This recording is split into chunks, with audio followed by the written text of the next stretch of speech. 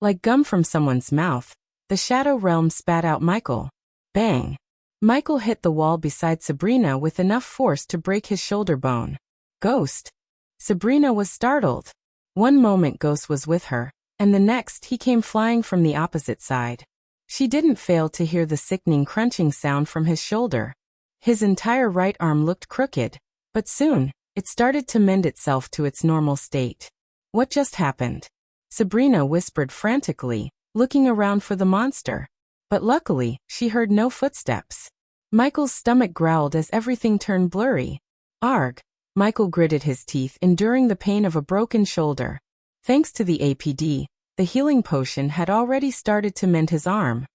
He grabbed the wall with his left hand and slowly picked himself from the ground. While Sabrina was looking at him bewildered, Michael took deep breaths. The monster. It's gone. Sabrina heaved a sigh of relief when she looked around the corner. Let's go. Michael didn't even take a rest but walked around the corner to continue their journey. He had a feeling the journey was coming to an end. What the hell was that? Sabrina asked Michael. There was definitely something happened in a split second, and she wanted an explanation. What do you mean what just happened? I just got hit by the monster, Michael lied. 1 second, I was with you, and the next, some invisible force threw me around like a rag doll. Michael stretched his back while lying to her. We should get the hell out of here before that monster comes, Michael exclaimed. He did not need to tell Sabrina that the monster was dead when they traveled to another universe. Although the people in his world believed in other realms and other worlds, they had no idea there were other universes out there. Even the shadow realm was a myth to them, let alone the other universes. Michael liked to keep it that way. The last thing Michael wanted was Noah to start investigating the shadow realm and the other universes. Sabrina believed Ghost because his words made sense.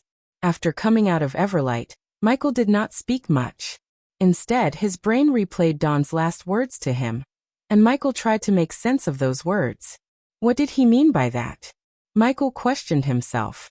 Luckily for Michael, Hunter cleaned up most of the skinless creatures in the shadow realm. Thus, they came across no creatures. Eventually, after walking for another hour, the rune on Sabrina's hand glowed brighter than usual and let out a low-pitched whistling sound. Ghost. Sabrina raised her hand to see the rune pulsing like a heart. Visit. For a better user experience, I think we are close to the key, Michael said. Instead of moving forward, Michael quickly sent his drones into the 2 branching ways in front of them. However, the drones refused to enter the paths as though an invisible shield prevented them from flying through. What should we do? Sabrina asked. What else can we do? Michael raised her hand toward the path and noticed the rune glowing brighter when he pointed her hand towards the right path. Michael did not like walking on an unknown path. Even the system let him down, saying its level is too low to break the energy shield. It was definitely a risk, but Michael had no choice. According to what he learned in Etheria, the key might let the Queen open portals to other universes. Michael connected the dots and concluded that something was stopping the Queen from traveling to other universes. However, the key was something that could remedy the situation in her favor. If Michael could take the key for himself, he could stop a future threat successfully. What's stopping the Queen from getting the key? Michael asked himself. She definitely had minions roaming around the place. So if the key was here, she would have tried to take the key for herself. But something told Michael she didn't get the key yet. According to Hunter, he forgot what happened except killing the skinless creatures in the shadow realm. Michael even began to question whether the key was still here or not. Yet, despite everything, he was glad he came to the shadow realm. Otherwise, he couldn't have received the ghost shield, a physical body for Azazel, and met new people, including his fellow Earthman Hunter Blade. While Michael was recalling his journey from the beginning from the island to getting out of Everlight, he felt the air suddenly get chillier. Ghost. Sabrina also sensed the change in the air. Both of them stopped to look around the place. As far as they could see, there was nothing but dark walls around them. Michael used his thermal vision to ensure no one was around them and saw nothing. Let's keep our guards up. Michael and Sabrina cautiously took steps forward, expecting trouble any second. The surroundings turned darker and gloomier than usual. The more they walked, the chiller the air became. At one point, Michael conjured his alchemy flames to keep their bodies warm. But because Michael was expecting trouble, he did not dare to fly and waste his arch energy. An hour later, the rune on Sabrina's light started to radiate a dim emerald green light.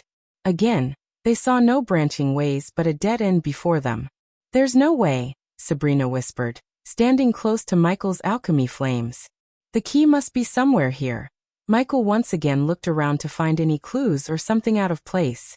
Whoosh. Visit. For the best no_vel_read_ing experience, suddenly a strong gust of wind put out Michael's alchemy flames. But although they lost the green flames, Sabrina's room glowed bright enough to light the gloomy place. What was that? Sabrina frantically looked around until she noticed a blood stain on the ground several meters ahead. When she turned her head to inform Ghost, she noticed his gaze already locked onto the blood stain. He slowly made his way towards the blood stain. "It's still warm." Michael squatted, touched the blood, and informed Sabrina. "What does it mean?" Sabrina clenched her sword tight while frantically looking around. She kept waving her hand as though her hand was a torchlight. "I have a bad feeling about this," Michael said to himself, looking at the large blood stain on the ground. Michael was about to stand up when the place suddenly turned red, like it was lit with several crimson-red lights. Cring! Michael's neck hair stood up, sensing the sudden danger, but he was too late to react. Several belts made of energy coiled around Michael and prevented him from moving his arms. Michael squirmed against the belts only to fail. They were too strong. Even after using all his strength, he couldn't even move his arms an inch. At that time, several figures appeared out of thin air and surrounded them. Ghost. Sabrina tried to dash at Michael. Boom. A strong gust of wind blasted Sabrina to the wall behind her. She collapsed onto the wall and fell, coughing up blood. The sword in her hand slipped out due to the clash. Michael squirmed against the belts while trying to summon the system. "Damn it, system. Don't go offline now." Michael screamed inside his mind, trying to summon the system. On the other hand, more and more cloaked figures appeared out of thin air and encircled Michael and Sabrina. The host doesn't have enough badass points to break the curse chains. The system's words made Michael's heart skip a beat.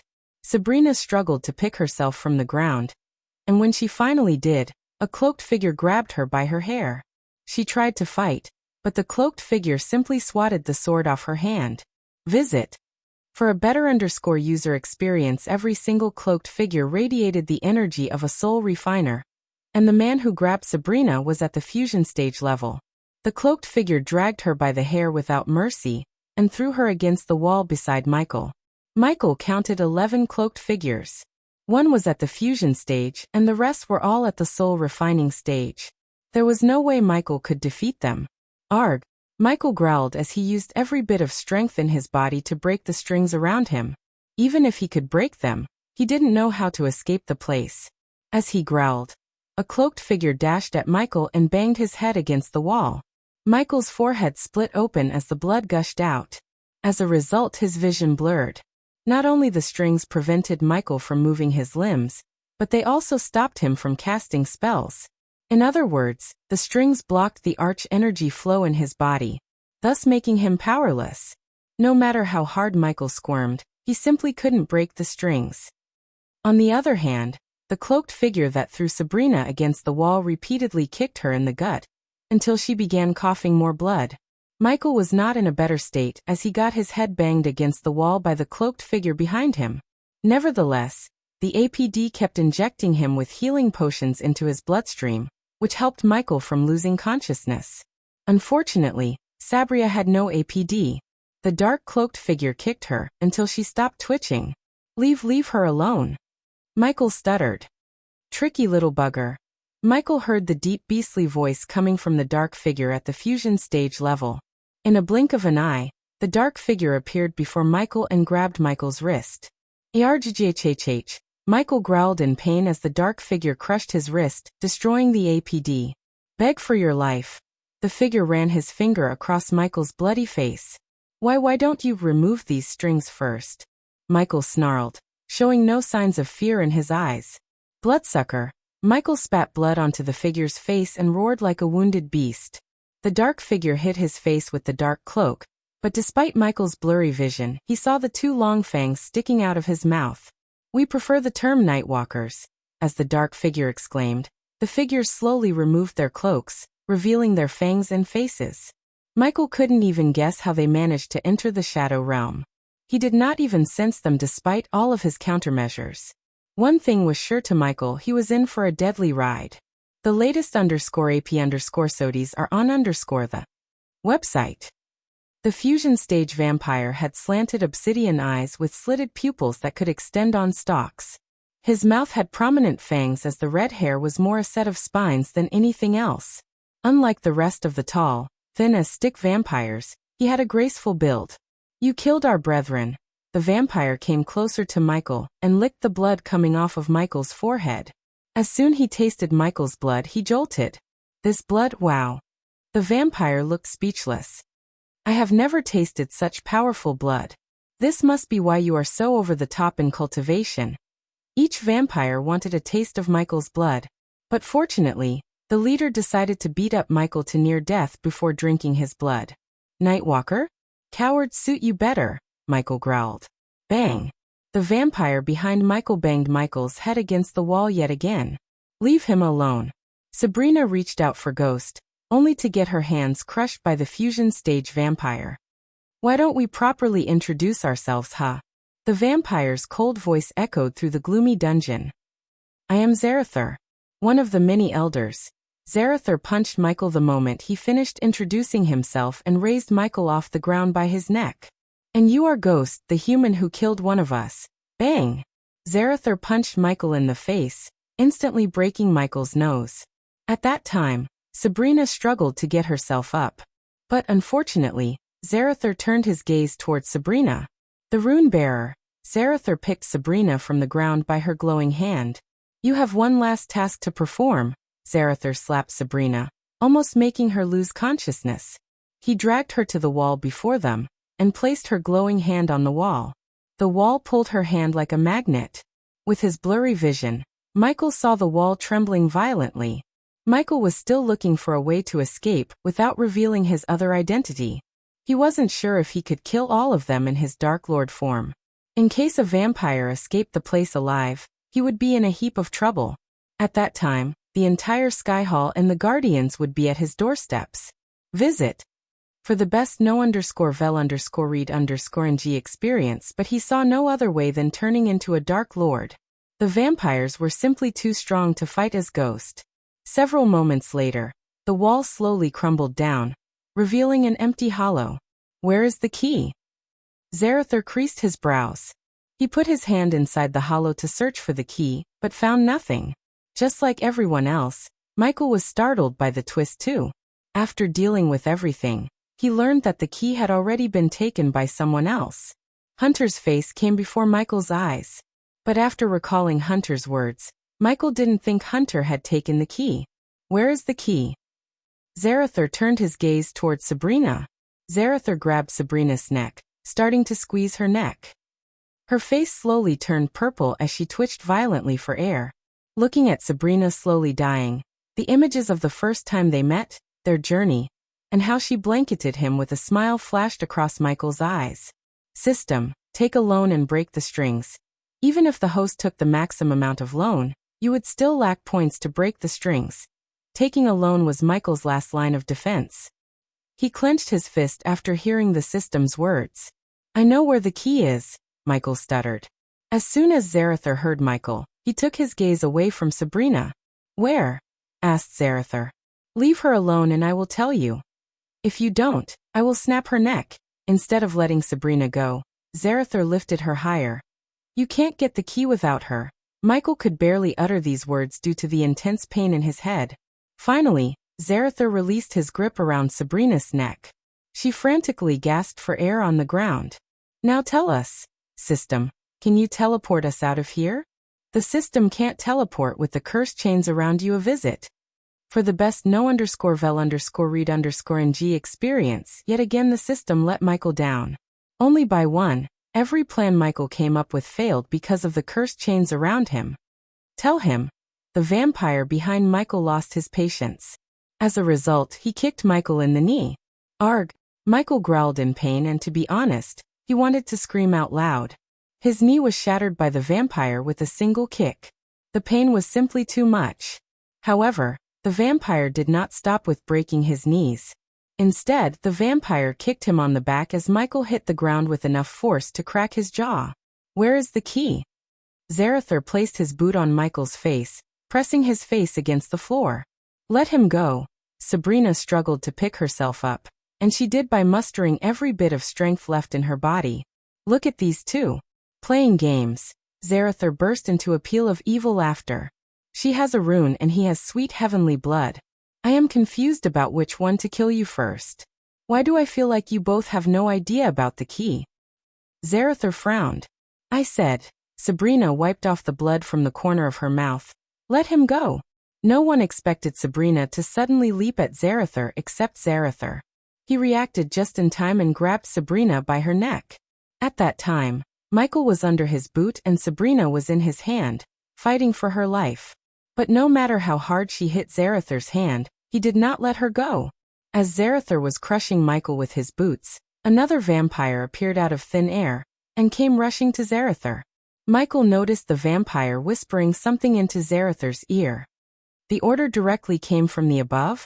Zarathur questioned the vampire as the dark figure nodded. The latter didn't even notice Michael and Sabrina. What a pity, Zarathur sighed. Well, an order is an order. I am not good at choosing though. Zarathur looked at both Sabrina and Michael for a moment. Then when he stepped back, another vampire lifted Michael off the ground by his neck. So I am in a dilemma. Zarathur put his hand behind his snack and began to walk left and right. I have good and bad news. Good news first. Luckily, my superiors want me to leave one of you alive so you would go outside and tell the world not to fuck with nightwalkers, Zarathur exclaimed. Which brings me to the bad news. Leaving one of you alive means one of you has to die. Hey race, why I am in a bind. Zarathur pointed his finger at Michael. You have a delicious sweet blood I have never tasted in my life. Then he pointed his finger at Sabrina. You have the rune, which is probably something we might need in the future. Visit. For a better user experience, Zarathur rubbed his chin, pretending to be conflicted. So who should I let live? Ghost. As Zarathur was rubbing his chin, Sabrina turned to look at Ghost. The blood running across his eyes still blurred his vision. Yet he could vaguely see Sabrina's tears. Despite the situation, she managed to smile warmly. Thank you for everything. Seeing Sabrina suddenly smiling and talking to Ghost, Zarathur, and all the vampires locked their gazes with Sabrina. It's my fault. I am sorry I put you through all of this, she spoke, fighting through the lump in her throat. Her tears gushed out like a flood breaking out of the dam. Tell my family I didn't die a coward. Sabia.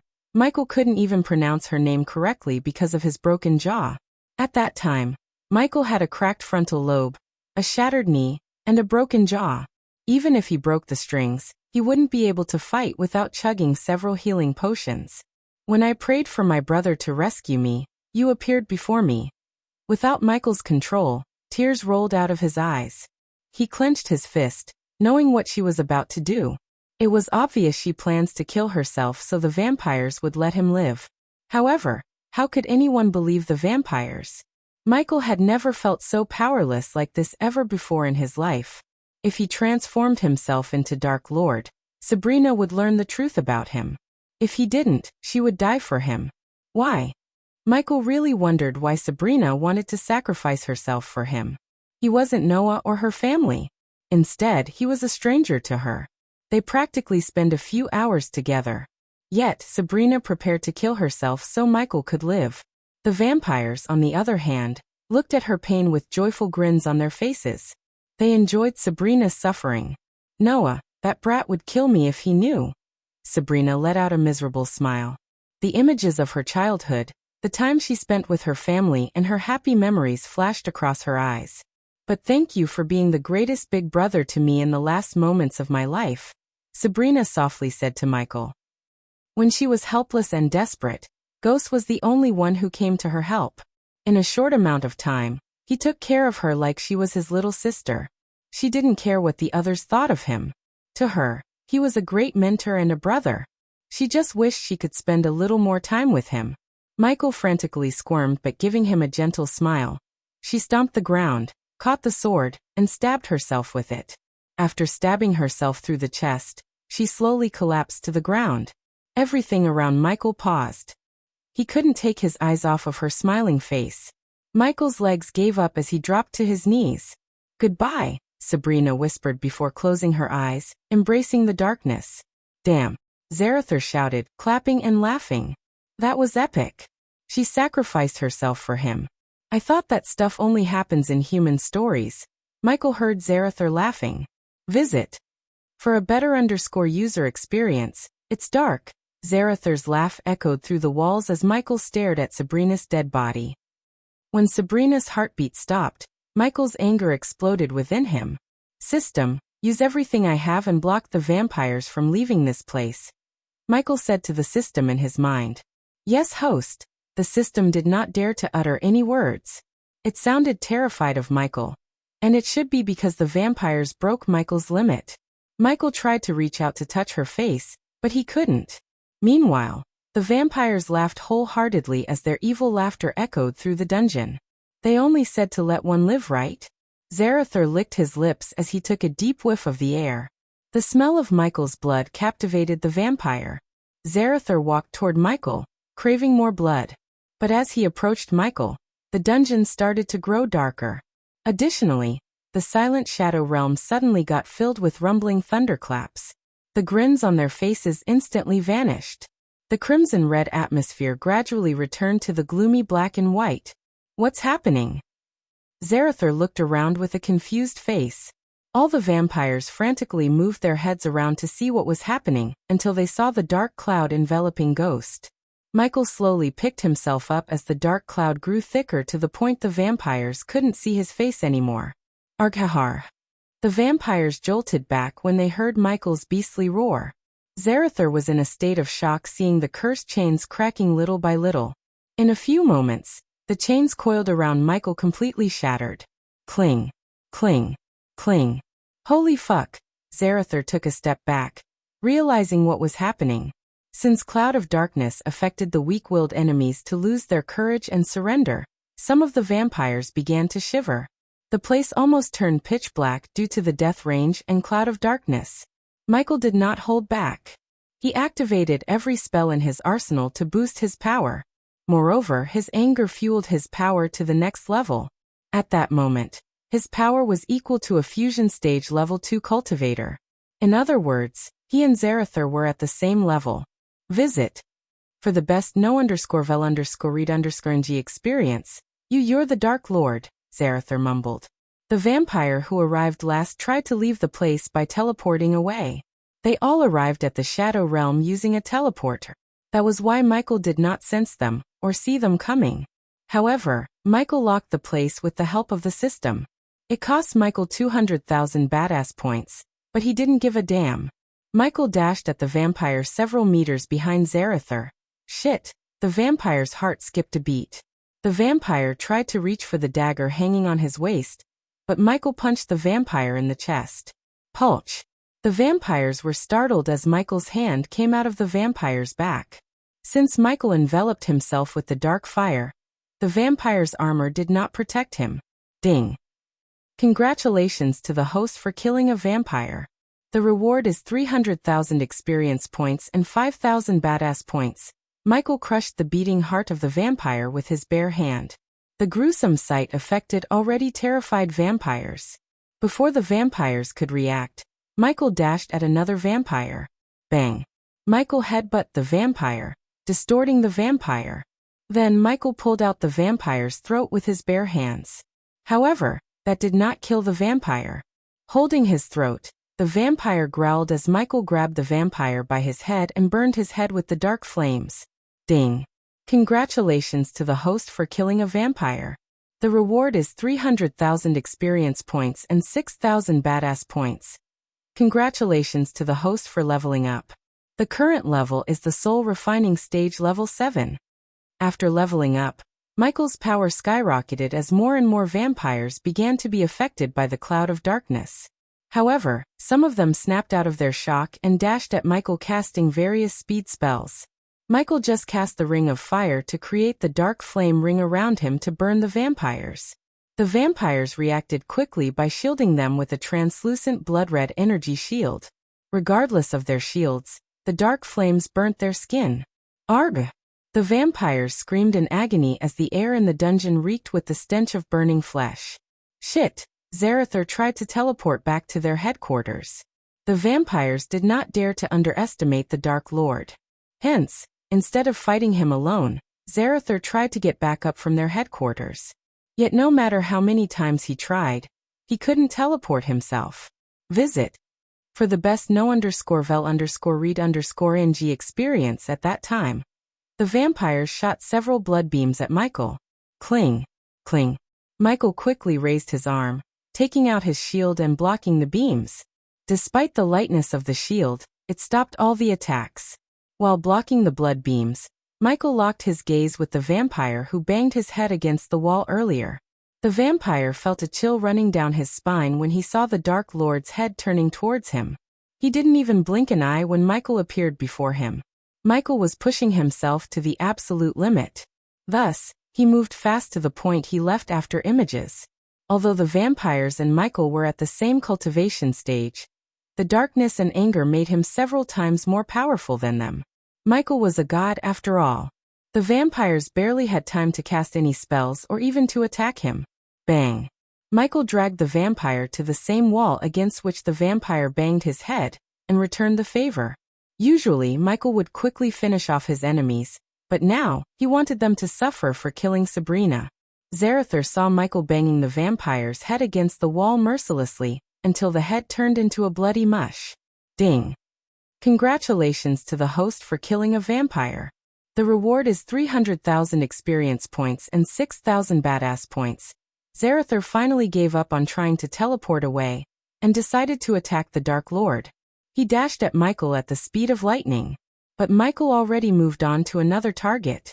Despite Michael's overwhelming anger, he kept the anger from blinding him.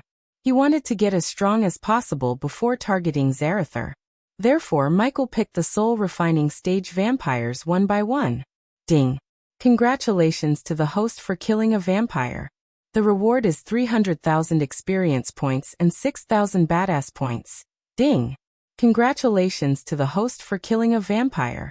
The reward is 300,000 experience points and 6,000 badass points. Michael killed another 2 vampires by crushing their heads in the blink of an eye. Congratulations to the host for leveling up. The current level is the Soul Refining Stage level 8. In a few moments, Michael killed 5 out of 12 vampires, and almost became as powerful as a Fusion Stage level 4 warrior. Visit. For a better user experience, suddenly Michael looked at the dark sky, and roared to the point the entire dungeon trembled. His voice turned demonic without using any modulators. H kept roaring until the walls began to crack, and the vampires collapsed to the ground, covering their ears. A few vampires even bled through their ears and eyes. When Michael stopped roaring, Zarather felt like a storm had passed by them. He saw the Dark Lord breathing heavily, and the place became darker every time his chest rose up. You! The Dark Lord pointed his finger at Zarather. Zarather took a deep breath and dashed at him. Michael covered himself with dark flames while Zarather enveloped himself with a blood shield. When the two of them clashed, the shockwave sent the vampires flying onto the walls. Michael sent several bolts of lightning toward the vampires who were burnt by the dark flames when he cast the ring of fire. Unfortunately, they were already on the verge of death, so they died instantly when the lightning bolt hit them. Ding! Congratulations to the host for killing a vampire. The reward is 300,000 experience points and 6,000 badass points. Ding! Congratulations to the host for killing a vampire. The reward is 300,000 experience points and 6,000 badass points. Congratulations to the host for leveling up. The current level is the Soul Refining Stage level 9. If the current stage was not enough, Michael consumed several berserker pills to boost his strength. Instead of using the swords, Michael took out the Doombringer and swung at Zarather as fast as he could. The latter was caught off guard as he didn't expect Dark Lord to fight using a war hammer. Zarathur quickly waved his hand as a bloodstream materialized in front of him, saving him from the war hammer. However, he didn't see Dark Lord disappearing from his sight once again. Bang! Michael brought the Doombringer on a vampire's head. Zarathur dashed at Michael to stop him from killing more of his brethren. Yet, Michael had already killed another 2 by crushing their heads with the Doombringer. Congratulations to the host for killing a vampire. The reward is 300,000 experience points and 6,000 badass points. Ding! Congratulations to the host for killing a vampire. The reward is 300,000 experience points and 6,000 badass points. Congratulations to the host for leveling up. The current level is the Soul Refining Stage level 10. Only 3 vampires remained in the dungeon at that time, including Zarathur. No one would have suffered as you will. Michael growled at Zarathur and raised his hands as the remaining 2 vampires began to rise from the ground. They slowly floated toward Michael, while Zarathur closed his eyes, summoning a large red chakra, made of blood. Go! Zarathur fired the chakra at Michael as Michael sent a powerful gust of wind mixed with darkness to halt the chakra in midair. The momentary halt gave Michael enough time to kill the remaining 2 vampires. He first burnt them using the dark flames to prevent them from casting any spells. Then he hit their heads with the Doombringer, using every bit of his strength. Visit. For a better user experience. Ding. Congratulations to the host for killing a vampire. The reward is 300,000 experience points and 8,000 badass points. Ding. Congratulations to the host for killing a vampire. The reward is 300,000 experience points and 20,000 badass points. Congratulations to the host for reaching the next stage, the fusion stage. After killing every single vampire except Zarathur, Michael had finally reached the fusion stage to become the youngest cultivator to reach the fusion stage. No one in the entire world achieved such a humongous feat, not even Layla or Victoria, the Princess of Thusia. By reaching the fusion stage at a young age, Michael sealed the chance to become an immortal in the future. However, nothing was in his mind at that moment except killing Zarathur and making him pay for what he did to Sabrina. To be honest, Michael had never felt such anger ever before in his life. Not even when Spectre and his students killed everyone in Michael's orphanage back on Earth. When he sensed Sabrina's heartbeat stops, his anger exploded within him. Zarathur may have stood a chance against the Dark Lord when Michael was at the soul refining stage. Now he was like a lamb waiting to be slaughtered in front of Michael. Michael released all the fear toxins stored in the microtubes within his armor as the fear toxins slowly entered Zarathur's bloodstream. In addition, Michael used everything to boost his strength. The Dark Lord. Zarathur mumbled under his breath as fear slowly clasped his heart. You just sealed the fate of your kind, Michael threatened Zarathur. Instead of dashing at Zarathur using his lightning dash spell, Michael slowly stepped toward him. Blood Beam. Rage Chakra. Life Sucker. Zarathur cast spell after spell to stop and kill Michael, but Michael deflected the spells using the Ghost Shield and Responsive Shield. Of course, some of the spells hit Michael and made him bleed, but he was too furious to feel any pain. As the Dark Lord approached Zarathur, the latter stopped casting spells that would take too much time to cast, and began to cast quick spells. At that time, Michael was bombarded with arrows made of blood shooting out of Zarathur's arms. Although the responsive shield couldn't stop the arrows completely, it absorbed most of the arrows' energy and made them weak. Thus, the arrows that escaped the ghost shield grazed Michael. As a result, he has multiple cuts and bruises on his body. Ding! One of the arrows hit Michael in the face and took a piece of his skull mask, leaving half of Michael's face exposed. Despite everything, Michael approached Zarathur under the rain of arrows. Hundreds of arrows rained down on Michael from all directions. If the spell was cast on someone else, they would have been skewered by the arrows and turned into a bloody mush. The power of a fusion stage cultivator was not a joke, as even the weakest combat spell would be deadly when a fusion stage cultivator cast the spell. Under the rain of arrows, Michael finally arrived in front of Zarathur and grabbed him by his neck. Now the tables were turned as Michael squeezed Zarathur's throat. Next, Michael raised his other hand, pinching Zarathur's fang. The vampire squirmed violently as Michael pulled out his fang with his bare hand. Zarathur frantically squirmed in Michael's hand. The vampire couldn't scream out loud because Michael's hand was around his neck. Otherwise, Zarathar's scream would have echoed through the dungeon. While Zarathar was squirming in agony, Michael pulled out his other fong. Visit. For a better user experience bang. After pulling his second and last fong, Michael punched Zarathar right in the mouth, breaking all of his teeth. Typically, Michael would have interrogated the vampire to know the location of their headquarters, more information about the key, and who sent them all. However, at that moment, Michael wasn't in the mood for interrogation but torture. Still, a corner of his mind told him to take the ring in Zarathar's hand. Arg! Instead of removing the arm, Michael broke Zarathar's middle finger and ripped the finger clean off from his hand. Michael then stored the bloody finger in his system storage before throwing Zarathar to the wall on the other side. Bang! Zarathar went flying to the wall like a kite without an anchor. The fear toxin made thinking difficult for Zarathar. His mind was in a boggle as Michael raised his hand towards the Doombringer which lay on the ground several meters away from him. He controlled the wind element surrounding the Doombringer and made the Warhammer fly into his arm. Michael stepped on the vampire between him and Zarathar, crushing the vampire's head under his feet. Granted, the dungeon was usually dark and gloomy. Still, it had never been dark and gloomier than at that moment when Michael approached Zarathar with the Doombringer in his hand. Teleport. Teleport. Teleport me away. Zarathar screamed in his mind, but nothing happened no matter how many times he ordered his minions to teleport him away. He quickly raised his arm to cast a spell. Blood Dash, however, his spell casting was abruptly cut short as a bolt of lightning went straight through his shoulder. Blew another lightning bolt went through another shoulder, cutting his spell casting short. Wait! Listen! Zarathar tried to escape the Dark Lord's wrath by striking a deal with him. But of course, it would have worked if Zarathar hadn't forced Sabrina to kill himself. Boom. Visit. For a better user experience, a powerful gust of wind blasted Zarathar against the wall on another side. Bang. Zarathar hit the wall, but before hitting the ground, another gust of wind blasted him to another wall.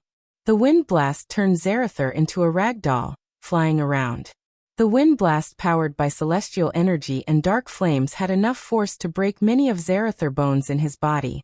When Zarathar finally hit the ground after getting blasted into the walls like a doll, his right arm and left leg looked crooked.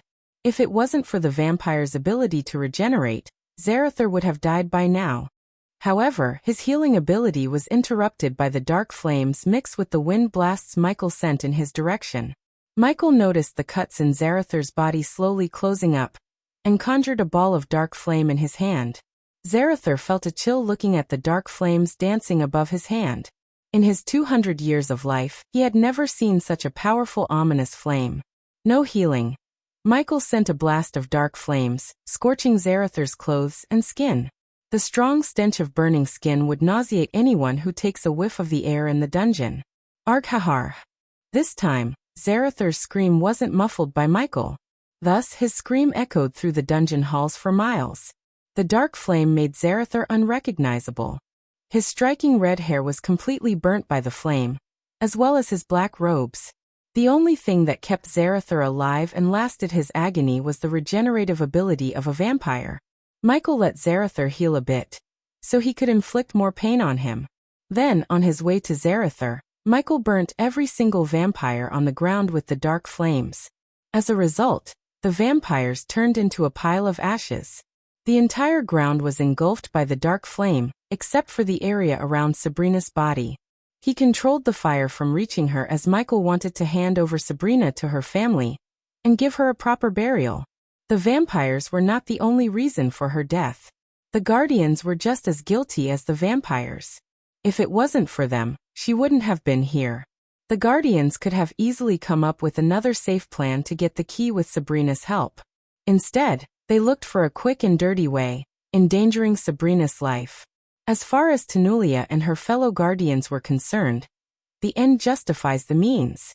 But unlike they expected, everything went south, and Sabrina ended up dying. Michael didn't know about Noah, but he would avenge Sabrina's death by killing every Guardian who knew about Sabrina, and whoever stands in his way when he brings down the wrath of the darkness upon them. For now he only focused on making Zarathor pay. Nothing more. Nothing less. Thank you for being the greatest big brother to me. Michael repeated Sabrina's last words as he raised his hand, making the wind beneath Zarathor lift him up against the wall. Will you tell me who sent you here? Michael asked Zarathor coldly. Go. Fuck. Yourself. Visit. For a better user experience, Zarathor spat on Michael's face, but thanks to the dark flames, his bloody saliva vaporized before it could reach Michael's face. It doesn't make a difference. You will suffer the same. Michael kicked Zarathor's, shattering his knee and making him collapse down. Grhhh. Zarathor growled as Michael put his feet on Zarathor's shoulder and pushed him down while holding his head with his hands. Michael suddenly shook his head as the skull mask flew away from his face. Look at my face. Michael tightened his grip around Zarathor's burnt face. This is the face who is going to destroy your kind. Michael pushed down Zarathor and began to lift up Zarathor's head until the head started to separate from his body. Argah!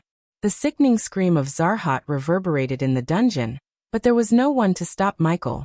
Suddenly dark blood sprayed out of Zarathor's body as Michael separated his head from the body with bare hands. Plop! Michael kicked down Zarathor's headless body and looked at the severed head in his hand. He raised the head to eye level to see the fear and pain in Zarathor's eyes. At that moment, every bit of Michael's focus was on Zarathor's head. The world around him just paused in his perspective. That was the reason Michael failed to notice the slight disturbance in the air behind him. Ghost!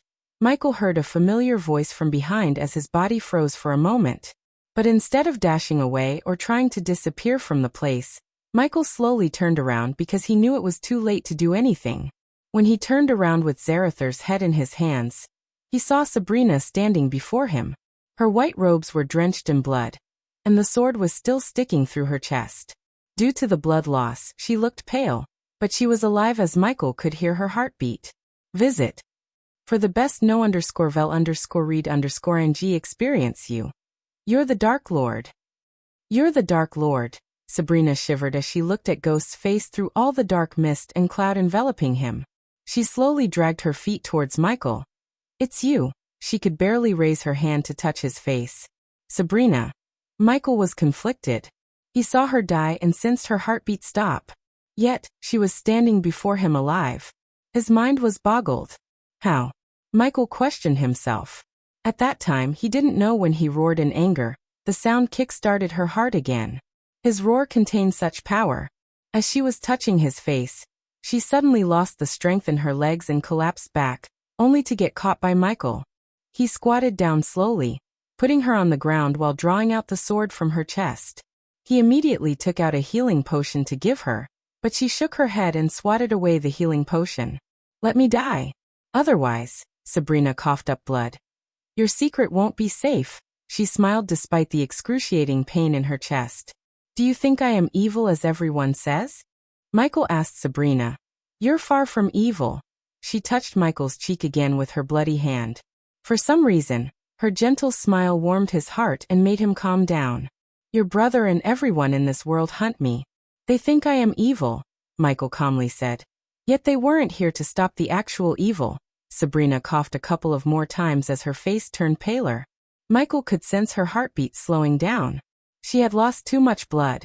At this point, even the healing potion couldn't guarantee her survival, unless Michael gave her his 90% pure healing potion, along with a potion to make her body produce more blood.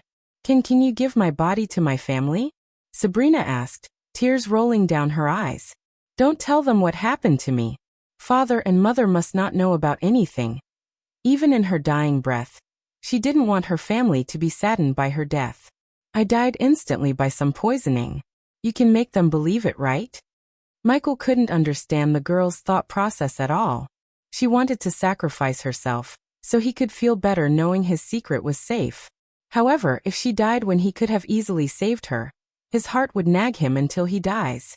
Michael hated that feeling. So you want to die so I will feel better? Michael questioned Sabrina. That's the least I can do for you. Visit. For a better user experience, will you tell others my secret? Sabrina slowly shook her head right away. If I let you die, then I'll be the evil they say I am. As soon as he said these words, a sparkling blue potion materialized in his hand. Sabrina tried to resist, but he simply overpowered her and poured the potion into her mouth. After emptying the potion into her mouth, he took out a blood-red potion and chugged it down her throat just like before. It didn't even take the potion a few seconds to start healing her body. Just several seconds later, Michael noticed the wound in her chest rapidly closing up as the rosiness in her skin returned. Compared to all the few risks Michael took in this world, saving Sabrina might just be the biggest. Now she knew his biggest secret, which could end his life in this world if exposed. Nonetheless, Michael saved her because she basically sacrificed herself for him, and willing to die again so his secret could be safely buried with her. Michael simply wasn't ready to let her die to keep his secret. If he had let her die, there would be no difference between him and the Guardians. Finally, Sabrina felt her strength returning to her body as well as the pain lessening. Her vision cleared, enabling her to see Ghost's face more clearly. "Why did you save me?" She was still on the ground with her head in his hand. "Because I am stupid and not evil enough," Michael sighed, chuckling. "But this doesn't change anything. If your brother comes after me, I will kill him." Michael's smile disappeared from his face as the dark cloud around him appeared again, stronger and denser. It took a few seconds for Sabrina to get to her feet, and the moment she did, she asked Michael, "Why? Why do you two want to kill each other?" "He wants to capture me and brings me to justice. Your brother still doesn't know how this world works. He wants to save the world, yet he couldn't even save his own sister." Sabrina wanted to talk back to save Noah's image, but simply couldn't find any words because he was right. "I trust you with my biggest secret, Sabrina. Don't break my trust." Michael placed his hand on her shoulder and squeezed. Although his gentle smile calmed her mind, she did feel so confused and startled by what she had just learned. Still, she had no idea her brother Noah was the god of light who was destined to battle the god of darkness. She also didn't know her brother was the next supreme guardian. As far as she knew, her brother was one of the guardians who were trying to capture the Dark Lord. "Despite everything, you have my word you can trust me. I'd rather die than expose your secret." "I know, visit." For a better user experience, since she literally died, and again tried to die just to keep his secret safe. Thus, Michael had no trust issues with her. It was a risk, yet Michael wouldn't have it any other way. "We better find a way out of here." Michael closed his eyes for a moment, willing the system to unequip his Lucifer armor. In a blink of an eye, Sabrina saw the Dark Lord turns back into Ghost. She felt speechless when she looked around the place and noticed the piles of ashes lying around. There was not a single vampire who lived to tell the tale. While Sabrina was in shock, Michael went to the hollow in the hall to inspect the wall. "The key? Where did you go?" Michael ran his hand all over the hollow yet found nothing. "Who took you?" "Sabrina." Mitchie quickly had a thought as he called Sabrina to him. When she arrived by his side, he took her hand and placed it inside the hollow. The rune in her hand surprisingly began to bright glow brighter than ever. "Ah!" she suddenly squealed as though something bit her hand. "What?" asked Michael with both an excited and concerned look on his face. "The key," she stuttered. "Where is it?" For a few moments, Sabrina just stood there like a living statue. When Michael looked into her eyes, he saw fear and shock. "The key." "Yes, the key. What about it? Did you see its location?" Michael asked, slightly shaking her shoulders. "Margoth. The key is Margoth." "Margoth?" Michael was taken aback by surprise. If his memory was right, Margoth was the venom-like creature attached to Draven in Etheria. "What do you mean?" Michael wondered whether Sabrina had traveled to Etheria or not. "I can't describe it. I just felt it." "The key is Margoth," Sabrina mumbled, making Michael confused. "Ghost." She suddenly took her gaze away from the hollow in the wall to Michael. "The latest _AP_SODIs are on website. I heard something else." Her face was pale as she trembled. Michael had to grab her shoulder to stop her from shivering. "The voice. It sounded like your other voice." Her words startled Michael. The voice said, "The key is safe with Draven, and the Queen can't take it for now." The future me. Michael immediately thought about his future self. It was apparent to Michael that his future self had something to do with the key. If his instincts were right, The Dark Lord from the future sent the key to Etheria to keep it safe from the Queen. However, he couldn't grasp the concept of Margoth. How could Margoth be the key? That question riddled Michael's mind non-stop. I assume we can't get the key then, Michael sighed. Although he was disappointed, Sabrina's words calmed his mind down. At least the Queen wouldn't be able to get the key for now. Still, Michael wanted to make sure the key stays safe forever out of the Queen's grasp. He had enough enemies to deal with, and the last thing he wanted was another powerful being like Etheria to come after him. Fortunately, Dawn reassured Michael he would take care of her in his universe. Draven would keep the key safe in Etheria. The only unpredictable thing about the key was not the Queen but Hunter. Michael had no idea what was Hunter's plan. He literally killed Etheria's soul and tried to absorb her. He was crazy and powerful as far as Michael could see. At least for now, Michael didn't have to worry about the key. Finally, his journey throughout the dungeon came to an end. The one last thing that remained for him to do was to find a way out of the place. Let's look around the place. We still haven't figured out a way to get out of here. You know anything about the voices in this thing called Margoth? Sabrina suddenly questioned Michael, only to see him shake his head. Being the Dark Lord doesn't mean I know everything. Since Michael was an expert liar, Sabrina couldn't help believing him. But can you at least snap us out of her with your god powers? I can't, but I think the way out of the Shadow Realm is here somewhere, Michael said as he looked around the empty place again. He used every type of vision, including the thermal vision, to see any weird heat signatures. While he was looking around, Sabrina concentrated on the glowing rune in her hand. Maybe the way out is with me, Sabrina mumbled.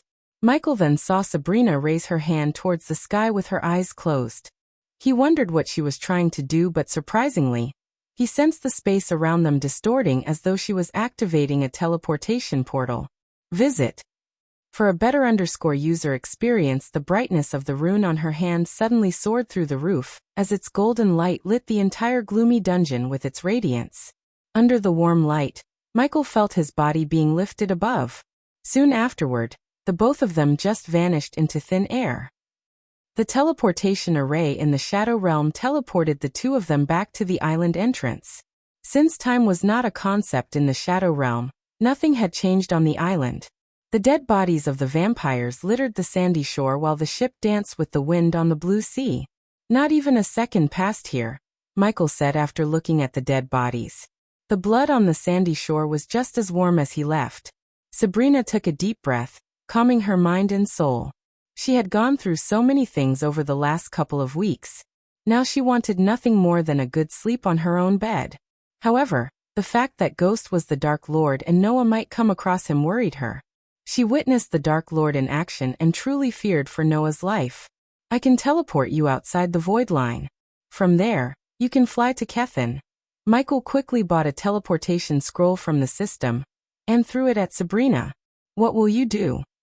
Sabrina, this is where we will depart, Michael said, instead of answering her question.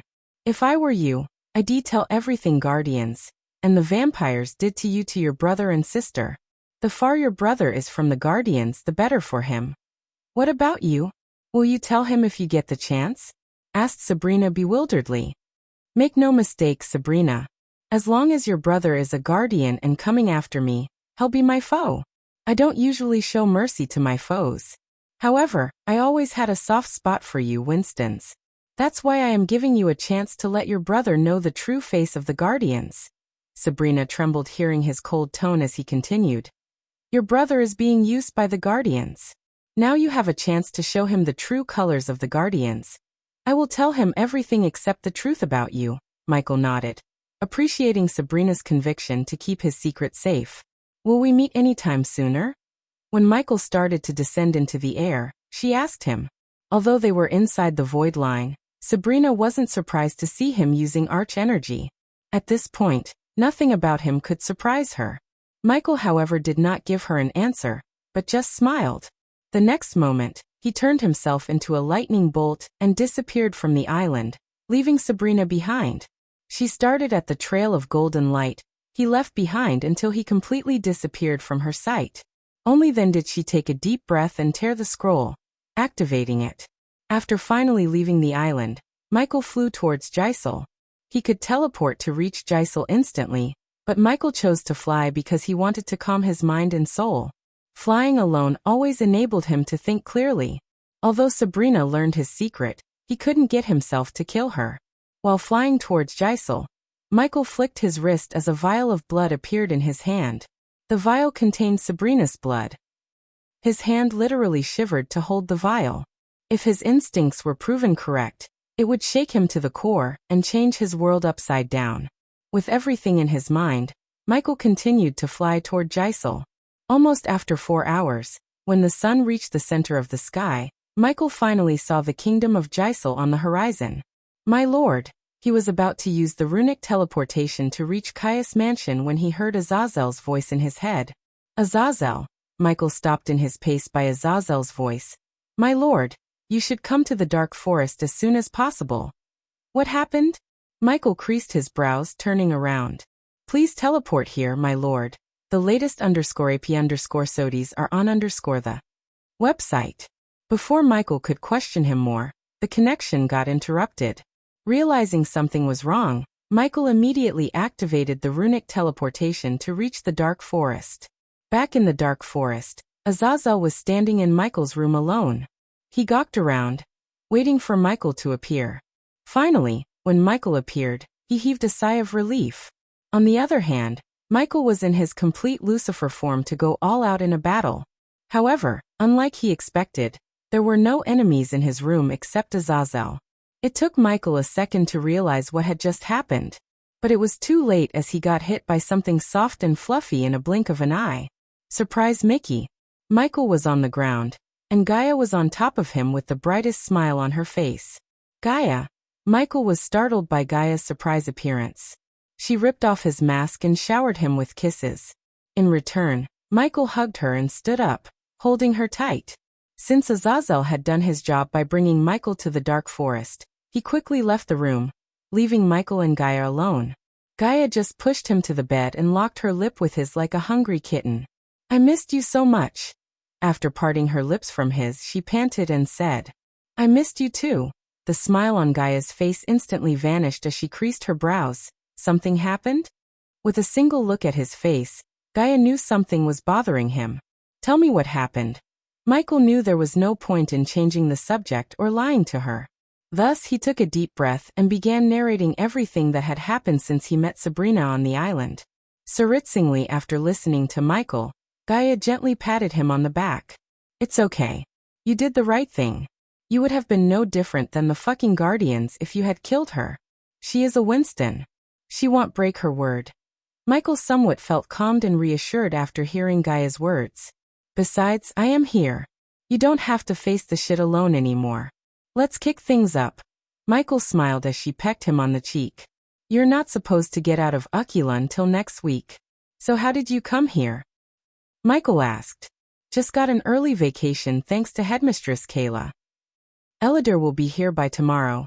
Michael and Gaia just lay on the door, staring at the ceiling. Visit. For a better user experience. Dude, you had done some sick shit without me. Gaia sighed as she sighed in disappointment. It's good that you placed a spider in her body and gave her the blood tonic. If she tries to fuck with us, we can fuck her back by making her explode. The healing potion Michael made Sabrina drink was mixed with the blood tonic in case Sabrina tried to reveal his secret to Noah or anyone else. Unlike the spiders Tanulia found in her warship, the new ones Michael placed were enhanced by Elidor's runes and were undetectable. So if Sabrina tried to betray him, Michael could kill her with a snap of his fingers. Besides, Michael could mess with Noah by blackmailing him if the push comes to shove. Although Michael didn't like to use Sabrina as a pawn in a game between him and Noah, there was no harm in having many backup plans. So, what's our next move? Now that I am here, we can cross off some of the things on your to-do list. Giving Azazel his physical body, Michael rose from the bed while ordering the system to take out the body pieces and merge them. Azazel, Gaia called out the butler when she saw the body of a half-elf appear in the room. Gaia approached the body to run her fingers across the half-elf Boda's face. Well, I always imagined Azazel getting some gray-haired human body since he looks like that now. My lady. As Gaia was checking out the body, Azazel appeared in the room. So you were with her to prank me, huh? Azazel looked slightly embarrassed and apologetic with a sly smile. It's okay. I brought you a gift. Michael gestured at the body as a glimmer of joy and surprise emerged in Azazel's eyes. He slowly floated towards the body. My lord. Do you like it? Yes, my lord. This body, the energy, it's overwhelming. Azazel stammered.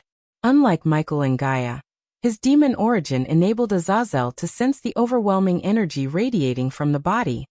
Now when you are ready, just get inside the body, Michael said and waited for Azazel to enter the body. After he entered, Michael summoned the system. System, take the badass points and merge Azazel's soul with the body. As you wish, host, the system said and took 50,000 badass points, as it mentioned to Michael when he was in Everlight. After the system took the required badass points, a golden light shot out from Michael to the half-elf's body. The light soon enveloped the body, radiating an otherworldly whistling sound. We can now take him anywhere with us, right? Visit. For a better user experience, yes. That's the plan, Michi nodded, waiting for the golden light to disappear from the room. The light almost lingered around the body for another 15 minutes. Then after the light gradually faded away, Michael and Gaia saw Azazel slowly opening his eyes, revealing crimson-red eyes. As soon as Azazel opened his eyes, the system brought Azazel's status window before Michael's eyes. Subordinate. Azazel Sebastian cultivation level. Soul refining stage level 3 race. Demon, half-elf body status. Healthy trait. Butler, unique. Loyalty towards the host. 100% skills. Phantom possession bind area teleportation bloodthirsty imitator phantom form mind dominator. Phantom possession is the ability of Azazel to possess a weak-willed enemy for a moment. Azazel can bend the space around it to teleport near the host and the bound area. Azazel can absorb blood essence to temporarily grow stronger. Azazel can imitate the host's spells and skills. The imitated skills and spells will not be as powerful as the host's arsenal. Azazel can choose to hide from the naked eyes. Only the host and a chosen subordinate could see Azazel when he's using the phantom form. Azazel's voice could dominate weak-willed enemies' bodies. Michael noticed the change in Azazel's skills. The phantom touch had transformed into the phantom possession. It made sense to Michael as Azazel now had a physical form. Finally, I can serve my lord and my lady to the fullest of my abilities. Azazel immediately dropped to his knees and placed his hand on his chest. The fun is just getting started, Sebastian, Gaia devilishly grinned. Visit. For the best no_vel_read_ng experience. After giving Azazel a physical body, Michael sent Azazel out for a moment. So I can see you've reached soul refining stage level 2. Michael commented on her cultivation level. Thanks to the resources Mazroth gave all their staff, Gaia was able to reach the soul refining stage pretty quickly. Besides, she still had the 40% cultivation speed boost from the system. It's still not enough. I have to get stronger. What cultivation stage are you at? You are looking at a fusion stage cultivator, my dear snake, Michael smirked. Gaia was completely startled by his words. She thought he could not surprise her anymore, but she was proven wrong at that moment. To be honest, she was speechless after hearing him. Thus, for a few moments, she just stared at him without blinking an eye. What the fuck is wrong with you? It's not fair. She stomped the ground, snarling. Every time I think I'm getting close to you, you just jump from one stage to another like crossing a puddle. Michael quickly wrapped his hand around her shoulder and pecked her on the cheek. Don't be angry, my dear Queenie. I'll make you just as strong as I am. You better. I can't be weaker than any of our subordinates. Let's go to that fucking aqua auction and buy something that could make me stronger. And we will go to the treacherous ocean and clean the place out. Gaia's eyes went wide, but soon a grin emerged on her face. That sounds like a fucking dangerous yet my kind of plan. Gaia playfully bit his cheek. The last time I went there, I was pretty weak. Now I will see who's gonna stop us. But before that, we have to go to the auction and knock out a few other things. Like what? Like meeting Delar and seeing the state of our undead army, Michael answered. Let's go. Michael then willed the system to activate the runic teleportation. In a blink of an eye, they appeared in the dimly lit halls of the crypt, where Jonah and Delar were busy dissecting an undead on an oak table. Visit. For a better user experience. What the fuck are you two doing? Gaia's voice echoed through the empty hall, startling Dalar and Jonah. The previously clean, shiny hall now looked bloody and dirty as Michael felt like he had entered a slaughterhouse. The place was a horror house, and Michael did not like it. My lord, my lady. Jonah and Dalar shivered, looking at the anger within the Dark Queen's tone. Her crimson-red eyes glistened behind the skull mask. Is this how you two keep our base? She clenched her fist. Luckily for Dalar and Jonah, Michael grabbed her hands before she blasted them away with a spell. The two of HRM quickly dropped to their knees. Unfortunately, due to their unwavering focus on unveiling the mystery behind the undead, they failed to notice the miserable state of the crypt. While Gaia was murderously looking at the two of them, Jonah looked around to see the golden walls of the crypt stained with blood and gore. The air reeked of a nauseating rotten smell. Well, despite the obvious sad state of the crypt, what have you two found? Michael sighed inside and asked them. You two better have some fucking results. Gaia was on the verge of breaking their arms for making the crypt a slaughterhouse. Sensing the anger in her tone, Dalar quickly opened his mouth, fearing that even a second of silence could result in their demise. We may have found a way to make the undead army stronger, my lady. As soon as Gaia heard the words, her anger vanished into thin air. All thanks to this, my lord. With a flick of his wrist, Dalar took out a Stormville Mountain crystal. The pink crystal dimly glowed from within on Dalar's palm. Before Michael departed, he handed over a few prototypes that could enable his subordinates in the southern continent to use Arch Energy. These prototypes were obviously powered by the Arch Energy crystals. Dalar was one of the subordinates who received the device. At that time, when Michael built the device, he was only a 4-star inventor. But now he could perfect the device thanks to his 5-star inventor level. The crystal mixed with human blood activates the energy veins in their bodies again, my lord. Michael was truly surprised. If what Dalar said was correct, he could power up his entire undead army. The reason why the undead couldn't use Arch Energy or cultivate was that they lacked a functioning brain, and the decayed energy veins in their bodies. The alpha undead kinda replaced the undead's brain because the alphas functioned as the brains by controlling them. Therefore, if Dalar could revive the energy veins in their bodies, Michael could theoretically make the undead cultivate. The latest _AP_SODIES are on the website. But something told Michael, it wouldn't be as easy as Dalar made it sound. Human blood? How much human blood are we talking about? And can you permanently revive their energy veins? If we get the blood of a powerful being, I have confidence we can permanently revive their energy veins, my lord. Unexpectedly, Dalar's confident tone surprised Michael. We still need more crystals and blood to determine how much blood we need, my lord. Jonah opened his mouth.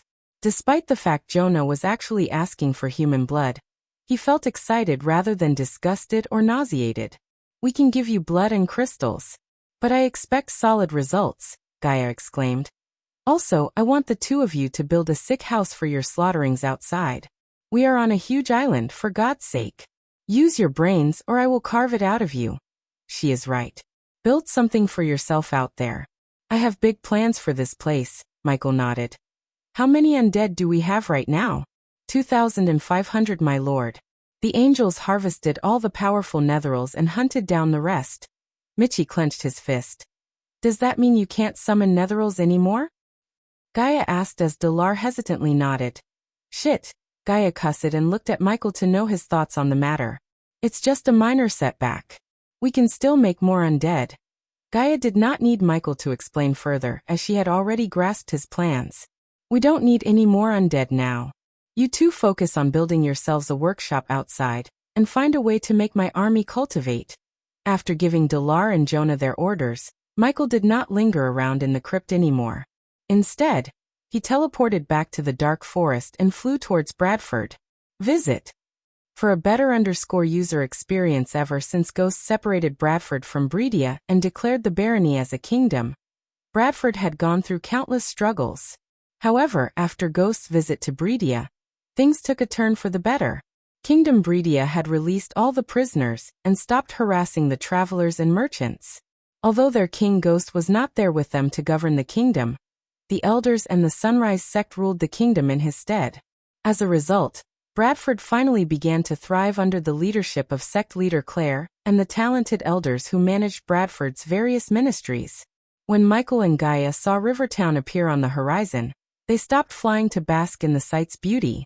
The setting sun painted the kingdom with its dimming golden light. Under its warm light, the farmlands surrounding the town glimmered like a jade stone blanket. The river crisscrossed throughout the town contained countless fishing boats and merchant ships. Even though the dawn was approaching, the river town didn't stop buzzing with crowds and carriages. Most of the carriages followed the main paved path, and all shared a common destination, the Hades. The green lush mountain chain surrounding the town competed with the farmlands and the river to see who added extra charm to the town.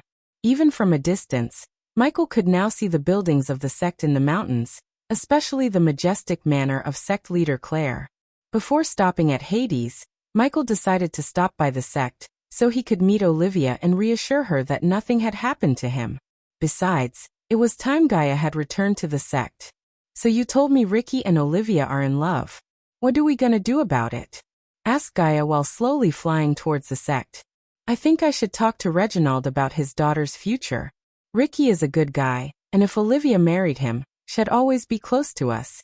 That is advantageous to us. After all, we need Olivia to be our head of the majestic chain." Speaking of the majestic chain, don't you think it's better if we open several branches across the continent? Now that most of the alchemists are dead and rotten, your market value would have gone through the roof. We can press this opportunity and make millions. You speak my mind, Gaia. The only problem is, can you refine pills and potions for all the branches? Gaia questioned Michael. Not that she doubted his ability, but rather, she doubted he would have enough time to sit around and refine pills and potions instead of focusing on dismantling their enemies. I already have a plan in mind.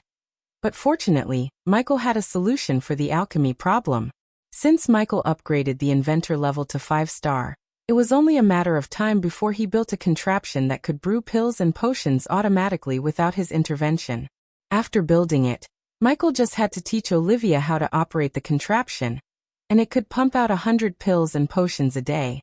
However, he must find a suitable place to build such a contraption if he doesn't want rogue cultivators or powerful families to rob him blind. Does it involve Olivia? asked Gaia. Yes. And also our allies. I think it's time we paid a visit to the Holy Church. Michi grinned. Visit. For a better user experience, Holy Church? Why? Gaia was confused as she couldn't guess why he suddenly wanted to visit the Holy Church. As far as she was concerned, they had to stay as far as possible from the Holy Church. Hitting two birds with one stone, Gaia, Michael said, smiling, and sped up towards the sect. Look. Hey, look. It's Sister Elia. Brother Ghost. As soon as the disciples saw Michael and Gaia in the sky, the disciples roaming around the sect began to cause turmoil. Michael waved at them for a few moments before flying directly into Claire's manor. Right then, Claire was meeting with a few elders from the other sects and discussing merging the sects with the Sunrise sect. You don't have to worry about independence, Elder Marcy. We will provide everything you need and let you govern yourself, except our elders will offer you guidance to make the sect greater. Claire sat with one leg atop another. By sitting like this, she looked extremely dominant. Coupled with her core-strengthening stage level 8 cultivation, the aura she radiated made the elders absolutely submissive. If you are in agreement with our terms, visit Broadriver and meet Elder Ella there. She will guide you through the process, Claire said. It will be a pleasure to be a part of the Sunrise sect, sect leader. A brown-haired man stood up from his seat, bowed towards Claire, and shook her hand with absolute respect in his eyes. Instead of entering the hall to meet Claire, Michael and Gaia waited in the hallway, looking at Claire. The elders finally winded up the discussion a few minutes later, and stood up to leave. Only then did they notice Michael and Gaia. When they saw the couple, the elders were startled. They might haven't recognized Gaia, but they recognized Michael almost instantly. Young Master Ghost. No, Your Majesty Ghost. Relax, ladies and gentlemen. Michael raised his hand with a calm smile as Claire's eyes went wide. Elia. The sect leader almost dashed at Gaia, ignoring the elders.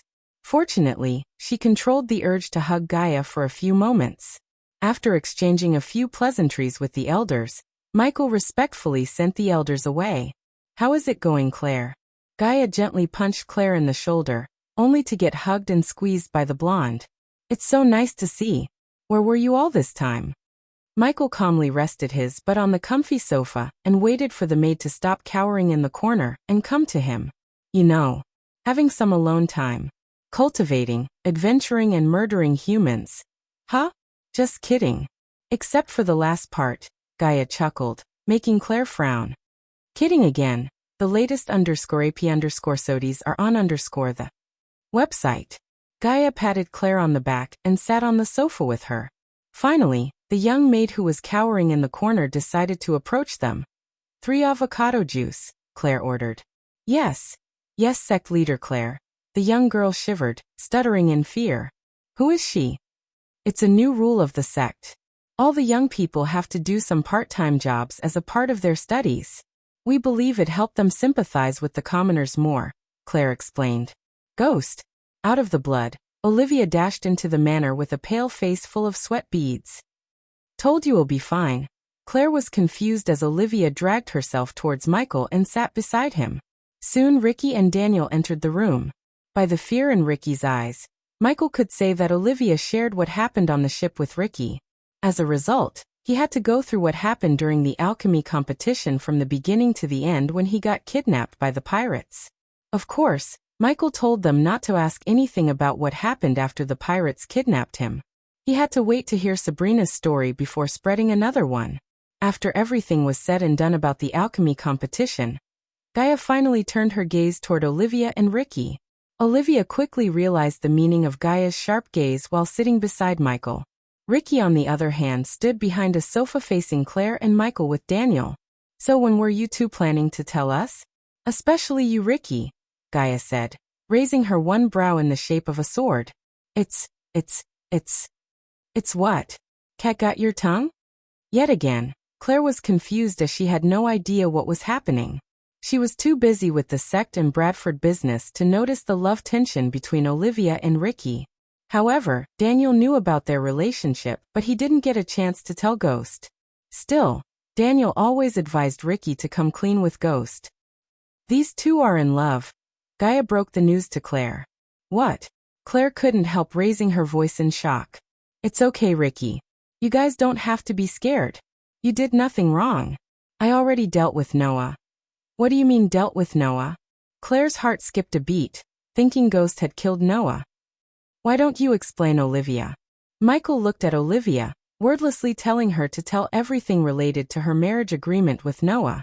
It took Olivia another 10 minutes to bring Claire up to speed. So much had happened. Yet I knew nothing. I have to get some free time. Claire massaged her temples.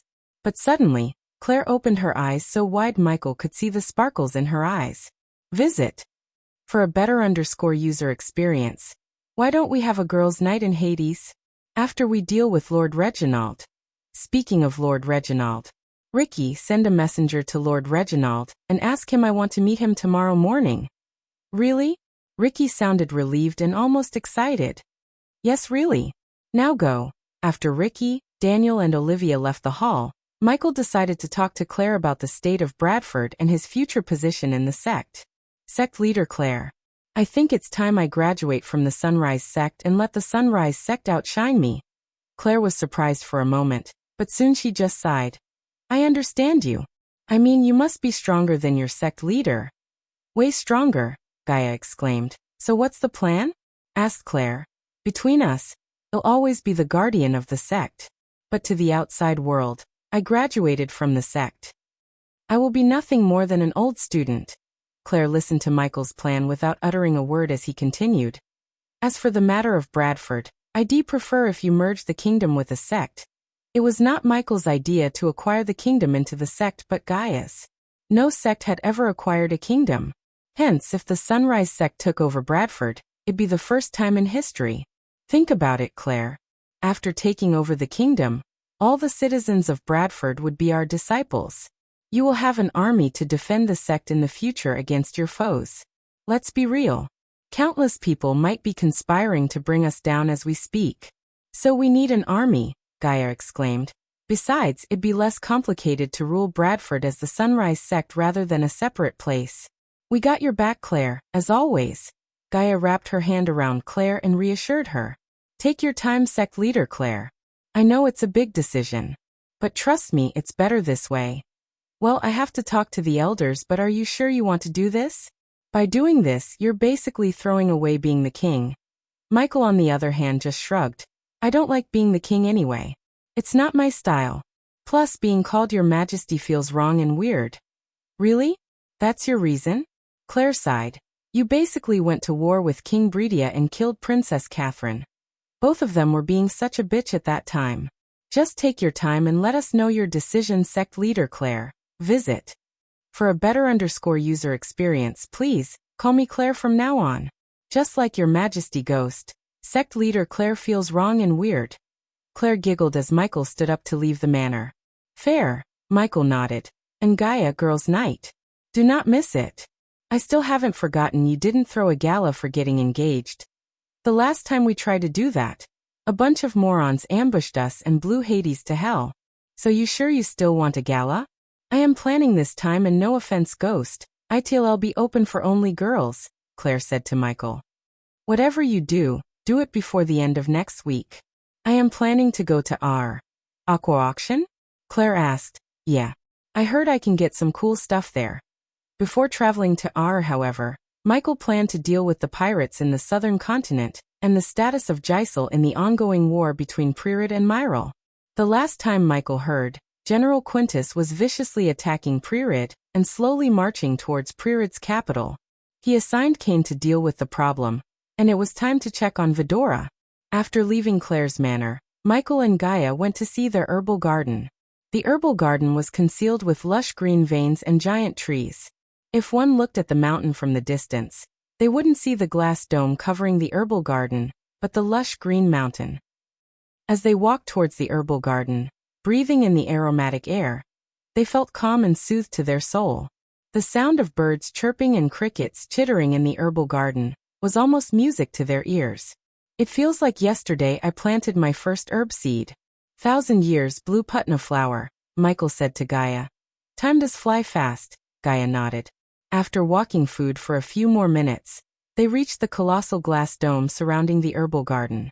At that moment, the herbal garden was almost half the size of a football stadium, but the crowded herbs and vegetation made the garden somewhat look smaller. As soon as they entered the garden, a few youngsters welcomed them with a bow. How is the harvesting going? Michael asked the blonde-haired youngster. Since he was one of the senior disciples in the sect, he didn't act like the others when he saw Michael. Pretty great, brother Ghost. We just brought some compost from Royal Land, and I heard Elder Reiner has ordered some rare herbs from the Phoenix auction house. Cool. Continue your work. I just come here to pick some herbs. Michael and Gaia walked away from the youngsters, leaving them to their work. I still can't believe that tiny human is in seclusion. Do you think she is some kind of genius? Gaia asked while Michael was plucking some red orchids with care. If she continues to cultivate at this rate, she would be considered as one. After all, Cindy consumed pills and potions worth millions. That could make even the mediocre cultivator a genius. Yet here you are plucking orchids to make her another potion, Gaia chuckled. It will help her reach the core formation stage quicker. I miss having her around. What about me? Do you miss having me around? Gaia asked in a seductive tone and moved closer to him. Visit. For a better user experience, would you believe me if I said no? Those were the last words that escaped Michael's mouth before Gaia locked her lips with his. The next day Michael woke up early and went straight to Hades before sunrise. He had a whole of things planned ahead and decided to start the day with some strongly brewed coffee. After the ambush, Michael hired Lord Malin to provide 24/7 security to Raylene, Hades, and the Majestic. Hence, when Michael and Gaia arrived at Hades, they were greeted by two core-strengthening stage guards. Lord Ghost, Lady Elia. The two guards flanking the door bowed their heads as Michael and Gaia entered the Hades. The newly renovated Hades looked glamorous and fancier than before. Although she hated Fover, the dwarf, she couldn't help admiring his skills. Basically, it felt like she had entered another world. God, I missed the smell of this place. Gaia took a long whiff of the air, and looked around the restaurant for a few moments before walking towards the table designated for them. Oh my God! As they sat down, Gloria, who walked out from the back door, almost jumped and gasped in shock. Master Ghost, Miss Elia. Michael was surprised too, as he didn't expect Gloria to be here this early. You're early, Gaia exclaimed. I always come early to see everything's in perfect condition, Miss Elia. It's not much but always helps to keep the flow running smoothly. Michael appreciated Gloria's hard work. There was a reason why Michael paid a high wager to Gloria. I heard you're planning to open up another branch in Royal Land. Come on, take a seat. Gaia gestured at Gloria to take the seat before them. At first, Gloria felt hesitant even to look them in the eyes. But after spending time with Ghost and Elia, she had grown to respect them more rather than fear them.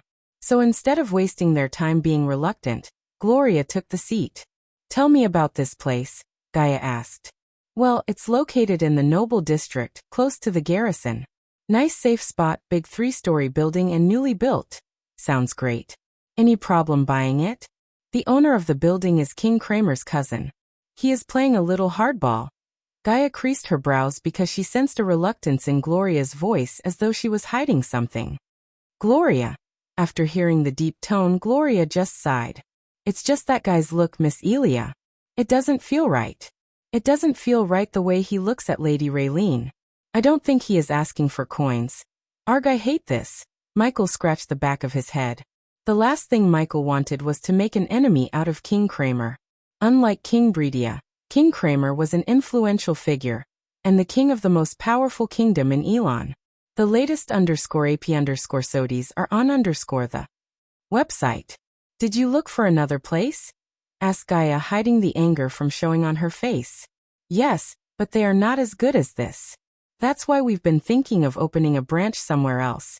That's a good idea. It's troublesome to deal with these spoiled young masters, Gaia sighed. Although Gloria was slightly surprised, she felt relieved. As you wish, Miss Elia. While talking, Michael saw Raylene walking through the door, and was surprised to see Ghost and Elia. Here she is, my favorite cook in the whole world. Miss Elia. Raylene dashed at Gaia and hugged her tightly. Core formation level 7. Michael admired Raylene's cultivation level. It was apparent to him that despite her busy schedule, Raylene was spending time cultivating as he instructed her. It's so nice to see you. Where have you been? Gaia made Raylene sit beside her and ruffled Raylene's golden hair. You are glowing. Gaia commented on Raylene's silky smooth, glowy skin, making Raylene blush. How about we all have a freshly brewed coffee and talk? Michael felt bad to interrupt their reunion, but he wanted that coffee to kick his brain to plan his next moves. Give me 10 minutes, and I'll bring coffee with Miss Elia's favorite cookies. You are such a treasure. Gaia pinched Raylene's cheek to the point it turned red as a ripe tomato. You can go ahead with your work, Gloria. Michael sent away Gloria so he could start planning with Gaia. You are not going to kill him, huh? Michael raised his brows, showing his disbelief. Of course. My word is my bond. Michael chuckled, seeing her placing her 3 fingers on the chest. But that doesn't mean he won't die. Arias and Bradford, right? Michael nodded. When Michael met Arya last time, he ordered her to escort her brothers to Bradford and contact Sadie to get the twins into the military.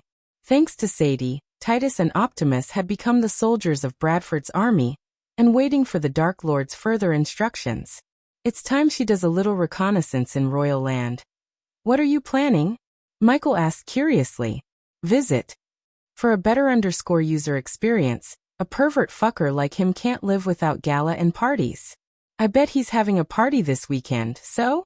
So we crash the party, Gaia shrugged. We can't.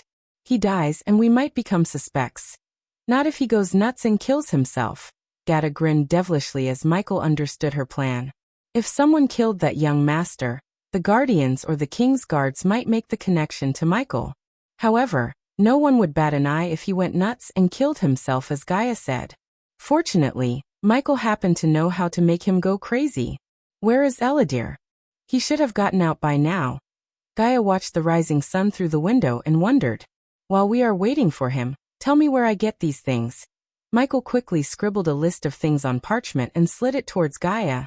Black ivory, clean-cut sapphires, meridian ore, Ritzbury oil. Gaia read through the list of items, and looked confused after reaching the list's end. What the heck are you planning to do with all these items? You can't get these items in a common auction house. Most of these items are pretty rare. I know someone who could get these items, but I don't think you'll like him. Who? Michael asked. Lord fricking Julius of Phoenix Island. Cool. However, Michael surprised Gaia with his calm tone. Well, send Daniel to meet Julius on my behalf. Wow, I thought you will be mad or what, throw a tantrum. Look, I am a fusion stage cultivator now. Holding a grudge against a puny core formation or core strengthening man is beneath me. Honestly, I don't think Julius is holding what I did against him either. Let's just send Daniel and get these items from him. When did you become such a saint? Gaia couldn't help rolling her eyes as she kinda expected Ghost to go to Phoenix Island and decimate everyone in his path, or at least, kick Julius' butt. After all, Lord Julius tried to kill Ghost when he killed the group of youngsters who tried to kill Gaia. Yet he proved her wrong by forgiving Julius. But I get to kill him if he still acts like a bitch. Visit. For the best no_vel_read_ng experience, fair enough. Unlike before, Michael did not have to constrain himself from making enemies. On the contrary, it was the people of Elon who shouldn't make an enemy out of Michael. As a fusion stage cultivator, Michael had the power to wipe out many noble families and sects from the face of the world. At this point in time, only peak-level fusion stage or cultivators above them could stop Michael. As they were talking, another figure entered through the door, and this time, it was Eladir. He strolled toward Michael and Gaia like he owns the place with his head held high. Look who decided to show up. Since they were in Hades, instead of bowing, Eladir just nodded and took the seat before them. Where is Nightmare? As soon as Eladir settled down, Michaela asked him about Nightmare. The moment we got out, he went to meet you in the sect. I bet he is with Claire right now, Gaia chuckled, imagining Nightmare in a bathtub full of bubbles. Eladir. Michael nodded at Eladir as the latter quickly drew a rune on the table. The dark red rune resembling a hawk glistened for a moment before vanishing into thin air. Now no one will be able to hear us. Good. So now he is here. Tell us what's our next move is? Gaia asked Michael. To be honest, Gaia felt overwhelmed by the problems in front of them. Until now, their enemies had the advantage of being stronger than them. That had changed now. Therefore, Gaia wanted to tackle the problems head-on. First things first, we need to finish what we started. We are going to Gisel and equip Big Bertha with mortar.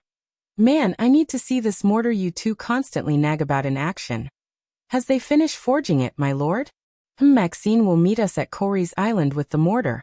After we finish that, I am planning to visit Aiden. We can't delay making the southern continent our strong base anymore. On one hand, we have the mysterious clan of vampires who seem to be far more powerful than we imagined. On the other hand, we have Skyhall and Guardians to deal with.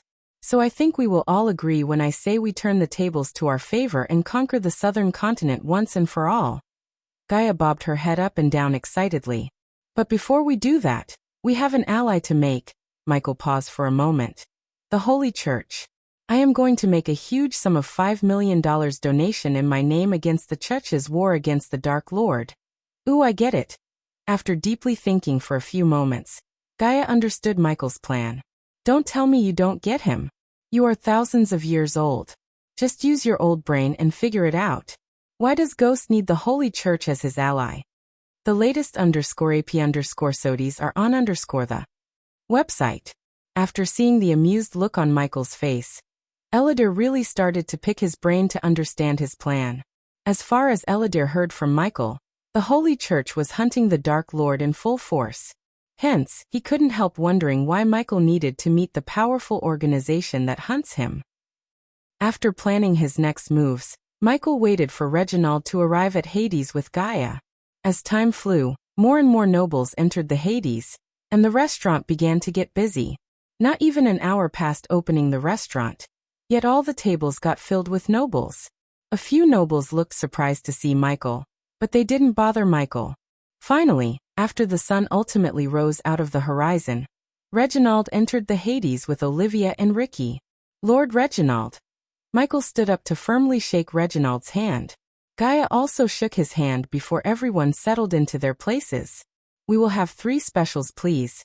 Michael ordered the food on behalf of Reginald.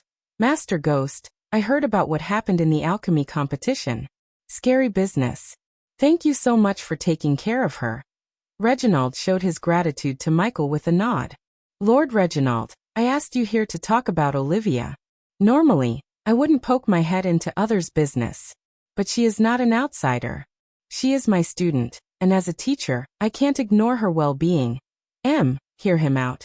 Gaia cut Reginald short when he was about to interject Michael. I don't like to beat around the bush. These two are in love. Michael pointed at Olivia and Ricky. And I want you to marry them. If you are hesitating because he is not noble and not strong enough, this will reassure you.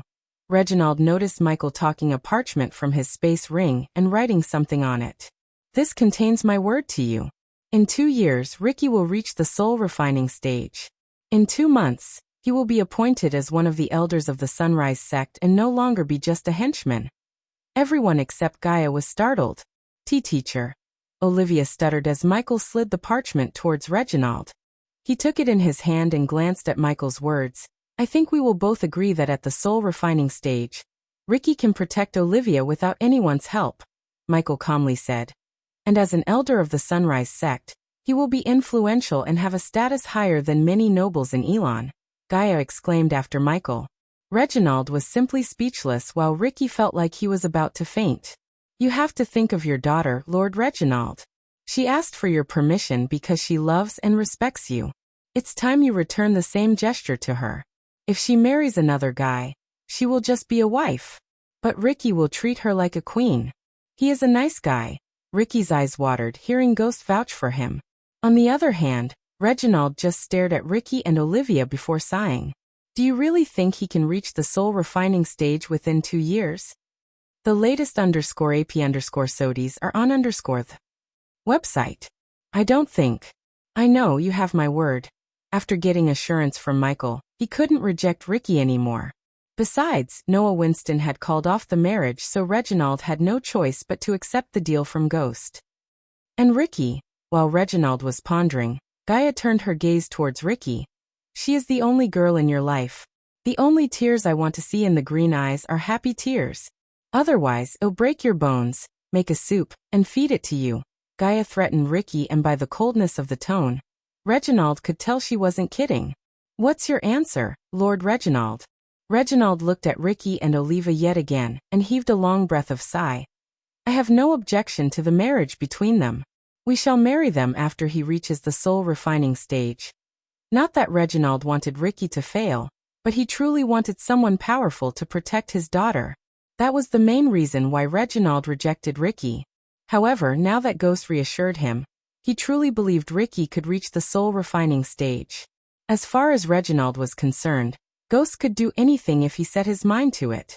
As soon as Reginald agreed, Olivia lunged at her father and hugged him tightly. Meanwhile, Ricky almost grabbed Michael's feet, but Michael quickly stopped him with a gust of wind. You and Daniel find some associates for you. From tomorrow, the 2 of you will start cultivating like never before. Elia will give you a training regiment you must follow. Ricky bopped his head up and down. Although Michael could provide Daniel and Ricky with pills and potions, without hard work and a strict training regiment, they wouldn't reach the soul refinement stage in a million years. Since Michael gave Reginald his word, he gave the responsibility of training them to Gaia. After sending the happy lovebirds away, Michael started to talk about the future of the Majestic. Lord Reginald, we have a unique opportunity in our hands. You know what that is, right? Reginald nodded. Almost 80% of the alchemists in Elon and Azair are wiped out. So we have a huge vacuum of alchemists. Don't you think it's time to hike the price up a bit? Asked Gaia. Definitely. Your pills and potions already have a huge demand. In fact, the demand is way higher than the products in our hands. I can get our team to assess the market and get a rough idea of how high we should raise the prices. That's good. But I am also thinking of expanding the Majestic, Lord Reginald. Between you and me, I am planning to make Olivia the head of my Majestic chains. What do you think of Olivia getting a share in profits? Reginald became speechless. Even 10% in the profits would settle Olivia for life. In fact, She would surpass Reginald's net worth in a couple of years if Ghost did what he said. As a merchant, he could tell how much of a golden opportunity this was. Visit. For the best no_vel_read_ng experience, it'd be wonderful, Master Ghost. I thought so too. Can you do me a favor, Lord Reginald? Of course, Master Ghost. Reginald was too excited as he had already started to imagine Olivia as the head of Ghost's majestic chain. I need good places to open up branches. Can you get your team to find me some great places and their prices? Consider it done. I'll have the list brought to you in a few days. Reginald already had a few places in mind. Thus, finding Ghost a few suitable places wouldn't be difficult. Besides, Reginald would provide his full help to Ghost to build a majestic chain so Olivia could have a bright future and become a renowned leader instead of being an alchemy teacher in Aragoth. After everything was said and done, Reginald left Hades, leaving Ghost and Gaia behind. The duo did not linger around in Hades, but went straight back to the sect. At the time they returned to the sect, Michael was hit by a heavy bag, and the bad was none other than Nightmare, who shrunk his size like a fully grown German shepherd. Nightmare, buddy, the dragon frantically licked Michael's face and showered him with kisses. It feels like too long. Nightmare hugged both Gaia and Michael in the midair. The trio slowly descended onto Claire's mansion and went inside to see Claire. Ghost. Claire welcomed Michael and Gaia with a grin. Take your seats. After they all settled down, Claire handed over 2 parchments to Michael. One is the document for merging the kingdom with the sect, and the other is your graduation confirmation.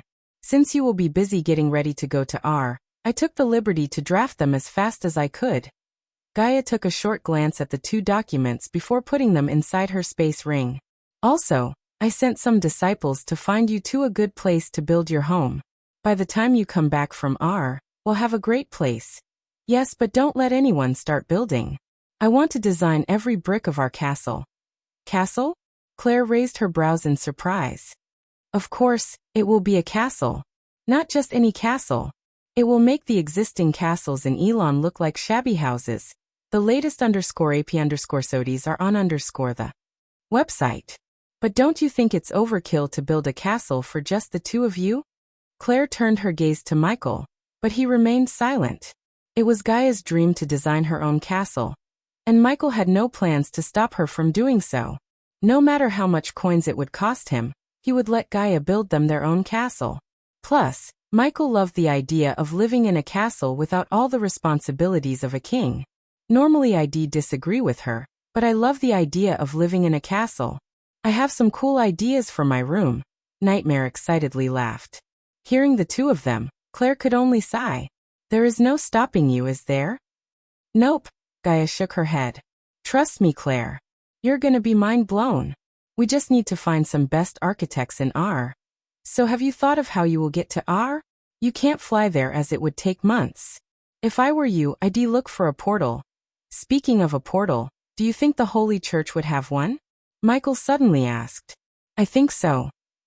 The Holy Church has a branch in Royal Land, and I heard they have a portal there, Claire said. That's great. I have to meet His Holiness anyways. Thank you, Claire.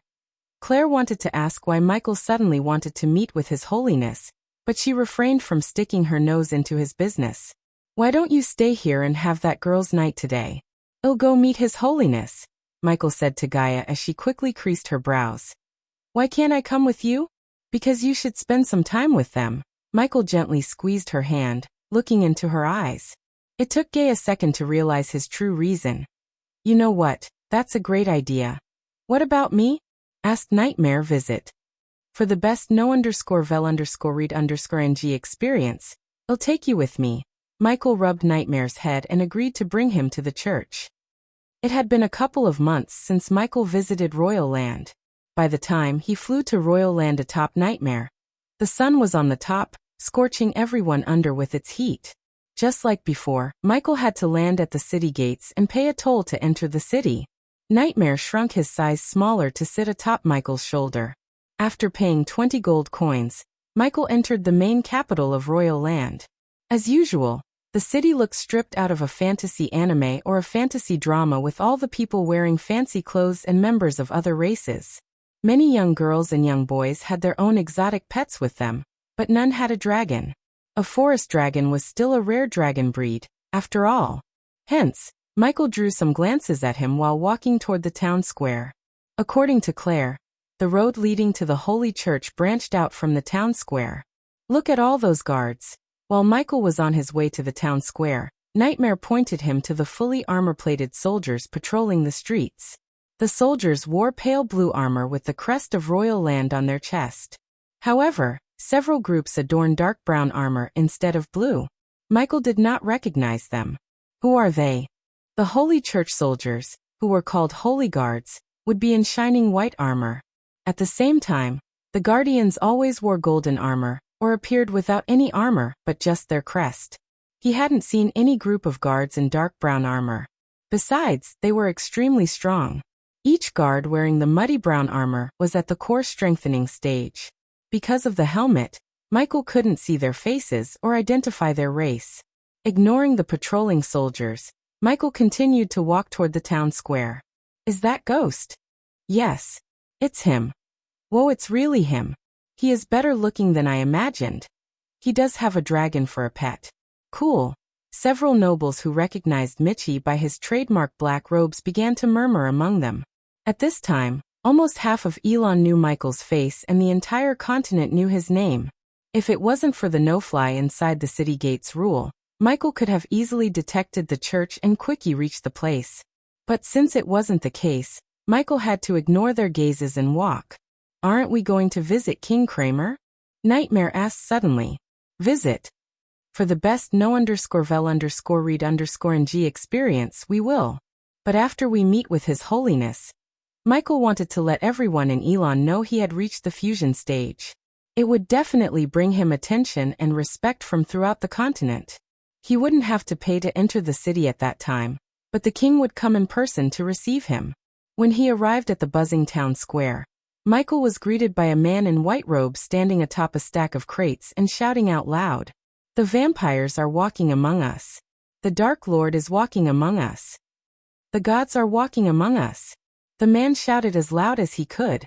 Instead of walking past him, Michael leaned on a brick wall and listened to him with a few others.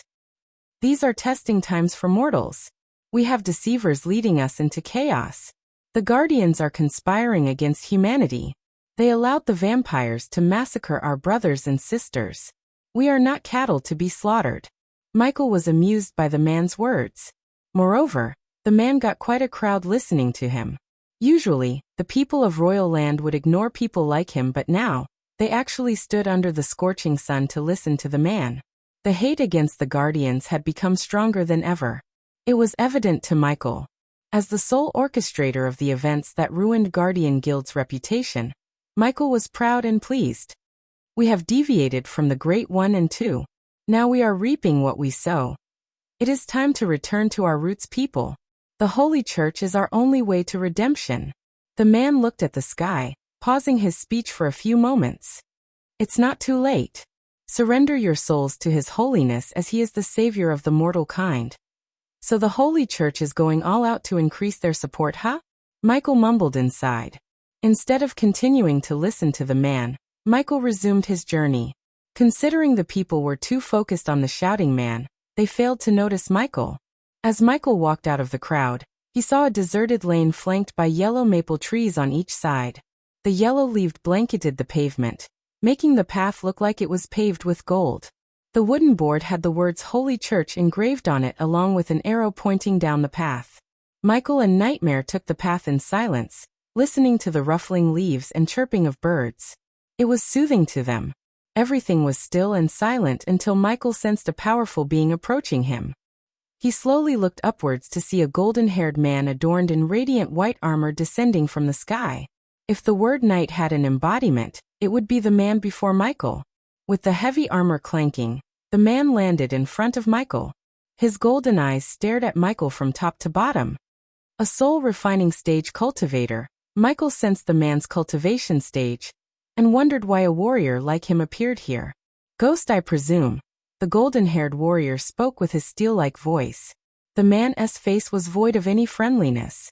In fact, He stared at Michael coldly as though Michael had done something to him. The latest _AP_SODIES are on the website. One and only. I am hoping to see His Holiness. However, after Michael uttered these words with full of respect, a glint of surprise emerged in the man's gold eyes. The reason? To get His Holiness' blessings and extend my support to the Holy Church against the vampires. Follow me. The man said nothing but these words before gesturing at Michael to follow him.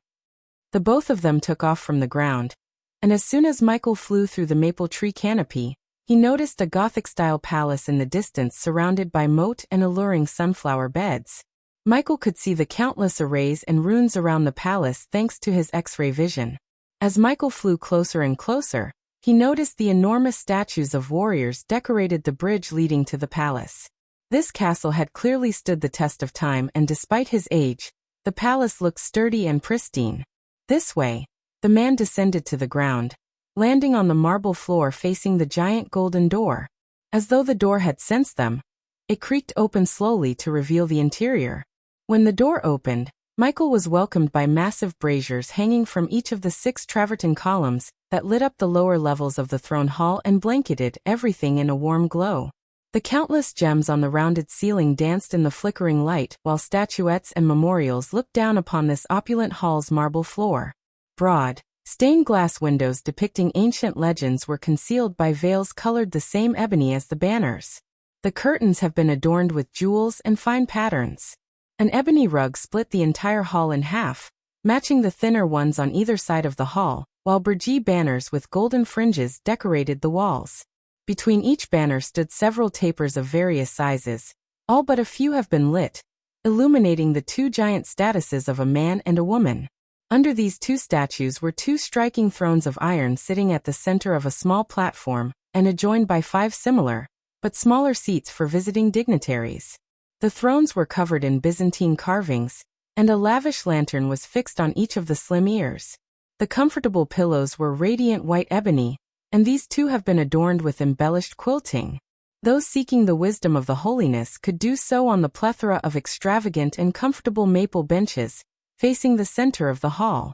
Those of higher standing could instead take seats in the elegant balustrades overlooking the hall. Entering the hall, Michael noticed a few nobles praying to the 2 giant statues on their knees. Instead of following the man, Michael went to his knees and closed his eyes just like the nobles. The sudden gesture Michael surprised the man yet again. While pretending to pray to the giant statues, Michael scanned the hall. Suddenly, he sensed a body refining stage cultivator entering the hall surrounded by soul refining stage warriors. Michael slowly opened his eyes to see a man in his late 70s with pure white hair standing before the throne. The old man wore radiant white robes that sparkled in the light, as he looked to be the embodiment of kindness. There was no doubt in Michael's mind. The old man was the holiness of the Holy Church in the royal land. May the Great One and Two be with you always. His Holiness raised the golden staff in his hand as a warm wave of energy brushed past Michael. His Holiness will now see you, the golden-haired man said to Michael. Michael stood up and slowly approached the older man on the throne with a nod. Please take the seat, child. The old man gestured at Michael to sit in the chair beside the throne. Your Holiness, please give us your blessing. Michael and Nightmare lowered their heads. May the Great One and Two be with you always. His Holiness blessed Michael and Nightmare with a gentle smile. The latest _AP_SODIES are on the website. It's a pleasure to see a gifted young man like you bow your heads towards the Holy Church, His Holiness softly spoke. I may not be a model citizen, Your Holiness, but I always put my faith in the Great One and Two. They guide me, and after the recent events, my faith is stronger than ever before. Nightmare was truly surprised by the extent of Michael's acting skills. He had to learn about the Great One and Two from Gaia. Yet he talked like a die-hard worshipper of the 2 gods. The Great One and Two protect those who keep them in their hearts, child. Nothing can harm you as long as you have them in your heart.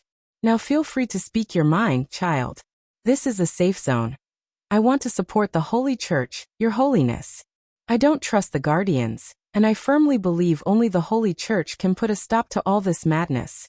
His Holiness just gently smiled hearing Michael's words.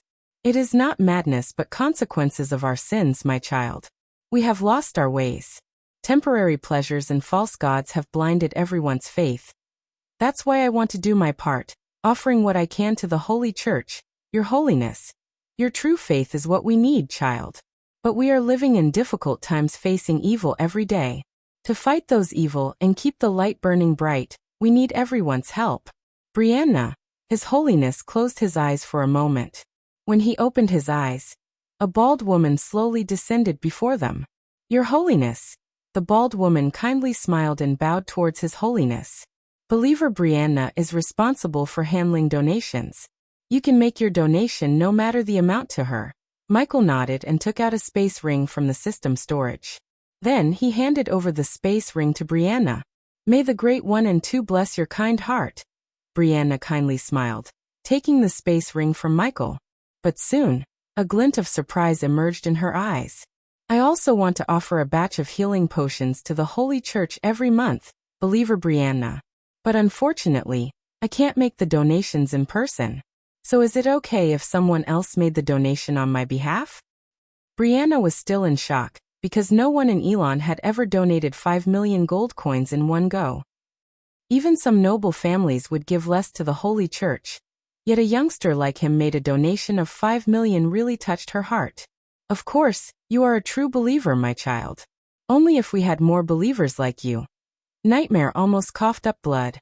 Although Nightmare had no idea why he was making donations to the Holy Church, one thing was for sure, Ghost was the last guy who would believe in the Holy Church. The latest _AP_SODIES are on the website. Just as Michael planned, after making such huge donations, the Royal News printed his meeting with His Holiness on the front page. The entire continent now knew about Ghost's friendly relationship with the Holy Church, which became another ally of Ghost. Since he made a 5 million donation and offered to send Holy Guards a batch of healing potions free every month, His Holiness gladly gave access to the teleportation portal. Instead of walking into the portal right away, Michael went to meet King Kramer. He would have walked to the castle if he hadn't reached the fusion stage. Since he was, Michel flew to the castle and landed right before the castle gates. As soon as his feet touched the ground, several armed guards rushed to the gates, thinking they were under attack. Relax, I am here to meet King Kramer. The soldiers did not loosen their bodies. Tell your king Ghost wants to see him. Ghost? The soldiers were startled. Although they hadn't seen him in person, they had all heard about him.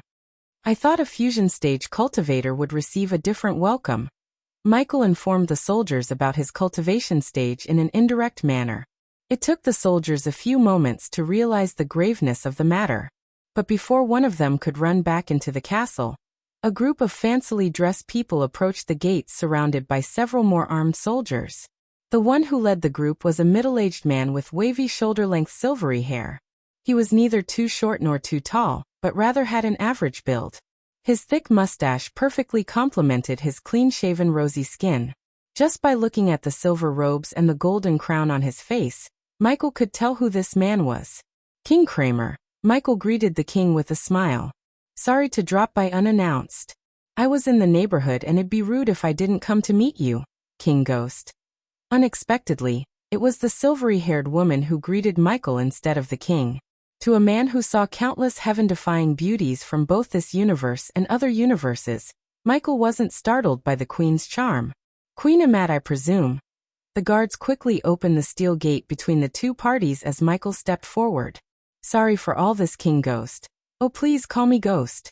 I insist. The latest _AP_SODIES are on the website. As you wish. King Kramer finally opened his mouth and extended his arm to shake Michael's. Honor to finally meet you, King Kramer. Michael firmly shook his hand. Please come inside. The queen welcomed Michael with a bright grin on her face. You must be the only king who doesn't like to be called king and surrounded by royal guards. The queen melodiously laughed while leading Michael to the majestic castle. What's the point of being a fusion stage cultivator when I have to surround myself with weaker guards? Now that the queen and king finally heard these words from his mouth, their legs stopped walking. You reached the fusion stage? An old man carrying a thick book and a staff asked Michi in utter surprise. Yes. It's hard to believe, right? Not only the old man but even the king and queen also stared at Michael with clear doubt in their eyes. I am pretty sure you have a mirror device to check the cultivation stage. It's okay, Ghost. We believe you. The queen brushed it off, but Michael shook his head. I like to let everyone know that I reached fusion stage, Queen Amat, Michael whispered to her. Still the others heard him. But can I ask why? Isn't it advantageous to keep your cultivation stage hidden? Apparently, the queen was more talkative than the king. But that didn't mean the king was weak. In fact, King Kramer was at core strengthening stage level 10 while Queen Amat was just at core formation stage level 3. Visit. For a better user experience. What's the point of reaching fusion stage if you can't show it off, Queen Amat? Plus, I don't have to deal with the arrogant young masters and young Mrs. Riddling Elon, Michael chuckled. His words just mesmerized the queen and everyone around. He didn't sound arrogant but domineering. Coupled with his young age, it was too hard for them to believe Ghost was a fusion stage cultivator. Makes sense. King Kramer nodded as they finally reached the enormous throne hall. Bring the mirrors, King Kramer ordered the old man and waited for the servants to set up the sofas. After everything was said and done, Michael took the seat facing Queen Amat and King Kramer. Being a fusion stage cultivator felt great to Michael. Normally, one would have to wait for an audience with King Kramer, but now, he entered the castle escorted by the king and queen themselves. He used to feel slightly jealous of Layla and Elder Kane, but not anymore. Quickly a maid approached Michael, slightly shivering from top to bottom. I will take any kind of fruit juice, please. No booze, thank you. Despite Michael's status and cultivation, he treated the maid with dignity. It was such a small gesture, but his words to the maid surprised Queen Amat. So what's the true purpose of your visit here, Ghost? King Kramer asked after the maid left the throne hall. He also dismissed the soldiers except for a few royal guards who stood in the corner, watching the king and queen. I came to meet His Holiness and dropped by to meet the two of you because I was kinda hoping I could buy a piece of land in your kingdom. Piece of land? That's wonderful. Royal land would be honored to gift you. Queen Amat said with an ear-to-ear grin as the king nodded. Freebies break friendships, Queen Amat. So I was thinking I could name either of you as a shareholder of the majestic branch I will open here in Royal Land. Is it possible? Sorry to be blunt, but I was actually thinking it. In fact, I have the same proposal to the King of Draddle and Kethin too. Really? Queen Amat's voice trailed off as she looked to be in deep thought about Michael's offer. Of course, Michael knew they would accept it, but they had to pretend to be thinking so they wouldn't look like power-hungry wolves. Regardless of their status as king and queen, they would still be wanting to be a part of something big as majestic. Why? Because Ghost was a fusion stage cultivator, and being an ally to a fusion stage cultivator came with countless benefits. From Michael's perspective, he needed allies. By making them King Kramer and Queen Amat shareholders in the Majestic, they would not only become his allies but the Majestic would get the protection of the entire kingdom. Once the king and queen taste the benefits, Michael could reap more from the two of them. I mean, just think about it. An outsider comes to your home and runs things without giving you any sort of tribute. It's not fair, right? That's why I want the two of you to be a part of Majestic in Royal Land. Visit. For the best no_vel_read_ng experience while they were talking, the old man who went to bring the mirror finally arrived at the hall with several other nobles. They all had one thing in common: curiosity. The last time Michael saw the device was when he competed in the Elon tournament. Of course, the mirror before him looked a little smaller and lightweight. It was apparent to Michael that the Guardians had made some modifications to the device. One single shout from the dormant Hydra, and they still hadn't recovered their ability to perceive someone else's cultivation level. Let's do this, shall we? Michael rubbed his palms together excitedly before walking toward the mirror. We made some changes to the contraption, Master Ghost. This one is specifically designed to check whether someone is at the fusion stage or not. I hope you don't mind it. Why would I? Michael just shrugged, placing his palm on the mirror. As soon as his palm touched the mirror, he felt a suction force and a warm sensation throughout his body. The mirror remained unmoving for a second before slowly starting to radiate a bright purple light from within. Fusion stage. The old man mumbled under his breath. How am I doing? Michael winked at the nobles as they stared at Michael in pure amazement. Michael was sure they would spread the news of his cultivation stage throughout the continent by tomorrow morning. We should agree, don't you think? Queen Amat whispered to King Kramer. It's always better to have allies. King Kramer nodded, agreeing with Queen Amat's words. Now that Michael had finished proving himself, he returned to his seat. Well, King Kramer and Queen Amat, Michael looked at them for their answer.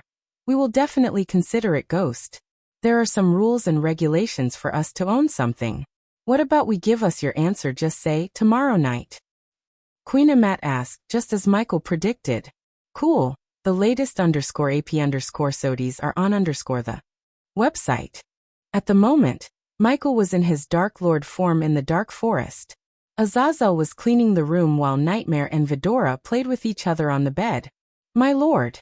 As Michael was correcting his robes before the mirror, Eladir entered the room.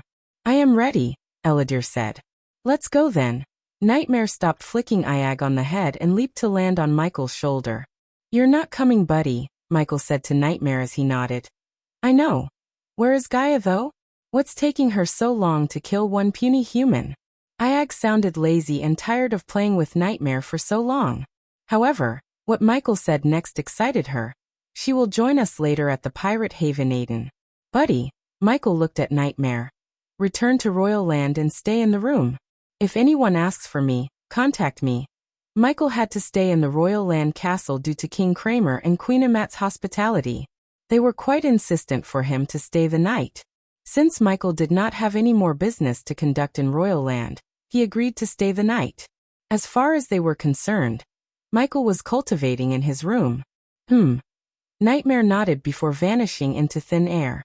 After Nightmare teleported to King Kramer's castle, Vidora landed on Michael's shoulder with a single leap. Surprisingly, a rune glowed on their body, and in a few seconds, they too vanished. But they didn't teleport like Nightmare. Instead, they just vanished from the naked eye thanks to Eladir's little rune. The cloaking rune would have been perfect for Ghost. However, according to Eladir, anyone above the body strengthening stage could see through the rune. Hence, there was no point in using the rune in the cultivation continent, and Michael had no need to use the rune in the southern continent. He did ask Eladir about placing the rune on his army, only to learn that the rune requires a high amount of arch energy. 50 arch energy crystals to hide oneself for 5 minutes wasn't a very eye-catching deal to Michael.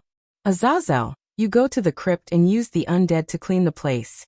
Delar and Jonah also need a new working place, so see what you can do. Visit. For the best no_vel_read_ng experience, as you wish, my lord. Following Nightmare, Azazel disappeared from the room. Finally, Michael and Eladir were teleported to Caius' mansion by the system, and when they appeared in the room, Maxine and Corey greeted Michael with a deep bow. My lord. My lord. Michael flicked his wrist as the throne materialized behind the oak table. He plunged onto the throne as Eladir took a long look at both Maxine and Corey for a few moments. Maxine, Corey, meet Eladir. Lord Eladir. Eladir just nodded. Maxine, is it ready? Asked Michael. Yes, my lord. It's on the Big Bertha. Michael then turned his gaze towards Corey. So they haven't taken our offer? No, my lord. To be honest, I didn't expect them to be this stupid.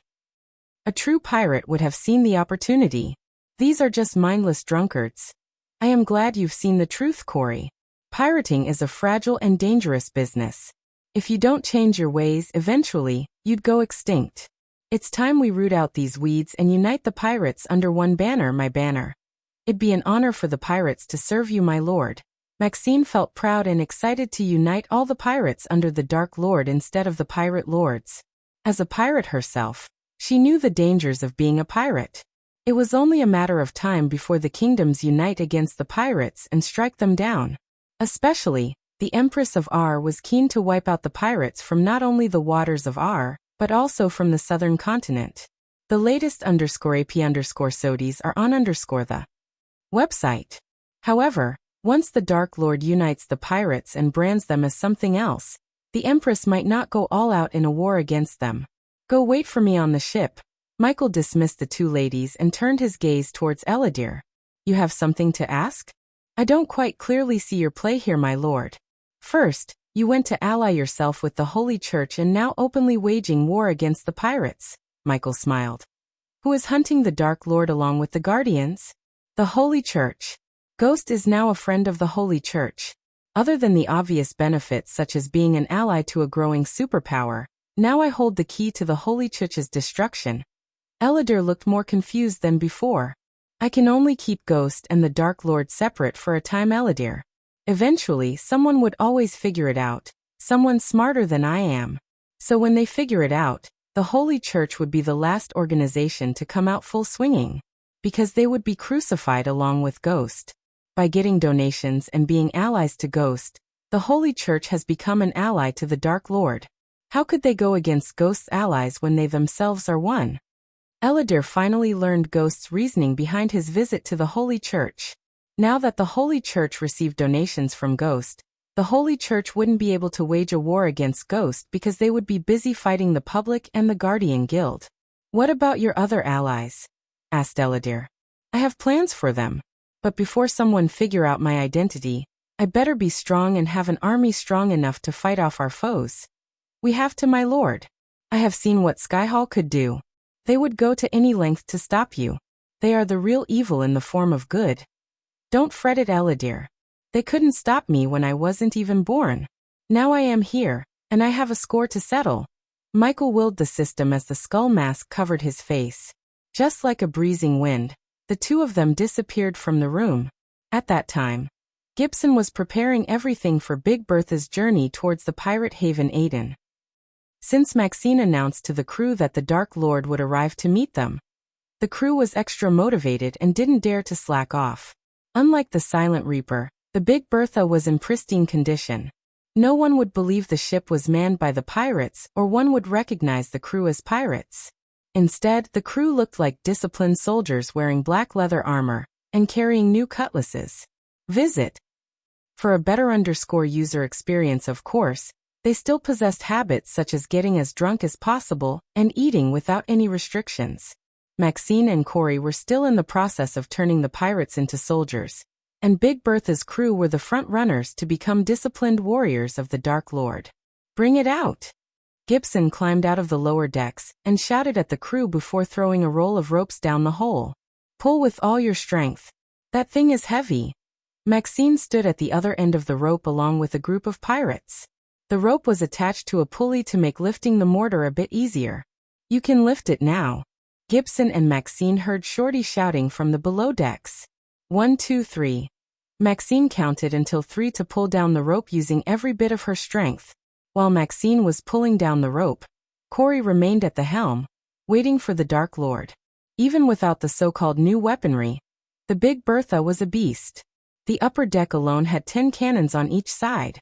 In addition, they fitted the Big Bertha with 3 rows of cannons, each with 15 broadside cannons. One side of Big Bertha totally had 40 cannons, making the total count of cannons a whopping 80 cannons. Usually, that number of cannons would slow down the ship, but the Dark Lord ordered them to do so despite the drawbacks. When Corey did a test run with Big Bertha, it took them almost 5 minutes to reload all the cannons. Unless they fixed the reload speed somehow, a talented ship captain could do a lot of damage to Big Bertha within 5 long minutes. As Corey was weighing the pros and cons of the Big Bertha, the Dark Lord finally appeared beside her, almost sending shivers down her spine. My lord. Our Dark Lord is at the helm. Gibson shouted as loud as he could when he saw Michael. Fortunately, the mortar was in place, or they would have saluted at Michael and dropped it down the hole. As Michael climbed down the steps from the helm, the crew bowed their heads towards Michael and Eladir. Corey followed the two of them behind to the mortar, where Michael saw the mortar forged with sturdy black metal and engraved with intricate patterns resembling a coiling dragon.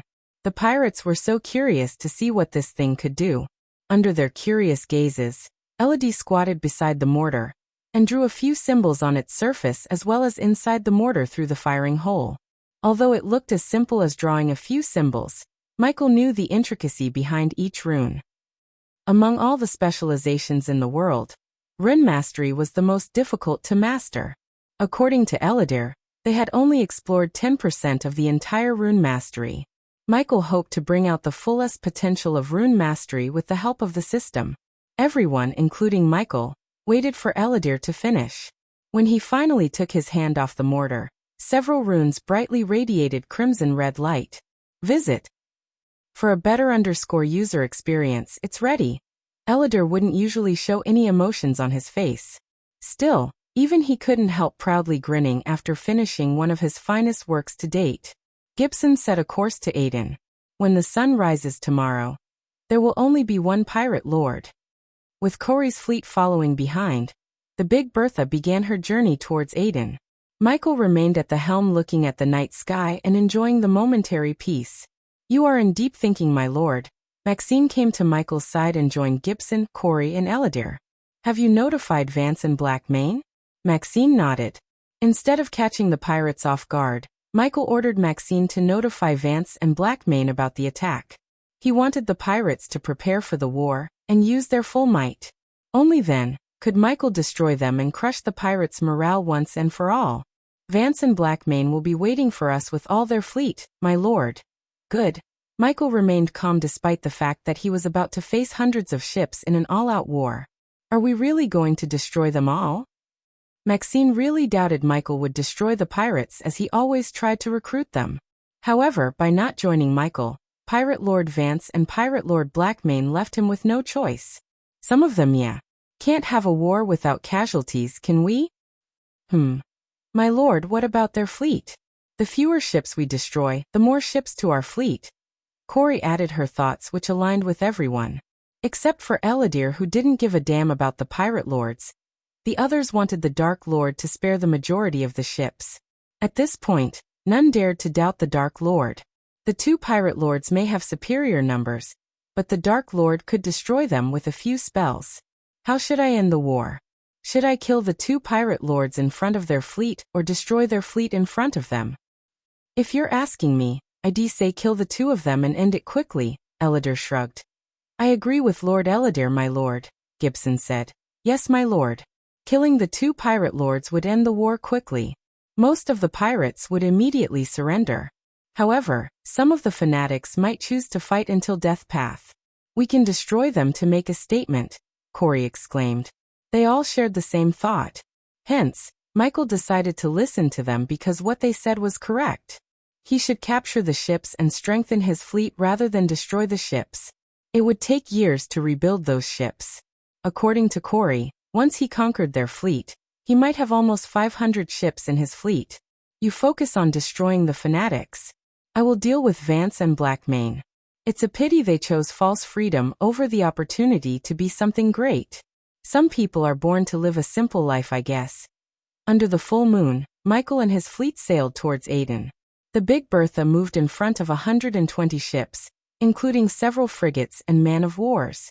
Such a massive force would terrify any foe. But while they were sailing forward, Michael noticed a few ships in the distance following them. Those are Royal Navy, Gibson, who looked at the ships through the spyglass, exclaimed in shock. The latest _AP_SODIs are on the website. What are they doing in this water? Watching us. They want to see the battle. If I am right, someone very close to the Empress herself is in one of those ships. Should we attack them, my lord? Maxine asked. No, let them watch. They are not a threat to us. Meanwhile, in Aden, Vance was looking at the ocean through the window while taking long, deep sips of rum. Several pirate captains in his fleet accompanied him in the room. Some of them looked worried, but some looked outright excited. How long till they reach our waters? Asked Vance. Melina, the red-haired pirate who Corey met, answered. For hours top. We will show them who rules this part of the sea. Pirate Lord, one of the pirate captains exclaimed. Still have no news about Blackmane, huh? Ignoring the pirate captain, Vance questioned Melina. No, but we have his fleet. So even if he doesn't show up, we can still beat Pirate Lord Corey and her fleet. Vance took another long sip and threw the empty mug away. What about the magic-wielding captain? Lucifer? Is he coming too? As soon as they heard the name Lucifer, the pirate captains who were afraid became more terrified. According to Maxine's note, yes. He is coming. I want to show him the true power of the pirates. I want to show him why those freaks never dared to set foot on our seas, Vance growled, and looking at his fearless tone, some of the pirate captains, including Melina, became courageous. No negotiation. The moment they come into our range, fire at will, Vance ordered. Everything is ready, Vance. Melina approached Vance. Well, take care of them. After today, there'll be only one true pirate lord, she seductively whispered into his ears. Visit. For the best no_vel_read_ng experience, Blackmane, you bastard? Where the fuck are you? Vance looked at the hundreds of ships lining around the island, forming a defense line. Although the fleet included Blackmane's forces, Vance still missed the guidance and leadership of Blackmane. I also took the liberty to initiate the backstabbing, Vance. Melina licked her lips and Vance, he just grinned. After everything was said and done, Vance came to his ship, a brigade built for speed rather than battle. Vance named his ship the Sailing Wind. The name suited the ship perfectly, because it was one of the fastest ships on the southern continent. Vance used the ship for plundering hundreds of merchant ships transporting rum. Sailing Wind's speed always enabled Vance to hit and run, until the opponent's ship was in no condition to fight. Vance even brought down a man of war with his ship. Now he waited for Big Bertha to appear in his sight along with hundreds of ships behind him. Look! The pirate who stood atop the crow's nest shouted as Vance looked at the horizon through the spyglass. They are here. Vance could see the giant frigate sailing towards them, leading the fleet of Corey. All those ships flew a pure black flag instead of Corey's flags. Like storm clouds, the black ships approached Aiden at the horizon. Get ready, pirates!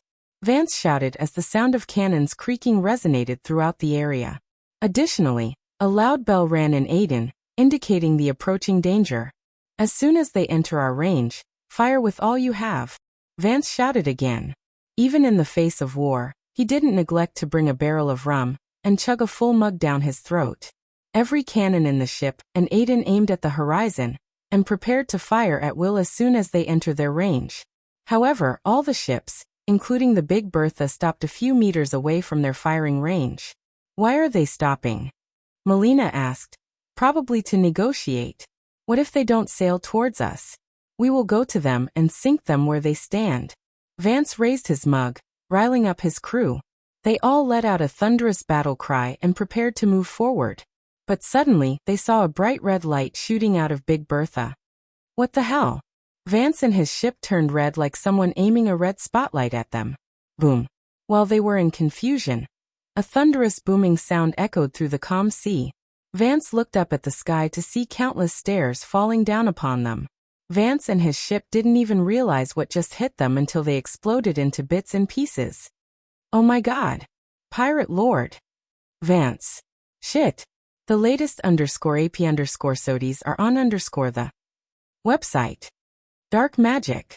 The pirates were in utter confusion. Moreover, they were terrified. After destroying Vance's Sailing Wind, the red spotlight fell on a couple of more ships, and the result was the same.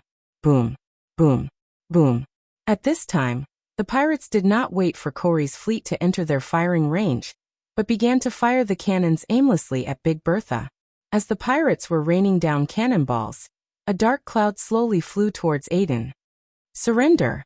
The demonic voice swept across the sea, terrifying the pirates. Gradually, the dark cloud faded away, revealing the Dark Lord to the pirates. Fire! However, a daring pirate captain decided to fire at Michael. But before he could take aim, the red spotlight fell on the ship. Boom! The result was the same as the ship exploded into smithereens. The mortar was more powerful than Michael expected. Michael did not stop. Instead, he pointed at Aiden, signaling Maxine to aim the mortar fire at Aiden. He wanted to destroy the walls and the island partially to make a statement. Under the pirates' shocked gazes, countless meteors landed on Aiden, destroying the walls and everything in the explosion's vicinity. Oh my god! Gibson shuddered in fear, looking at all the death and destruction. Instead of stopping with Aiden's walls and a couple of ships, Michael continued to point at ships as Maxine fired the mortar, destroying several ships in under a few minutes. Everywhere Corey turned her gaze, there was nothing but explosions. Vance did not even stand a chance. She thought Michael would fly to Vance, grab him by his neck and kill him in front of the pirates. Yet, what happened was the exact opposite. He did not even lift a finger at Vance. If you want to join your friends' fire, Michael's voice amplified to the point it sounded like a thunderclap. The pirates shivered to hear his demonic voice. Even the most fearless pirate captains shuddered and hesitated to order their crew to fire at him. Meanwhile, Big Bertha and Cory's fleet slowly started to sail towards Aden that was burning like a bonfire. Everything was going according to plan until some of the ships in Cory's fleet began to fire at Big Bertha and the others. Michael quickly turned his gaze towards his fleet to see some ships firing at their allies. Visit. For a better user experience backup plan, huh? Regardless of the sudden betrayal, Michael did not even raise a brow. Instead, he just flew toward Big Bertha to deal with the traitors in a most brutal way. Unlike Michael, the others on the Big Bertha were completely caught off guard. Traitors! Shorty leaped onto the railing and shouted viciously. We can't fire at them without damaging them. Gibson pointed at the friendly ship stuck between the Big Bertha and traitors. Cory shivered from top to bottom, fearing what the Dark Lord would do to her because of her crew's betrayal. I should have seen it, Cory mumbled. Whoosh. But all of a sudden, a dark emerald green mist enveloped the ships of the traitors. One by one all the traitor ships got covered in thick green mist. Boom. Boom. Boom. Boom. Suddenly, all the ships enveloped in green mist exploded except one frigate. When the dust and smoke settled down, Gibson and the others saw the Dark Queen hovering above them. Gaia flew towards the last ship of the traitors and saw a few dead bodies on the upper deck. It was apparent to Gaia that the traitors killed those loyal to Cory. Seeing the others explode to death, the rest of them were terrified. Every single one shivered from head to toe and looked as pale as a white sheet. You're traitorous maggots. Gaia's shout shook the frigate and sent shivers down their spines. Michael smiled behind his mask, looking at Gaia in action. Under their gazes, Gaia waved her hand as the poisonous green mist coiled around each individual on the ship. Taking the traitors with her, she flew towards Vancess' fleet. Since there was momentary confusion among Cory's fleet, Vancess pirate captains tried to attack them. But Gaia destroyed the traitors faster than Vancess' fleet could fire at them. The traitors frantically squirmed against the poisonous mist around them to escape. They used all their strength but to no avail. I would have hated to miss this action, Gaia said, without bothering to hide her killing intent. Visit. For the best no_vel_read_ng experience, let me show them what would happen when someone betrays us. Gaia flicked her wrist as all the 20 traitors lined up in front of them in the sky. At that moment, all the eyes were on the traitors. Her cold gaze swept across the traitors as she raised her hand and clenched her fist. As soon as she closed her fist, a sliver of green mist slowly rose upwards and entered their nostrils. Michael wasn't interested in anything else other than watching the traitors violently twitch and puke dark red blood through every pore in their bodies. Not a single sound could be heard except their traits, screaming and wailing for help. It was a long, slow, painful death. But compared to their deaths, Vance and the others were gifted. At least, they died instantly instead of suffering Gaia's poison that corroded their organs from within. After a few minutes, the traitors turned into a bloody puddle and oozed down into the ocean. Now who wants to fight? Michael's thunderous demonic voice echoed through the silent ocean. None of them dared to raise a finger at the Dark Lord this time. Instead, the pirates dropped their swords and stared at Cory's fleet, slowly sailing towards Aden. Michael and Gaia floated in the sky until all of Cory's fleet surrounded the island. Afterward, Cory's men rushed into Aden, facing no resistance from the pirates. At that moment, the pirates thought about nothing else except what was going to happen to them. They had no one to lead or give them guidance. Once Cory's men captured all the defense cannons in Aden, Michael descended towards Vancess Castle. The residents of Aden, mostly young women and elderly pirates, stared at Michael in utter shock. They couldn't believe seeing someone flying and using spells. Some even dropped to their knees and began to worship, mistaking Michael and Gaia for gods. Ignoring them, Michael entered Vancess' room through the window and waited for his subordinates to arrive. Bang! Michael raised his hand, blasting away Vancess' chair with a gust of wind. Then he brought the skull and bones thrones with a flick of his wrist. But before he plunged into his throne, he looked at the dark corner of the room. You can come out now. Gaia sat on her throne, resting her one leg atop one before Michael, and waited for the united guest to reveal himself. After hearing Michael's words, A tall man walked out of the shadows, slow clapping. The man had a long bushy beard braided like Vikings and outlined his eyes with dark mascara. He walked out of the shadows using a cane to support his limping. Although the man looked vicious and had an aura of a pirate, he dressed like a higher army official. He was dressed in white and had medals and ribbons attached to his chest, while several strips of colors were engraved on both of his broad shoulders. Except for the long white coat and a white feather hat, the man looked similar to a Navy officer on Earth. Michael just sat on his throne and waited for the man to introduce himself, although Michael had already guessed the man's identity. Lucifer, aka the Dark Lord. The man used his cane to raise the chair from the ground before sitting on it. Pirate Lord Blackmane. The pirates still believe you are on a voyage, Michael calmly said in his demonic voice. What Michael said was the truth. The man before them was none other than the most powerful pirate lord of the three, Gibbs Blackmane Jet. Visit. For a better user experience, pirates are an endangering species, Lucifer. We both know that. Gaia remained silent despite the fact she didn't like how he addressed Michael by his name. I don't blame you for joining the Empress. I have no problem with that as long as your Royal Navy don't raise their flags against my army. On the contrary, Lucifer, I am here to broker peace between the Royal Navy and the pirates. Her Highness believes the new leadership might take the pirates in another direction than the predecessors. Blackmane had a wise tone to his voice. Michael liked how calm Blackmane was despite the obvious fact Michael could kill him with a single snap of his finger. Interesting. I am sure there are conditions, right? Asked Gaia. Simple. The Royal Navy will leave the southern continent waters in exchange for a peace treaty. You don't plunder our merchants and we won't attack you. But you don't conduct business in someone's home without paying them tribute, do you? 20%. The merchants will pay 20% of whatever they are bringing into your waters. It's a nice deal, Gaia whispered into Michael's ears. But Michael had a feeling there was something else in Blackmane's list of things he wanted from them. What else? Michael didn't beat around the bush or accept the deal right away. There is an island not too far from Aden. It belonged to Her Highness' father. He bought the island from a pirate named Isaiah. This is the document proving the claim. Blackmane slowly put his hand into his coat pocket and retrieved a golden parchment. He threw the parchment towards Michi as Gaia caught it in midair and opened it to read the contents. Her Highness would appreciate it if the island is returned to her. For a few minutes, Michael did not respond to Blackmane. I will give the island back to her on one condition. No military bases in my territory. Blackmane's eyes showed a glint of reluctance. His moments of silence indicated to Michael that they were planning to use the island as a military base. But now that Michael said no to that, Blackmane had no choice but to agree or let go of the island.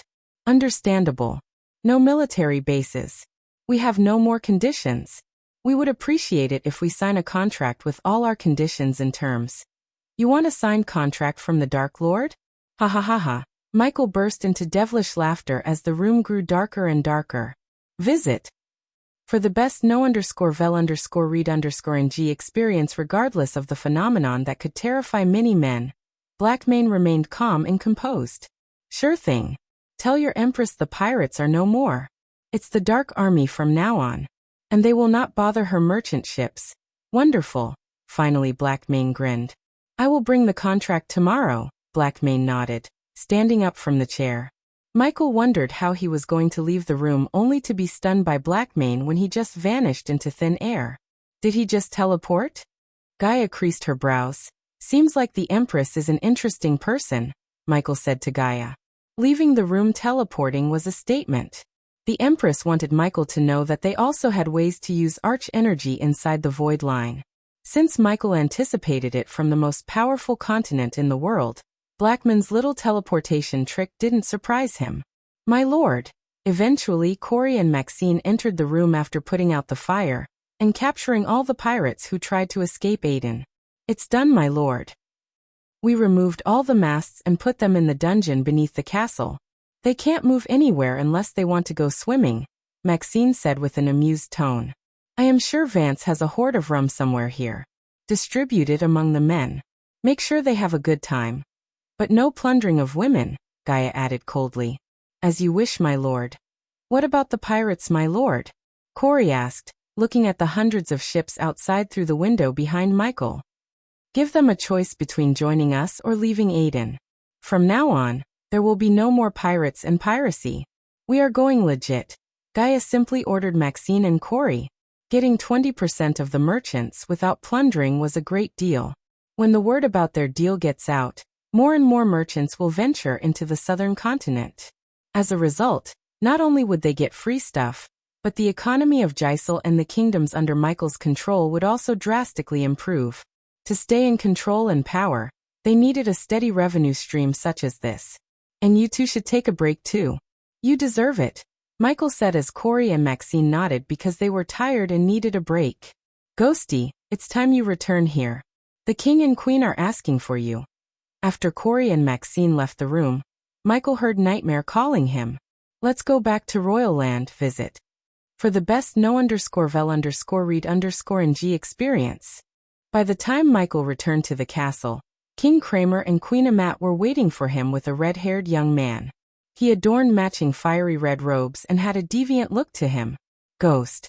Meet Moriet, King Kramer's long-distant cousin. Queen Amat emphasized the word distant to Michael. By the look on her face, Michael could see the tension between the two. Several miles distant. Moriet exclaimed with a mocking smile. Pleasure to meet you, Moriet. Michael firmly shook the young man's hands with a smile. The pleasure is all mine. Let's sit, shall we? They all plugged themselves onto the white sofa as the maids brought down several beverages, including orange juice for Michael. It's so amazing to see such a young fusion stage cultivator. I thought all fusion stage cultivators are old. Moriet laughed. People say hardwood never fails, but it's not true always. I mean, no matter how hard you cultivate, if you don't have luck, resources, and talent, you can't climb higher stages. Michael took a little sip of his orange juice and told Moriet. That's true, Moriet nodded. But it doesn't matter. If you can't get to the higher stages, enjoy what you have. Yeah, right. Believe me or not, I live by those words. Look at me, I can't get past the body strengthening stage. I tried so many potions and stuff, but I simply lack the talent. So now I'm focused more on enjoying the mortal pleasures instead of sitting in a room, cultivating. Michael noticed Queen Amat rolling her eyes, thinking no one had noticed her. End of the day, enjoying the life all it matters. Michael pretended to agree with Moriet. I am so glad to see someone who's powerful as you agree with my views. Now please tell me what kind of property you're looking for in Royal Land. I have several in the capital and I'd be happy to give one of it to you. I heard you wanted to offer a share? Michael nodded. The latest _AP_SODIs are on the website. That works great for me too. Now that I remember, one of your people came to me asking to buy one of my buildings in the capital. Pardon me for not agreeing then. Moriet apologized. He was a pervert who wanted to bed Raylene, but he was not a fool to think about her anymore.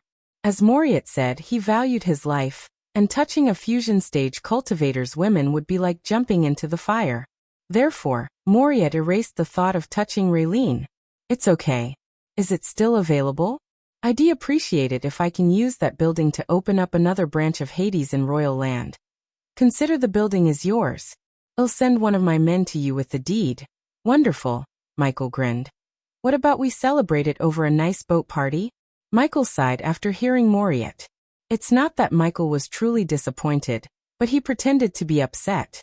As a fusion stage cultivator, Michel could kill Moriet without much worry. To be honest, Michael didn't think King Kramer would go to war with him if he killed Moriet. However, being strong didn't mean he should make more enemies. Instead, Michael chose to use his power to make more allies. Unfortunately, I have to go to Ar to attend the aqua auction. But I give you my word, when I return, I'll definitely attend one of your parties. After all, we are kinda partners right now. Partners, huh? I like the sound of that. Moriet clanked Michael's glass with his wine glass. Although Queen Amat was annoyed, King Kramer looked relieved. Finally, his good-for-nothing cousin got a powerful young man as a friend. King Kramer just couldn't help wishing Moriet would be like Ghost. Queen Amat was Moriet's family, but even she hated him to the core. But none of them noticed the spider crawling on Moriet's sleeves and disappearing into his collar. After everything was said and done, Michael departed from the castle. heading towards the holy church. In the midair, Gaia and Nightmare joined him. What is this? Michael wiped the cookie crumbs off her mouth. After Michael cleaned her mouth, she grinned from ear to ear. Her eyes were full of excitement, just like Nightmare. So we are finally going to On, huh? Asked Gaia. She rubbed her hands together in excitement. It had been so long since she returned to R. She couldn't help thinking of her kingdom, Nagaland, an island in the seas of R. Visit. For the best no_vel_read_ng experience. Aren't you guys missing something? You told me you would kill that guy who tried to creep on Raylene. Nightmare asked Michael and Gaia while slowly flying towards the holy church. We will go to R and meet Eve. Then teleport back to Royal Land, finish him off and return to Otter again. That way, no one will suspect us. Michael quickly explained to Nightmare on his way to the holy church. After several minutes of flying, the yellow maple valley appeared in their eyes. This time, they flew directly towards the holy church, because Michael had the privilege to fly in the church's vicinity. The teleportation portal was on the northern side of the castle, where an enormous garden of roses surrounded the portal. The blue vortex was in the middle, surrounded by hundreds of blood-red roses. A bald man approached Michael with a gentle smile when Michael, Nightmare, and Gaia landed on the garden pathway. Believer Ghost. His Holiness asked me to give you access to the portal. I am Believer Maxwell. Michael bowed towards Maxwell, and so did Nightmare and Gaia. This is my fiancée, Elia, and my familiar, Nightmare. They are also loyal worshippers of the Great One and Two. Maxwell was stunned to hear a dragon was actually a worshipper of the Great One and Two. But after hearing Ghost, Maxwell grinned so brightly. It feels so great to see youngsters and a dragon believes in the Great One and Two. This world needs more people like you. Gaia almost coughed blood and burst into laughter. One big donation, and the entire holy church began to believe Michael was a true worshipper of their gods. To be honest, Michael was the last one who would believe in the Great One and Two. He was using these idiots, but they had no idea.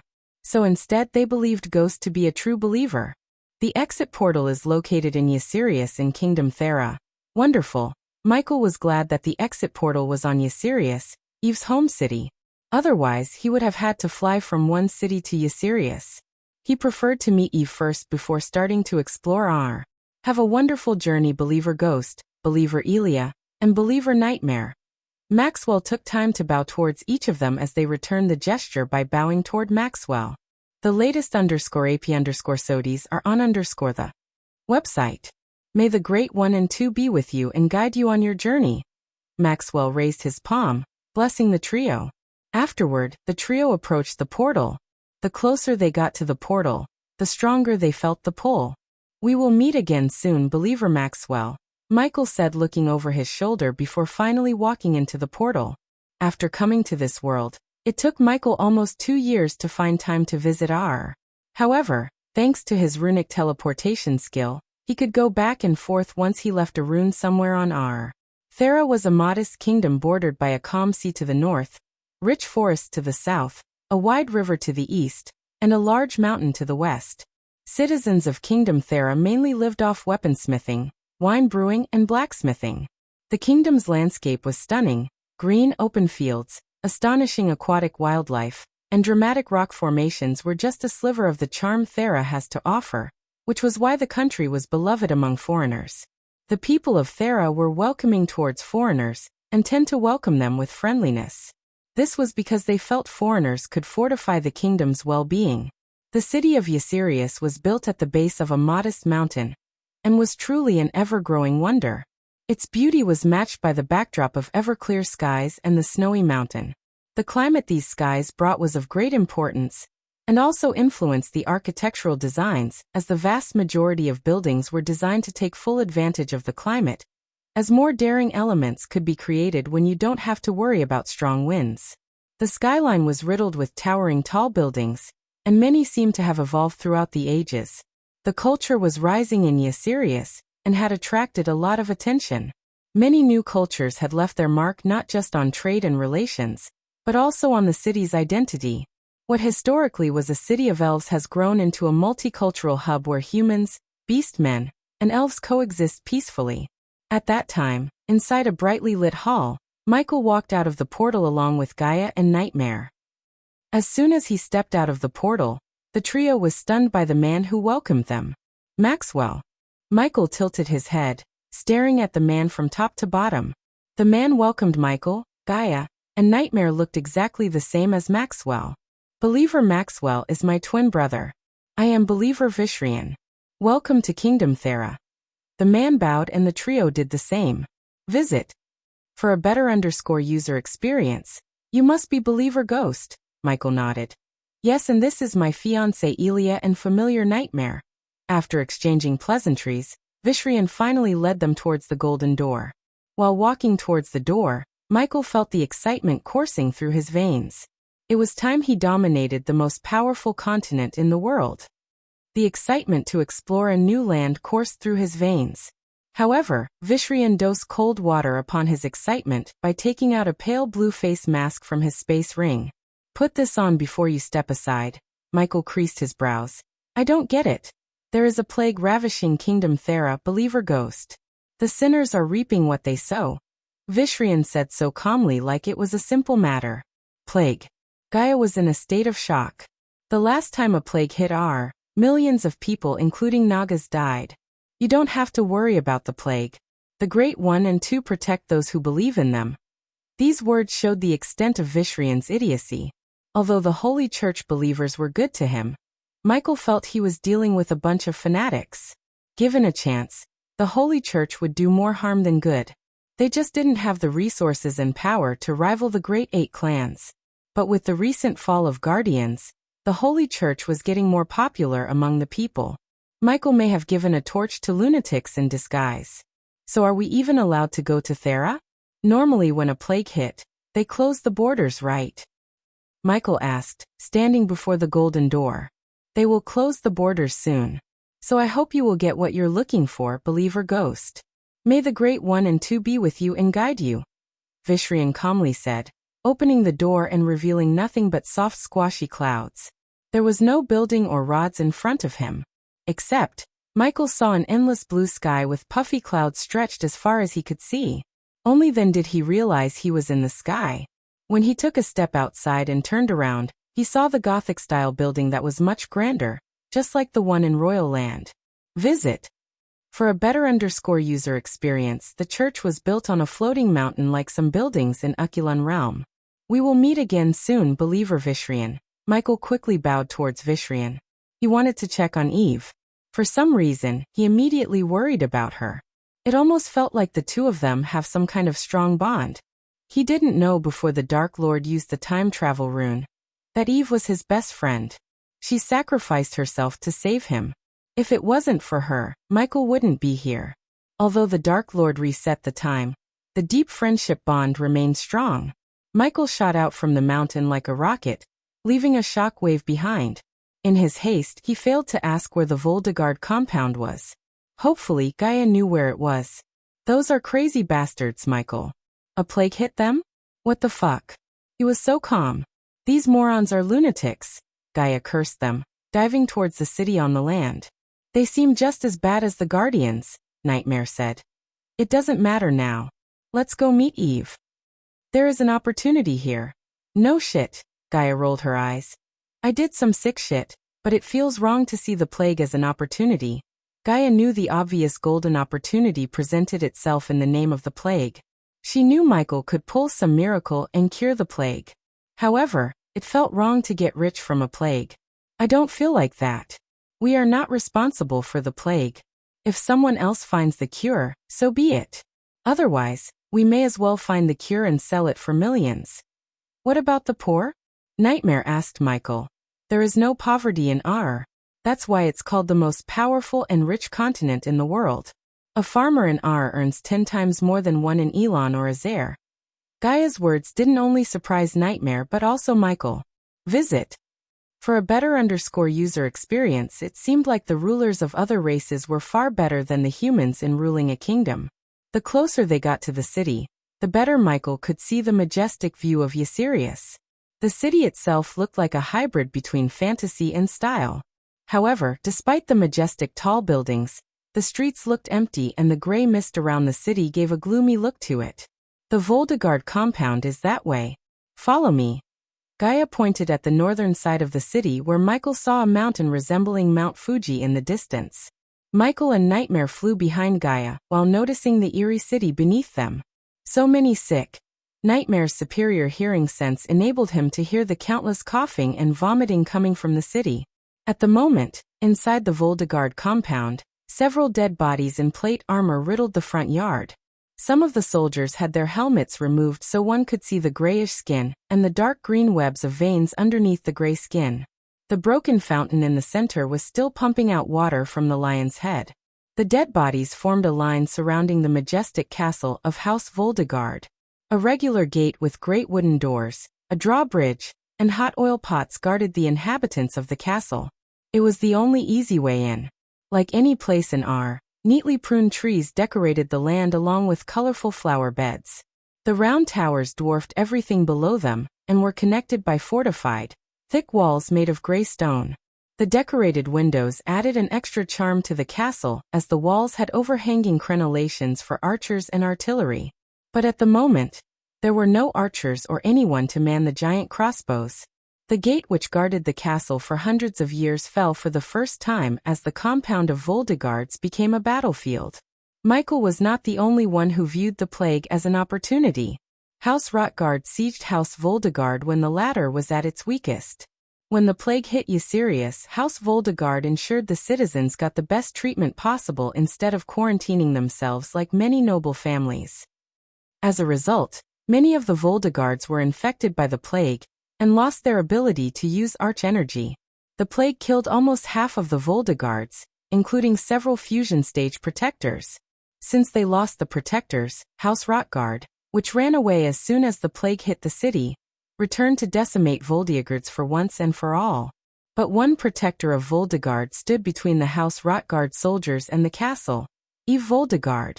Like a lioness facing hyenas, she stood tall with her hammer in her hands. The red-armored House Rotgard soldiers cowered after she killed most of their fellow soldiers. When they started the siege, they had 100 soldiers, but now, the number was reduced to 30. Despite Eve's core strengthening cultivation stage, she even managed to kill a soul refining stage warrior. Visit. For the best no_vel_read_ng experience, I can do this all day. Eve wiped off the blood running from her mouth's corner and taunted the surrounded soldiers. Especially, her cold gaze was on the man who led the siege, Igor Rotgard. Igor was a tall youngster with long red hair. He covered his mouth and nose with a red dragon mask. He wore a simple robe that revealed his hairy chest as well as the tattoo of a fire-breathing red dragon. Since all the fusion stage protectors had succumbed to the plague, House Rotgard only sent the core strengthening stage warriors along with a couple of soul refiners.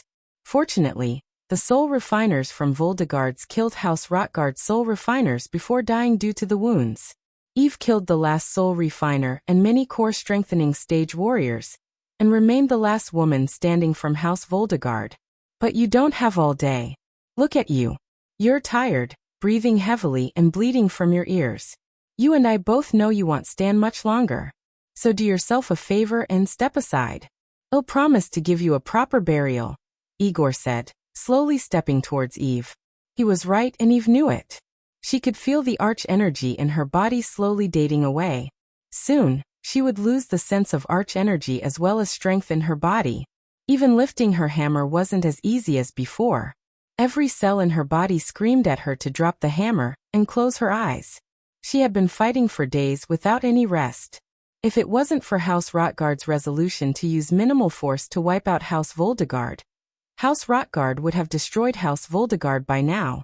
But for some reason, every time Eve blinked he saw a ghost in his smiling face. It felt like yesterday, she fought together with him. Her sister was fighting for her life in the castle, but all she could think was how good it would be to fight together with ghosts one last time. Step closer, and I'll give you a proper burial, Eve snickered. Well, I tried to be nice, just like my healer said. I think it's time to do things my way. By his way, Igor obviously meant killing Eve. Instead of sending soldiers one by one to her, Igor signaled all 30 soldiers to flank her simultaneously from all directions. Whoosh! Eve began to spin the hammer as fast as she could to the point Igor only saw a blur and heard the whistling sound of the wind. Although he was here to kill Eve and her family, he couldn't help admiring her. He almost felt pity for the Voldegards. Whoa, come on! When Igor noticed his soldiers stepping towards Eve like mindless fools. Visit. For the best no_vel_read_ng experience, she will beat the crap out of you if you get too close, idiots. Use your spells for God's sake. The soldiers quickly halted their steps, preparing to cast spells. I swear to gods, one of these days, I am gonna lose my mind and start killing you incompetent fools. After getting yelled at by Igor, the soldiers of Rotgard finally began to cast spells. On the other hand, Eve kept spinning her hammer and prepared herself to be bombarded with spells. She was more of a close combat fighter rather than a spellcaster. Thus, instead of casting spells, she chose to hit her foes with the hammer. It always worked for her, and she wasn't going to change now. Pillar of Iron.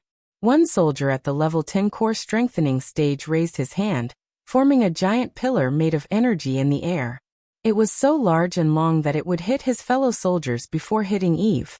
My expectations are way low for you guys, but holy fuck, you keep surprising me. Igor felt like he was about to lose his mind. Instead, he slowly started to learn why House Rotgard could never surpass House Voldegard. With incompetent soldiers like them, how could they achieve anything, let alone wipe out the Voldegards? He got more furious when he noticed the soldier keeping the pillar in the air, instead of just hitting Eve with it. Hit her! Igor shouted. He wanted the pillar to hit the others more than Eve, because they were just staring at the pillar instead of finishing casting spells. Yes, boss. Finally, the soldier shouted and brought the pillar, swinging down at Eve. Boom.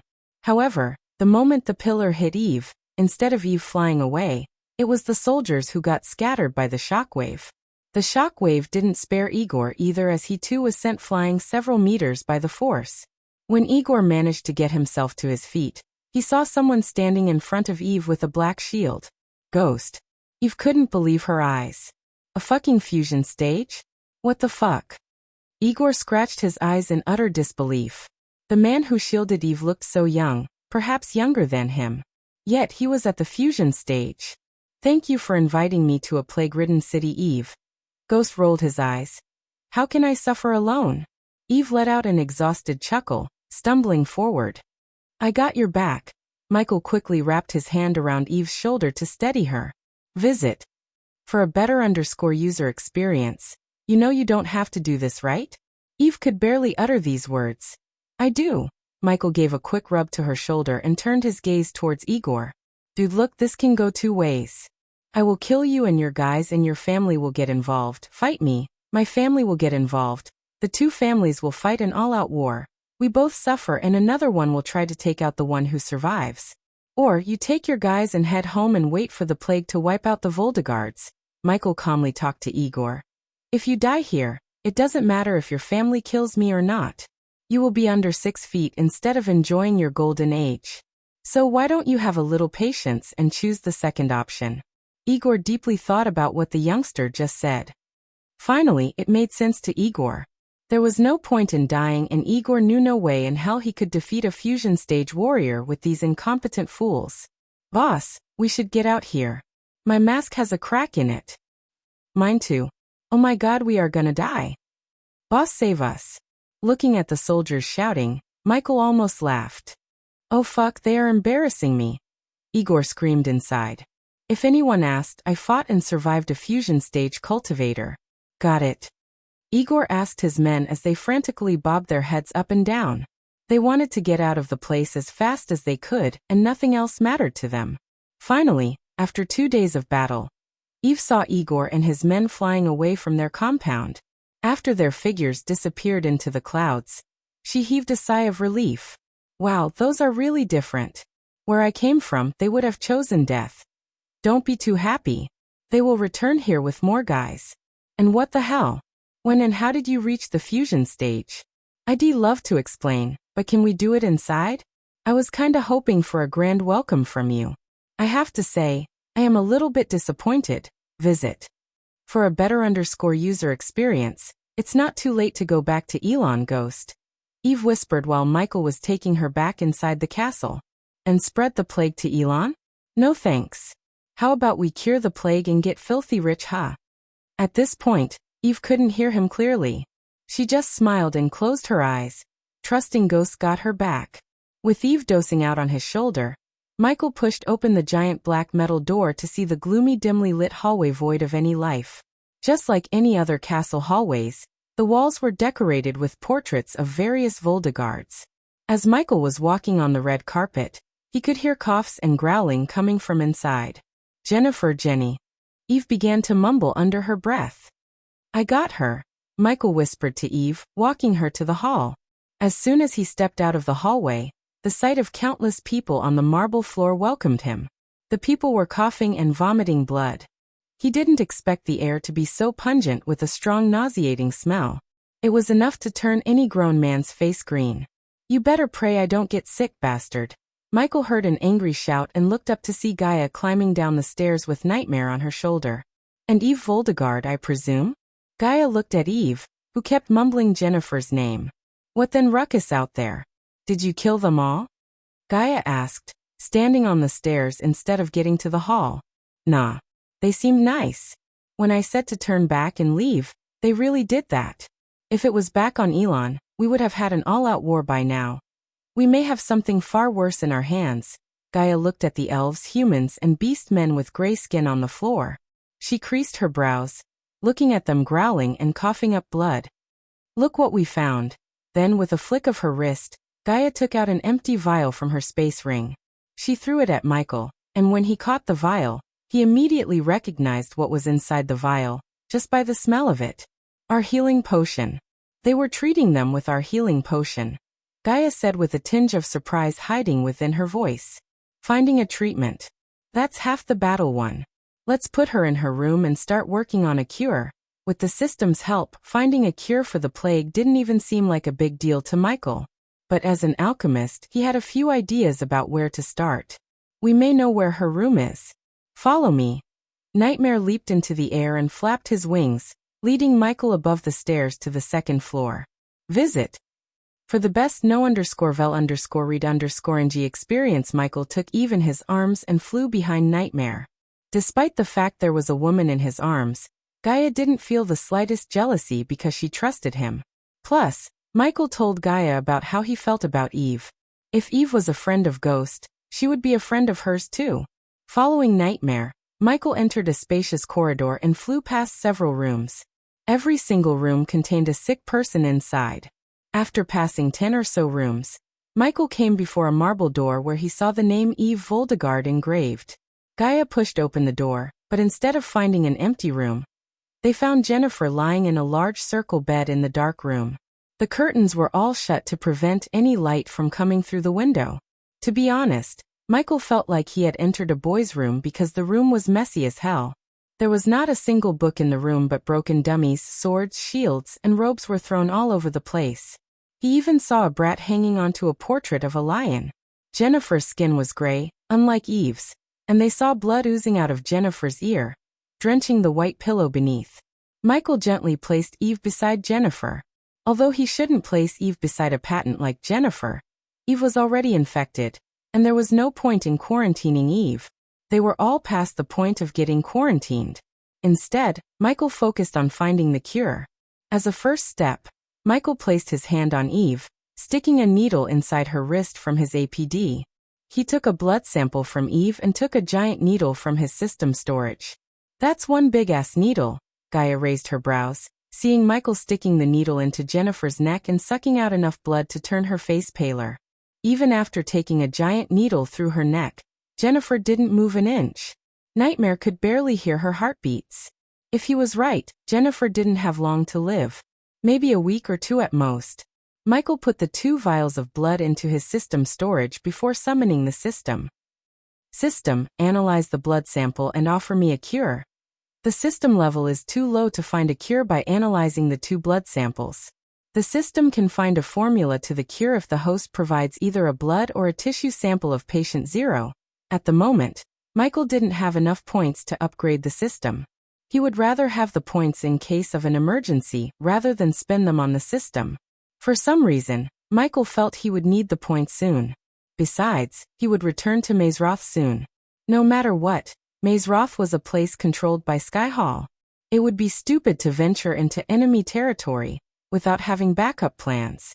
Patient Zero, huh? Eve might have an idea. Michael sat beside Eve, taking out a healing potion from his system storage. What's the plan? Asked Gaia. To find a cure, I need the first infected person. I think Eve might know who that was. Visit. For the best no_vel_read_ng experience. A thin needle extended from Michael's wrist, entering Eve's neck. Michael slowly sent the healing potion into Eve's bloodstream. Eve's breathing improved after the healing potion entered her body. As a result, slight rosiness returned to her skin. Gaia, who sat beside Jennifer at the other end of the bed, saw Eve's finger twitching. Boom. Suddenly, the windows shattered as the hammer shot into the room and landed in Eve's hand. That's cool. Nightmare shrunk himself to land between Eve and Jennifer. He tried to touch the hammer, but when he did, a bolt of electricity entered his body. Nightmare jolted back. What happened? Asked Gaia, chuckling. It zapped me. Nightmare complained and bore his teeth at the hammer. On the other hand, Eve's breathing got normal as she slowly opened her eyes to see Michael smiling back at her. So it wasn't a dream. Her smile suddenly froze as she jerked her head aside to see Jennifer beside her. Jenny, she is still sick, Gaia answered her, taking Eve's gaze away from Jennifer for a moment. Eve, this is my fiancé I told you about, Elia. And that's Nightmare. I wish we had met under different circumstances. Gaia reached out to shake Eve's hand. Eve gritted her teeth to fight the pain and shook Gaia's hand. After Gaia firmly shook Eve's hand, Nightmare gently reached Eve with a leap and nudged Eve's face. I'll be alright. You have the best miracle worker in the whole world. Did you know I was death-kissed and he saved me? I don't know what death kiss is, but I assume it's something worse. Far worse, Gaia nodded.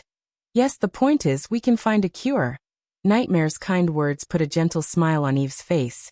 However, the smile contained misery and sadness rather than delight. The latest _AP_SODIes are on the website. Our best healers tried before succumbing to the plague. Our only hope is the heavenly alchemists. Fuck the heavenly alchemists. You have the godly alchemist right in front of you. Gaia's brash words quite surprised Eve, but what she heard from Ghost surprised her even more. I can find a cure if you get me to the person who got infected first.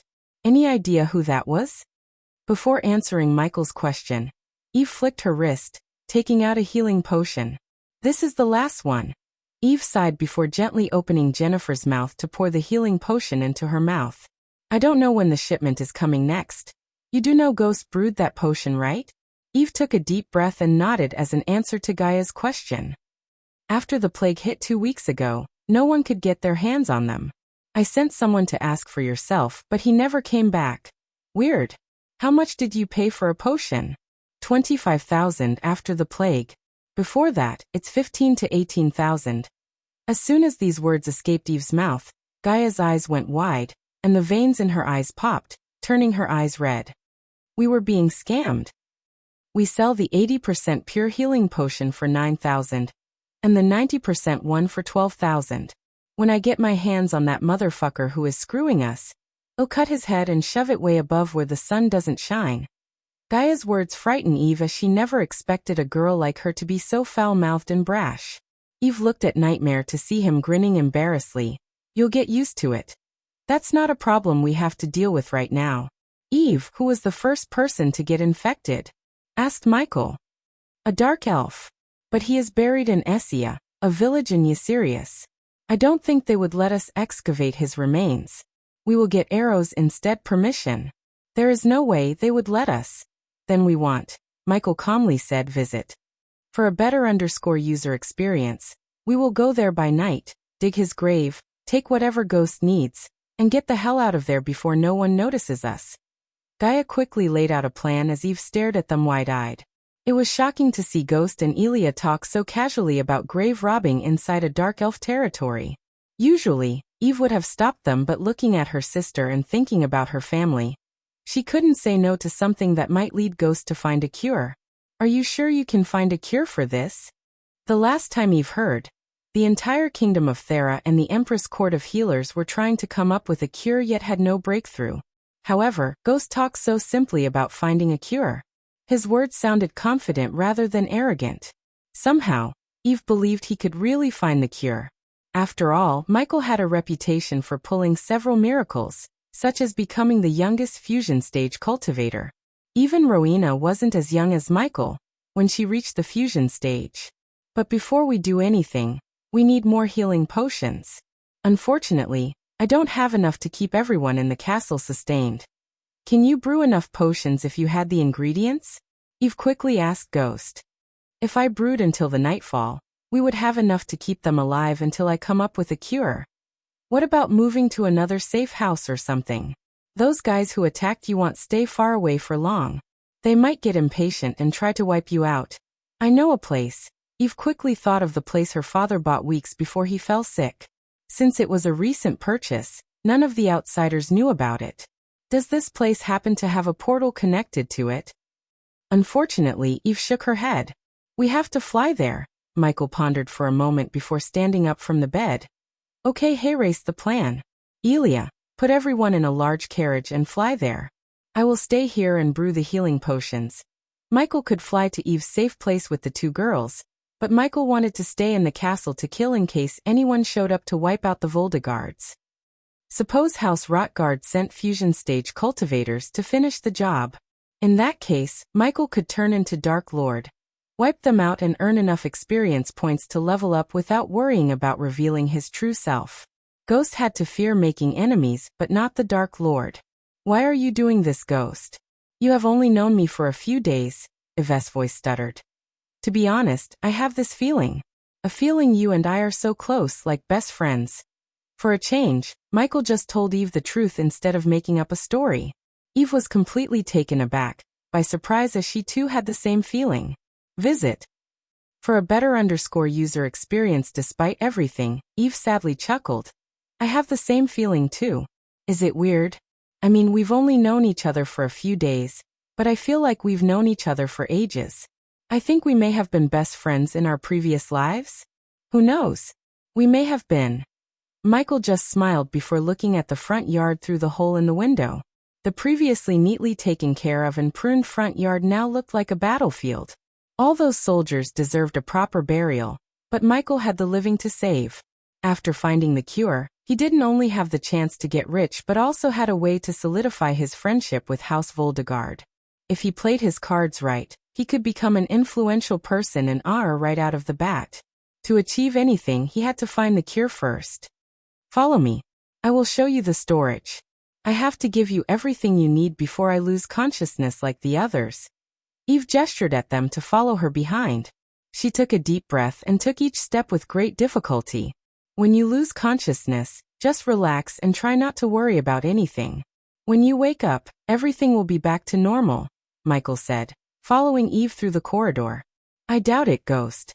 Most of the protectors are dead except my father and uncle. Even if you manage to cure them, it'd be near impossible for the House Voldegard to get back on its feet. Difficult times lie ahead, Ghost. Although Eve sounded strong, Michael could sense the sorrow and despair in her tone. As she said, even if he cured the plague, the House Voldegard wouldn't be as strong as it used to be. Several other clans might attempt to take over the Voldegard or what's left of it, like vultures. However, there was a way where House Voldegard could survive and dominate Thera. We can help you with that, but it depends on how ruthless you are, Gaia exclaimed. Even with Ghost, if Eve didn't have the resolution and ruthlessness to do what's necessary, no one could revive House Voldegard. Michael and Gaia were on the same wavelength as she had the same idea as Michael. I saw my men getting slaughtered in front of my eyes. They died so House Voldegard could live. I think that would make me more ruthless than you actually think I am, Elia. Good. When you are in a position where you can't reach your foes, bring them down to your level. How are we going to do that? Eve curiously asked Gaia. We are going to use the plague against all your enemies. Eve immediately halted her steps to turn around to look at both Michael and Gaia. Nightmare wasn't as surprised as Eve, because he expected it. On the contrary, he would have been surprised if Michael and Gaia didn't try to exploit the plague to their advantage. Visit. For the best no_vel_read_ng experience. You are serious? Eve asked, pretty shaken up by Gaia's words. We specialize in dismantling enemies, Eve. Just think of us as your hired fixers, Michael grinned, giving Eve some courage to move forward with their plan. But even if she disagreed, Michael had already decided to weaponize the plague and spread it to his foes. He just needed some guinea pigs, and House Rotgard seemed like a great testing place. After Eve, Gaia, and Nightmare left the castle, Michael sat in the middle of a room filled with racks. Each rack contained several rows, and each row had various herbs and ingredients. The whole room contained at least a ton of ingredient one needed to refine thousands of pills and potions. At that moment, Michael had an oak table before him with a bunch of ingredients and empty vials. My lord, hey, raise the glass of water you asked. Azazel brought Michael a glass of hot water and placed it on the table beside the herbs. Michael's dark flames dimly lit the already dark room. Since Azazel had a physical body, he was helping Michael by bringing the herbs needed to brew the healing potion.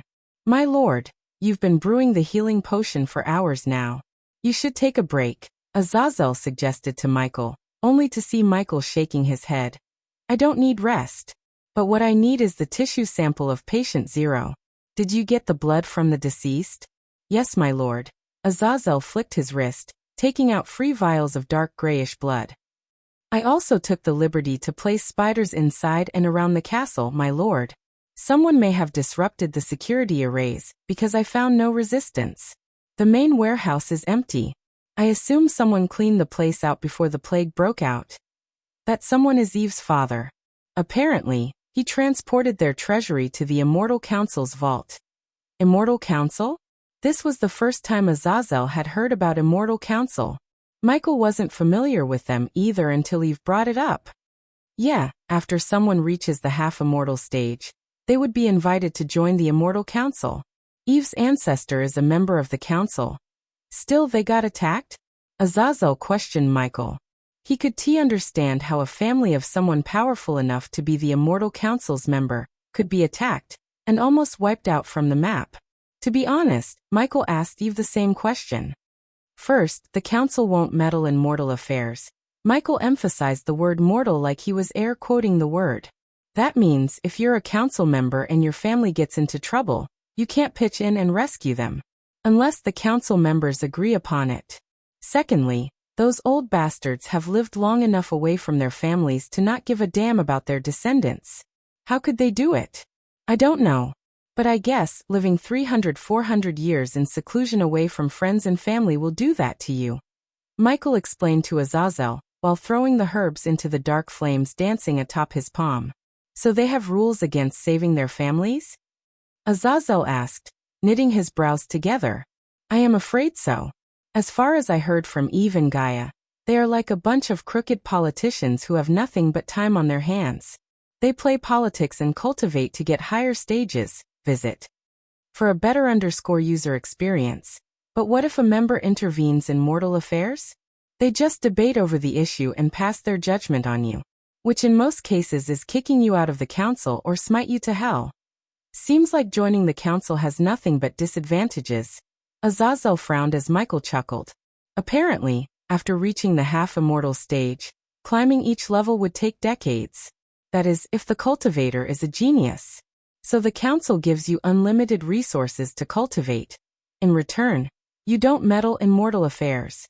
It makes sense. Just imagine immortals and half-immortals running around the world. They will be absolute superpowers. They could enslave a kingdom if they felt like it. Having a council to put a leash on them is not a bad idea. At least it works great for me. When I wipe out some of the noble families, no one would be there to stop me. I just need to find a way to deal with the fusion stage cultivators. Michael explained his thoughts to Azazel while brewing the potions. So the council is one of the great 8 clans? No, they are like an independent group. As I said, they don't give a shit about anyone. A most one member could do for their descendants is doing small things like providing access to a vault. Azazel nodded as Michael waved his hand, putting out the dark flames. Then Michael took the blood vials on the table and kept them before his eyes. Now I just need to find a cure before weaponizing the plague. The last thing I need is to bring down a plague upon my subordinates. One wrong move and everything will come back to bite me in my ass. Michael waved his hand as the vials disappeared from sight. When Michael finally rose from his chair, there were thousands of healing potions glistening in the darkness. The radiant blue light emitted by the healing potions brightened the room. We shall go meet Eve and Gaia. What about this castle, my lord?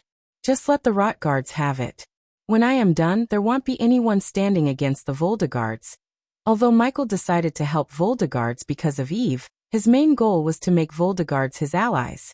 In addition, having a powerful family by his side would make establishing a name for himself in Ott much easier.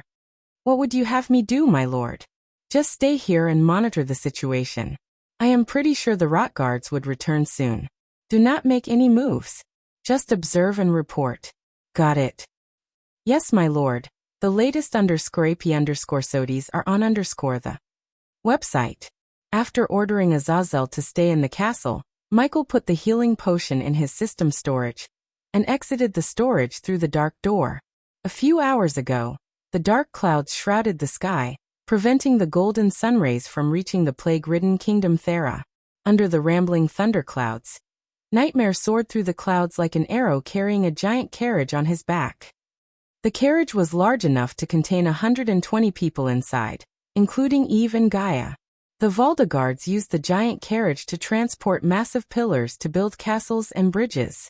A rare race called giants pulled these carriages from one end to another. Fortunately, Nightmare grew almost 18 meters long to carry the carriage upon his back. Inside the carriage, Eve leaned against the carriage holding Gaia's hand. I don't think I have much longer. Are we there yet? You tell us. Where are we going? Asked Gaia after hearing Eve's weak voice. You will see. Eve gently brushed Jennifer's head which lay on Eve's lap.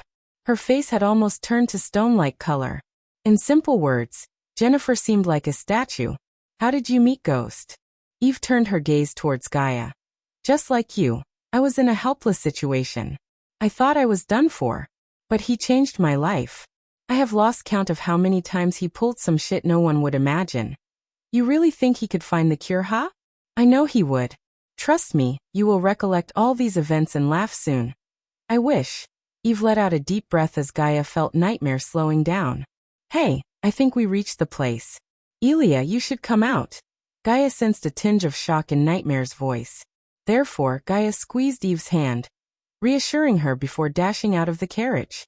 As soon as she exited the carriage, her eyes went so wide to the point her eyes looked like they could pop out any moment. The reason for her shock was the barren floating mountain on the horizon. The floating mountain looked like a sword. The base was the blade, and the tall pillar resembled the hilt from which an elegant streamy waterfall flowed. However, unlike the floating mountains she had seen in the Ukulun realm, the sword-like floating mountain was barren and void of any man-made buildings. Visit. For the best no_vel_read_ng experience other than the waterfall, there was nothing in the floating mountain. After starting at the barren floating mountain for a few minutes, the duo resumed flying and approached the island. The closer they got, the bigger the floating mountain looked. Yet it was far from exceeding the floating mountains in the Ukulun realm by far. It took Nightmare and Gaia a few minutes to land on the barren land and put down the carriage on the ground. Considering the ground had no trees, and the clouds above them looked dark and gloomy, Gaia decided to keep them inside the carriage instead of taking them out. She didn't want the sick people to get drenched in heavy rain. This place looks good. Nightmare creased his brows. This place looks barren and deserted. There is nothing in the place that would make anyone say it's good. You lack imagination, lizard. Nightmare rolled his eyes. I don't lack imagination, but I just don't see the point of imagining anything in the place. It's not ours. Gaia grinned without telling what was going on inside her dead to Nightmare. Oh, go take a look around the place. You stay here and make sure they stay safe.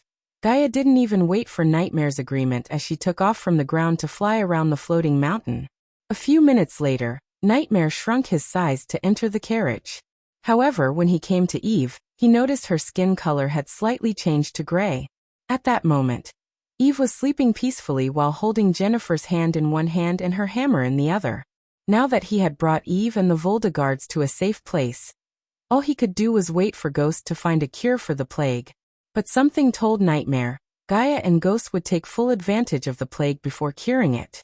After flying around the barren mountain for an hour, Gaia finally returned to the carriage. This time, she wasn't alone but brought Ghost with her. Nightmare welcomed Ghost with a wide grin as usual. He slowly hovered above the sick people to reach Eve. Instead of pouring the potion into Eve's mouth, Michael placed his hand on Eve's neck, which was burning hot, injecting the APD filled with 90% pure healing potion. The latest _AP_SODIES are on the website. While Nightmare gave the sick a healing potion, Michael woke up Eve. "I am awake," Eve spoke in a weak tone. After slowly opening her eyes, she looked at Michael and Gaia. The recent memories flooded her mind. Since Michael had given her the healing potion, she slowly regained her strength. However, the plague effect prevented her from using arch energy. As a result, her cultivation dropped from the core strengthening stage to the body refining stage. She quickly looked down to see how her sister was doing. Unfortunately, even Michael's 90% pure healing potion couldn't wake her up.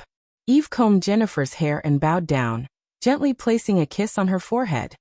"We should go now to reach the Essia by nightfall."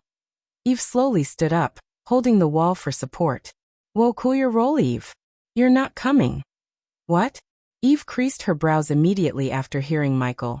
"No offense, but in your current condition, you'll be more of a burden than help." Surprisingly, Eve dropped the hammer and let out a heavy breath. "You're right. But I can't sit here and do nothing. How can I? My people are dying. I need to do something. Otherwise I'd lose my mind." Both Michael and Gaia understood her feelings. Thus, they looked at each other for a moment before Michael turned his gaze back to Eve. "I get you.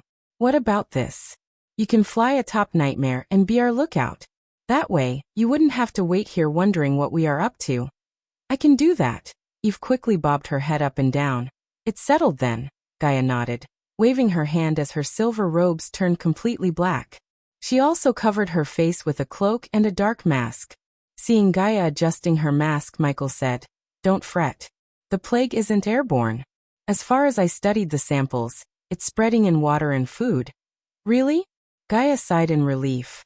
"So you had any galas recently?" Nightmare asked Eve. Almost all the Voldegards were infected by the plague. So if the plague wasn't airborne and spreading via water and food, Nightmare concluded that the Voldegards hosted a gala or a feast. Otherwise, they wouldn't have succumbed to the plague at the same time. The latest _AP_SODIES are on the website. We hosted a gala celebrating Jennifer's birthday. All the Voldegards were there, including our ancestor. "The half-immortal one?" asked Michael to see Eve nodding her head. "Was he sick?" Gaia wondered whether the plague could affect the immortal or not. To be honest, she didn't believe it could because the half-immortals and immortals wouldn't die by normal means such as illness. "No, that I know of. When Father met him before transporting our treasury to the council's vault, he wasn't sick. At least my father didn't think so." So it's not affecting anyone above fusion stage," Michael pondered, but soon he willed the system, changing his robes. Since Michael was always adorned in completely black, the changes weren't much noticeable. He just put on the mage robes he bought from the system and covered himself. Additionally, he also wore a cat mask underneath the cloak to hide his face completely. But after covering the face with the cat mask, Michael willed the system and transformed his face completely just to be safe. "Nightmare, take Eve with you and stay in cover behind the darkness and the clouds. You should wear something else to cover yourself. We don't want those fuckers to make any connection," Gaia said to Eve. She sounded more annoyed and furious than usual when she mentioned the Dark Elves. To Michael, it was evident Gaia has some kind of history with the Dark Elves. Eve nodded and closed her eyes for a moment. Gradually, her white robes turned dark, and a cloak appeared around her head, covering her face with darkness. Just like Michael, she also took out a bear mask and put it on her face. Finally, she looked at her hammer, and with a heavy heart, she flicked her wrist as the hammer slowly faded into thin air. "Follow us at a safe distance."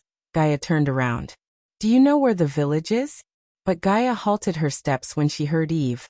"I happened to come across the village once. Let's go, Ghost." Gaia didn't linger around for Eve to ask more questions. Instead, leading Michael, Gaia soared towards the sky to the point they went above the dark clouds. "What's the story? You messed with the dark elves, didn't you?" Michael asked, flying beside her. "Why do you assume that? Do you think I always mess with others? I am not a racist." "You are," Michael chuckled. "You hate the other races. That's the definition of a racist, visit. For a better user experience, I don't hate you. You used to. Remember, you tried to kill me with a candle holder. You know what? Fuck you. I am not a racist. If you think I am a racist, just wait till you meet the dark elves." She just snickered and sped up. Considering Michael studied with the elves in Mazeroth, he could understand the meaning behind Gaia's words. However, he didn't have the pleasure of meeting any dark elves in Mazeroth. Now that Michael thought about it, he had never met a single dark one since he came to this world. By the time they reached the outskirts of the village, night had fallen upon them, erasing any light from existence. Lightning flashed across the dark sky, brightening the sky out of its darkness for only a single moment. The rain drizzled, creating a piece of rhythmic music. The journey towards Essia village was peaceful as Gaia didn't say a word until Michael saw a distant forest. He shouldn't have seen the forest from above the clouds. Each tree in the forest stood at least 300 meters tall and 50 meters wide. For a few moments, Michael stopped flying and stared at the forest with giant trees. He had never seen such a forest made with trees that seemed to be touching the clouds. "What is this place?" Michael asked Gaia in utter shock. To his surprise, the trees were glowing like a city. When he looked closer, he could see man-made structures in the forest. The dark elves built houses inside and outside the tree above the ground. He could at least see hundreds of elegant tree houses that looked extremely cozy. Instead of runes or lamps, the houses were lit with luminescent mushrooms. These colorful mushrooms lit the three-layered houses. The first layer glistened in blue, brightening the crowded little homes. The houses built above the first layer were more grandiloquent than the first layered houses and lit with emerald green mushrooms. Finally, the third layer on top had fewer but grand houses. All these higher-level houses were lit with radiant golden mushrooms. All these three-layered combined looked awe-inspiring. Before resuming their travel, Michael waited for the dark clouds to spark lightning flashes. Then, he counted the time between each lightning flash. After calculating their approximate gap, Michael prepared to cast the lightning dash. Michael slowly hovered towards Gaia and held her hand. 1, 2. Michael began to count in his mind and cast the lightning dash spell as soon as he counted up to 3. Just as he cast the spell, a flash of lightning streaked across the sky, masking the golden trail left by Michael. In a few blinks of an eye, Michael reached the other end of the forest, where Michael saw a lush green field with several wooden headstones. The headstones were accompanied by saplings of different ages. Some saplings had grown almost 4 feet, while some just had foot-tall saplings growing out of the grass field. Luckily for Michael and Gaia, the graveyard had no dark elves guarding it. Dreend Esrit, that's the name of the dark elf who died first. Gaia, who learned the name from Eve, told Michael. "Let's split up and search for the headstone," Michael instructed Gaia and descended towards the graveyard. When Michael landed in the graveyard, he saw a wooden headstone named Dremzal Renzudia. Although he was in a dark elf's graveyard, he didn't desecrate the place. Instead, he floated a few inches away from the cemetery, leaving no footprints. He respected the dead no matter their race. He floated above the headstones, checking the names one by one. Gaia also checked on the headstones, but unlike Michael, she left a few footsteps until she saw Michael floating above the ground. The latest _AP_SODIES are on the website. "Ghost, we are in position." Michael heard Nightmare's voice in his head. He quickly looked up, activating the thermal vision to see a tiny ball of heat signature behind the clouds. "Keep an eye out for us. We'll get out of here as soon as we find the right grave," Michael informed Nightmare, and continued to look for the grave that belonged to one Dreend Esrit. Michael's luck finally turned up as he found the headstone named Dreend Esrit. "Hey, found the grave." Michael quickly talked to Gaia through the earpiece as she dashed towards him. Without wasting time, Michael took out a shovel from the system storage and began digging the grave. Michael dug the grave as fast as he could and hit the casket made of red hickory in a few minutes. Tap! Tap. Tap. Gaia heard the shovel hitting the casket and felt excited. However, Nightmare's words halted her excitement. Look out! But before Gaia and Michael could react, an arrow flew past Gaia's face, butting through the cloak and a strand of her hair. Shit shit shit. Gaia quickly turned around, realizing they had been found out by the dark elves. Watch my back. Michael didn't lose his calm but increased his digging speed. He wasn't going to turn back without getting what he needed. While Michael was breaking open the casket, Gaia raised her arm towards the sky, creating a thin shield around them. Fuck, they are here, Gaia cursed, looking at the numerous dark elves flying toward them. So much for being stealthy, Gaia snickered as the arrows hit the shield but couldn't penetrate through. However, the more arrows hit the shield, the weaker the shield became. Visit. For the best no_vel_read_ng experience, hurry up. Michael initially thought of just getting a few stripes of flesh and a piece of bone as samples. However, he changed his mind after seeing the dark elves bombarding him and Gaia with arrows. What surprised him more was he didn't detect anyone in his environmental scanning. The distance between the cemetery and the forest was at least 900 meters. Still, a dark elf managed to hit Gaia with deadly accuracy. Michael wanted to see that dark elf.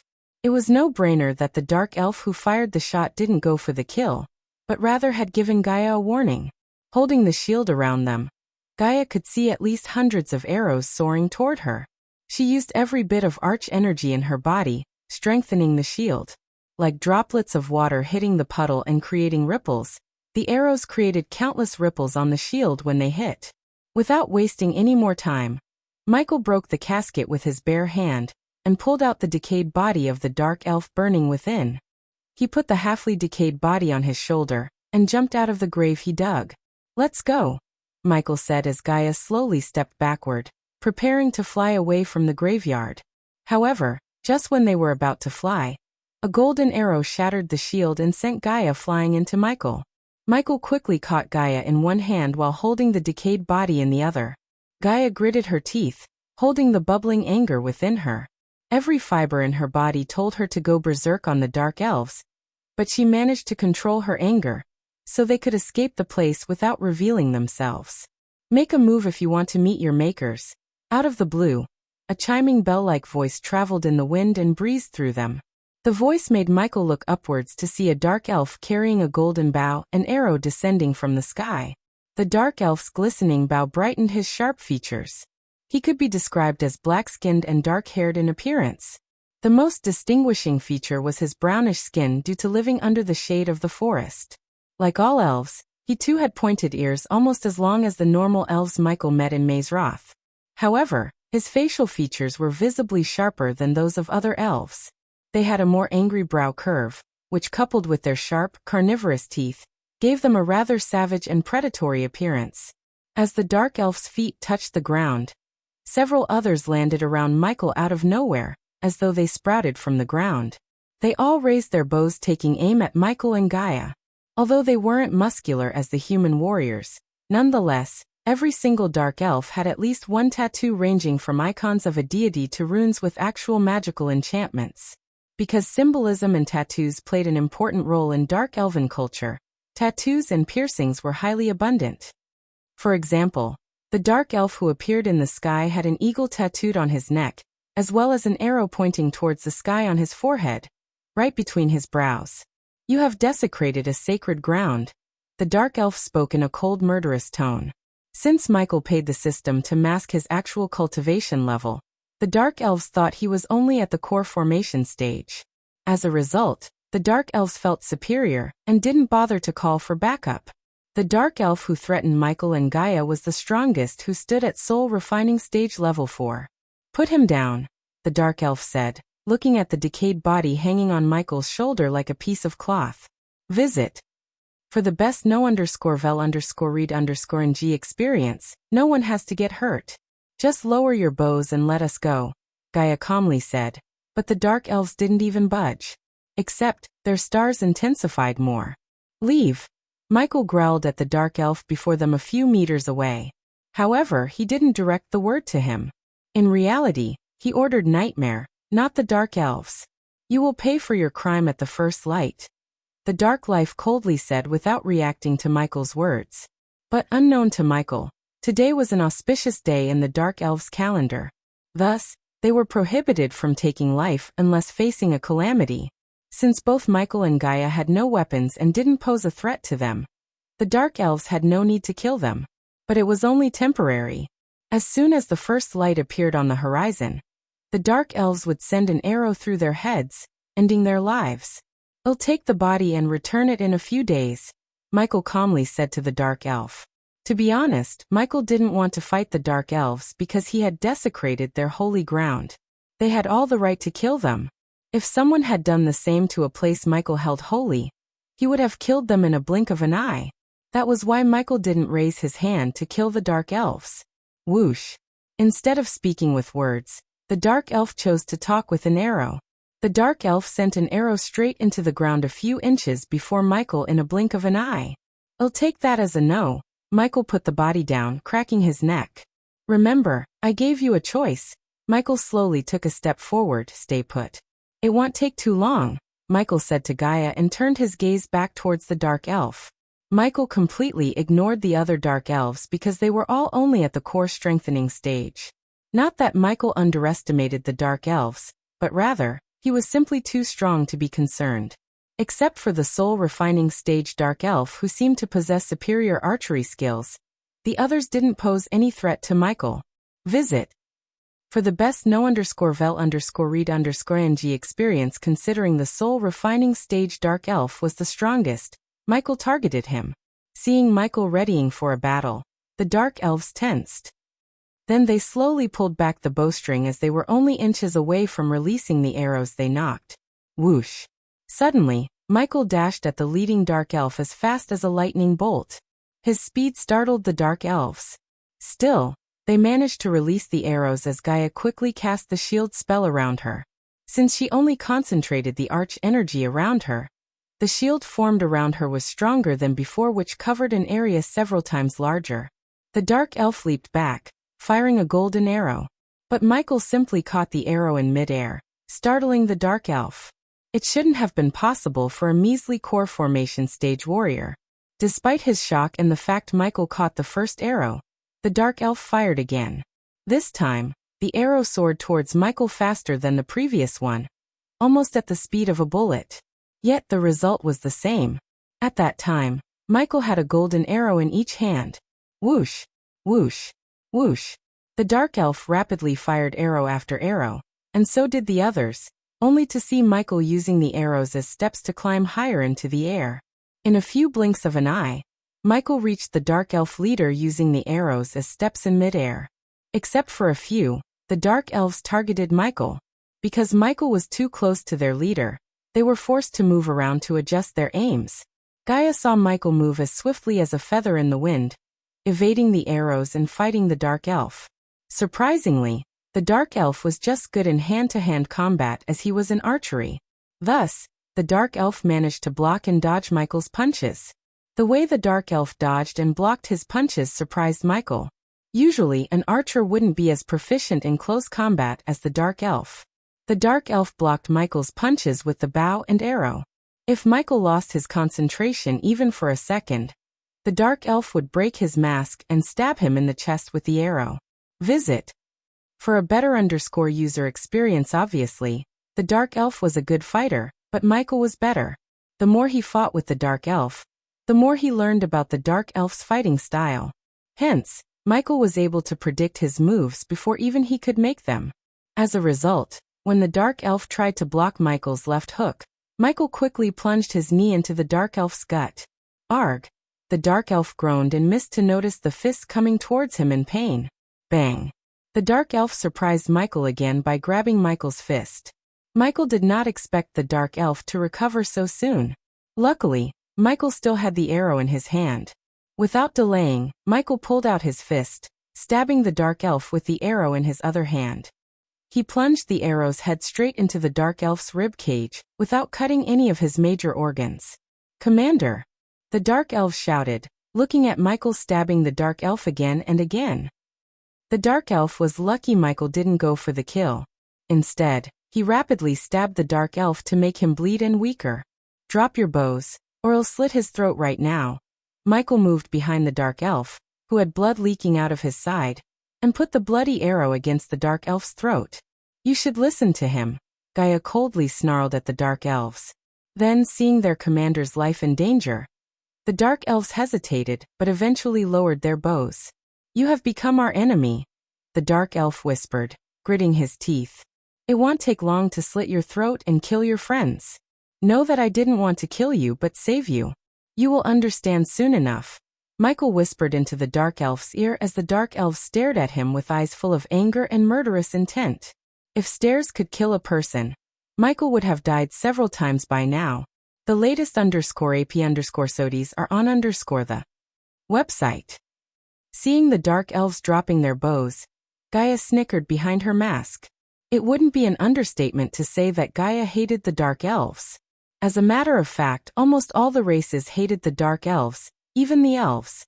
To put it bluntly, the dark elves were racist, arrogant, and the most intolerable race in the whole world. No matter what one would say about the dark elves, they were one united race. Each dark elf was loyal and devoted to the well-being of their race. A dark elf would literally for another dark elf no matter whether they were related or not. That was the reason they chose to lower their weapons when they saw Michael threatening the life of their commander. The dark elves would rather let Michael escape than endanger their commander's life. Michael noticed the concern in their eyes and their loyalty towards the dark elf in his hold. If I don't do this, your entire city would be destroyed by the plague, Michael whispered into his ears again before turning his gaze toward Gaia. Take the body. Gaia didn't need to be told twice as she quickly grabbed the decayed body and flew to his side. Do not follow us. I will return the body to you in a few days, Michael said to the dark elves. Meanwhile, don't drink water without purifying it, Michael whispered to the dark elf. He kinda liked the dark elf and wished he could make the dark elf his subordinate. To do that, the dark elf needed to be alive.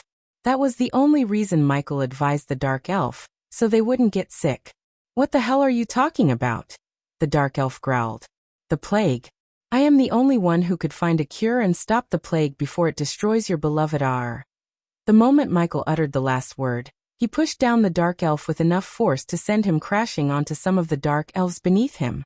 Without wasting a second, Michael tossed a flashbang onto the ground and shot into the sky with Gaia. Get him! The dark elf gritted his teeth, holding his rib cage. Despite the pain and blood, he ordered his underlings to catch Michael. However, by the time the dark elves reached the sky where they saw Michael disappear, Michael teleported to Eve's floating mountain. On the island, Eve and Nightmare waited outside the carriage for Michael and Gaia. Where are they? Eve strolled back and forth with the hammer tightly clenched. But suddenly, she saw Michael and Gaia appear beside Nightmare. Did you get the body? Eve asked before even she noticed the decayed body on Michael's shoulder. Instead of answering, Michael just glanced at the body. Visit. For a better user experience, Elia, set up my workbench here. I need a sharp knife, clean cloth and a barrel of water, Michael instructed Gaia, removing the mask off of his face. System, scan the body and give me that formula.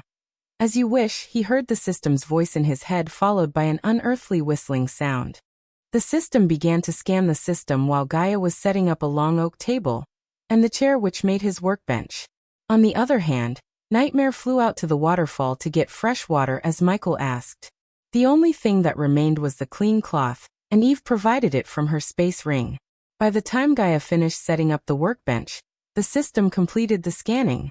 Patent 0 identified. The system requires 200,000 badass points to create a formula for the plague. Take it. Michael didn't even think for a second before agreeing to the system. Compared to the gold coins he would make after finding the cure, the 200,000 badass points were nothing. The only downside was after paying the system, his badass points were almost depleted. At that moment, he only had 120,000 badass points. Because of the upcoming Aqua auction, he was unable to turn the gold coins into badass points. The system requires a tissue sample and bone marrow from the patient 0. The system asked Michael, place the body here, Michael said to Gaia. Gaia gently placed the decayed body on the table, as Eve covered her nose to stop breathing the strong stench coming from the body. But unlike Eve, Michael showed no signs of disgust on his face. Instead, he just took the jade dagger from Gaia's hand and started carving the body around its chest. Eve saw Ghost cut a chunk of decayed grayish flesh from the body and then turn the body upside down. Wait a minute. Suddenly, Gaia stepped closer to the body and moved her head closer to the Buddha's neck. Eve and Michael looked closer at where Gaia was pointing and was surprised to see a bite mark. The bite mark had 2 deep holes an inch away from one another. It was too similar to a vampire bite. Do you think he was bitten by a vampire? Eve asked after several minutes of silence. It's possible, Michael frowned. Visit. For a better user experience, what possible? It's definitely a vampire bite. I had a feeling that this plague is somehow connected to the vampires. It makes sense. If you want to bring down the cultivators, you have to bring down our. If I am right, Thera was only a testing ground. If we don't do something, soon the plague would spread throughout the continent. Gaia's words put a deep frown on Eve's face. Arn could win wars against armies, but no one was equipped to win against the plague. Even the most talented scholars and healers in Empress Court failed to find a cure for the plague until now. They made no progress. A single person could spread the plague and destroy a powerful kingdom without waging war. The mere thought of it shook Eve to the core. Then it's a good thing you have me. Michael drew a line along the spinal cord with the jade dagger before sending a needle into the spinal cord itself. Whoosh. As Michael was extracting the bone marrow, Nightmare landed beside them with the barrel in his hands. Hey, race your fresh water. Put it here. Gaia instructed the Nightmare as Nightmare walked towards the bench and placed the barrel beside the table. That's gross. Nightmare rolled his eyes seeing the needle getting filled with a thick grayish liquid. How long will it take? Eve couldn't help but ask Michael. She had lost so many closest family members in the last couple of weeks and couldn't bear the thought of losing her father, mother, and sister. But she lacked the knowledge or ability to find a cure. Deep down she knew she didn't have a way to save her family. That was the reason she drowned herself in battle. Ghost was the last ray of hope she had. System. Instead of answering Eve, Michael put the flesh and the needle into his system storage. Then he summoned the system. Analyzing the samples. Creating a formula. Converting the formula into a potion recipe. Michael waited for the system to finish creating the formula patiently even though time was of the essence. Just give him some time, Gaia said to Eve, noticing Ghost's silence. Visit. For a better user experience for almost 10 minutes. Only silence filled the lonely mountain, and they heard nothing but the melody of the waterfall. Cure found. Imparting the recipe into the host's brain. Finally, the system etched the recipe into Michael's brain in the form of a potion recipe. He was suddenly flooded with new knowledge about the plague and a potion to cure the plague. With his new potion, he could not cure the sick, but also prevent anyone from getting infected in the future. But unfortunately, his knowledge about the plague also came bearing a piece of bad news. According to Jennifer's condition, she didn't have much longer to live. At most, she had 2 days with the constant supply of healing potion. Eve. When Michael finally turned his gaze towards Eve, her heart almost skipped a beat. She shivered, waiting for his next words. I have the cure, but we need to find the ingredients fast. Since time was of the essence, Michael even tried to buy the ingredients from the system store, but the system required 600,000 badass points. Even if he took along, he wouldn't get 600,000 badass points. Hence, the only way to get the ingredients was to buy them somewhere. But hearing Michael's words, Eve's face brightened and at last, a relieved smile appeared on her face. Anything. Bunyip bone, Hydra hook, Dryad lock, Behemoth eye, Naga scale, Walperdinger antler, and Plague barberry. You don't have any of these back in the castle. We need to buy them somewhere, and we need them fast. Your sister has only 2 days. Eve shuddered hearing his last words. In a blink of an eye, her mind was flooded with the sweet memories she had with her little sister since they were little. Then what are we waiting for? Let's go to the Aqua Palace and buy these. I am pretty sure they have everything you need. Nightmare always tried to stay positive, but Gaia shook her head sighing. Aqua Palace is in Kingdom Sil Allery, not in Thera. We will go to Sil Allery. I don't give a damn about the lockdown. I will kill anyone who stands in my way. Eve said with a stern, dominating voice despite her condition. However, Gaia knew that the lockdown wasn't the only obstacle they had. Visit. For a better user experience, it would take at least 2 days to reach Sil Allery. But I have a way and you might not like it.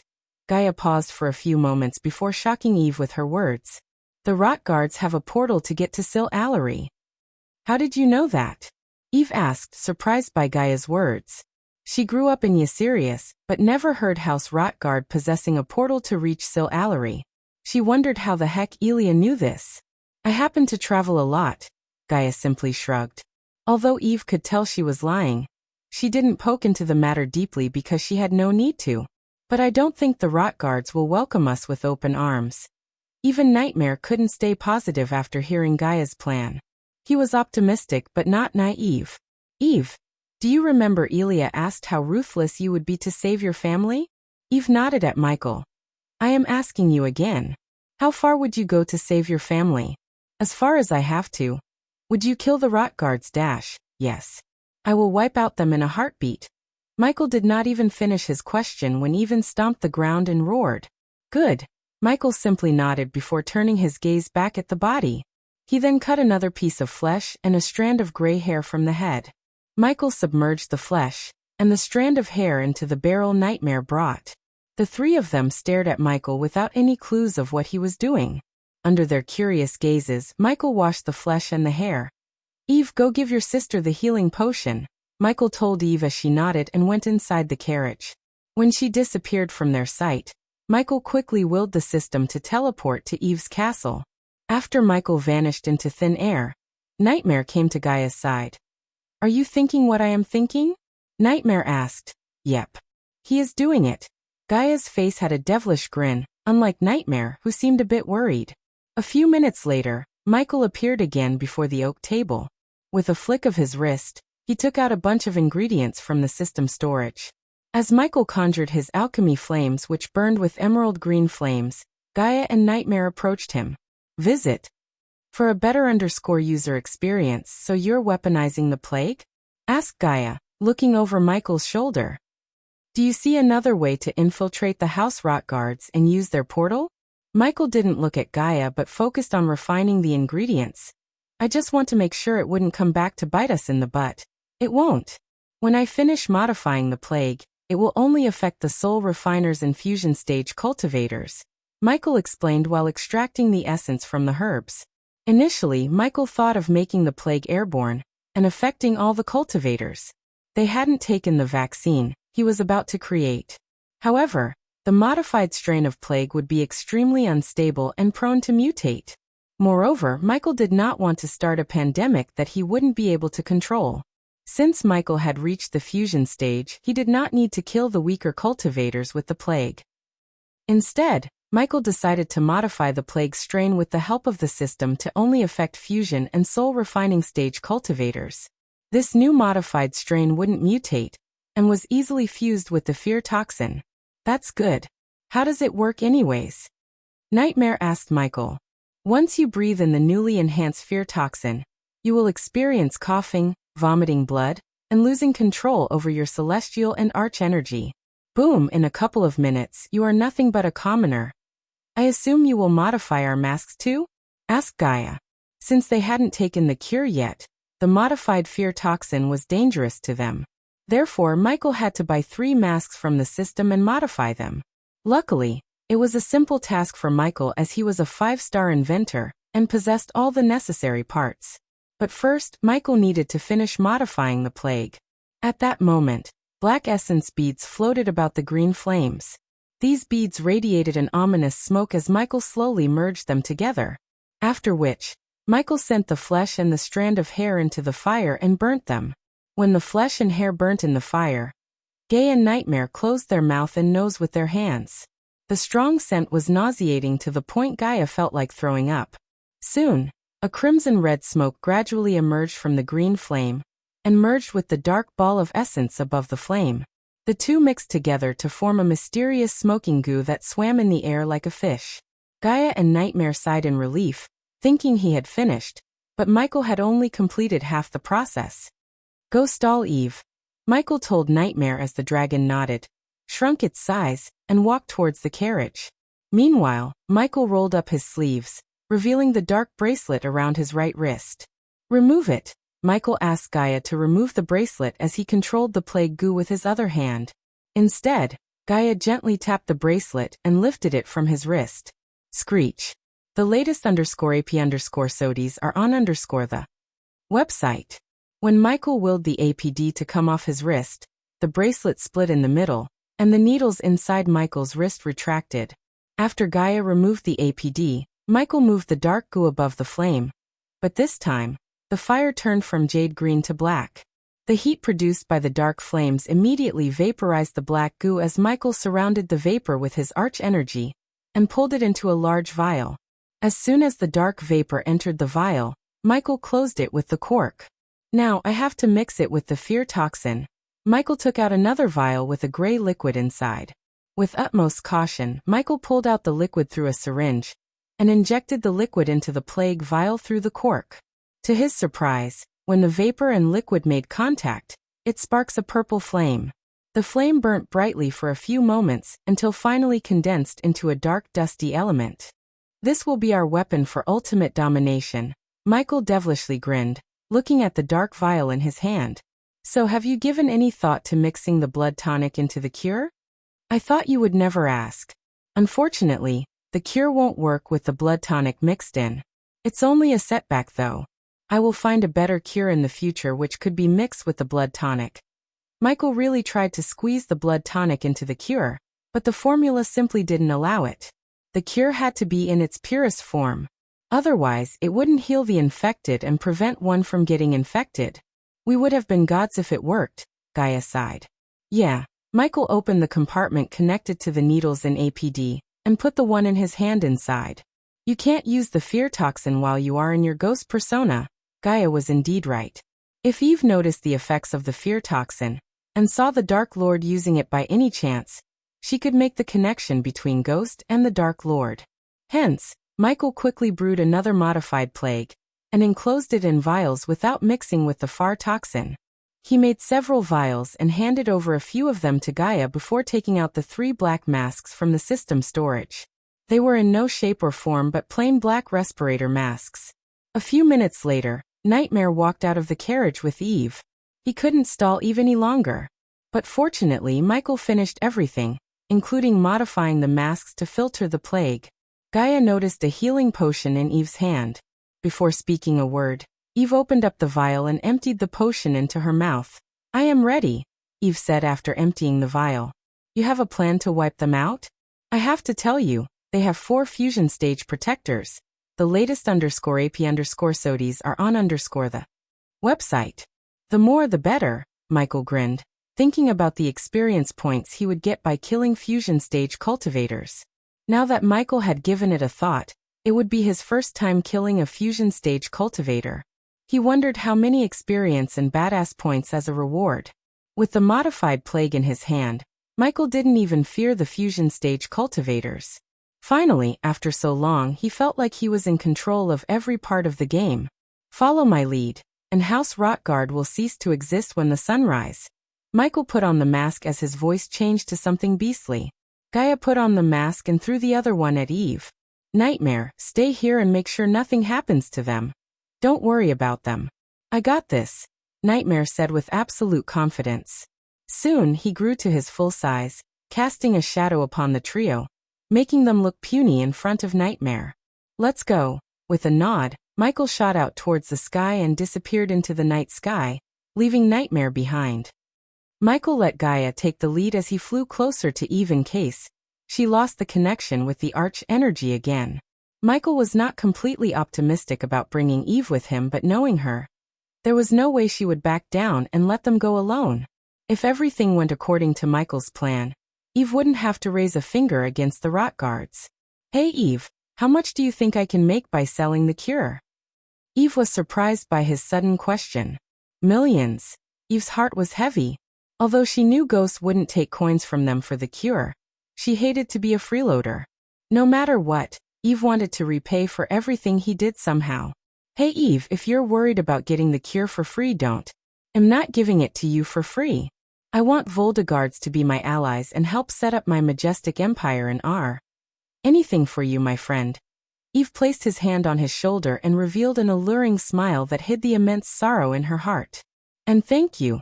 The latest _AP_SODIes are on the website. Hey friends, don't say thanks. I am pretty sure you will get to save my ass once or twice in the future. Michael patted Eve on the back and continued their journey towards Yesrius to wipe out the rot guards.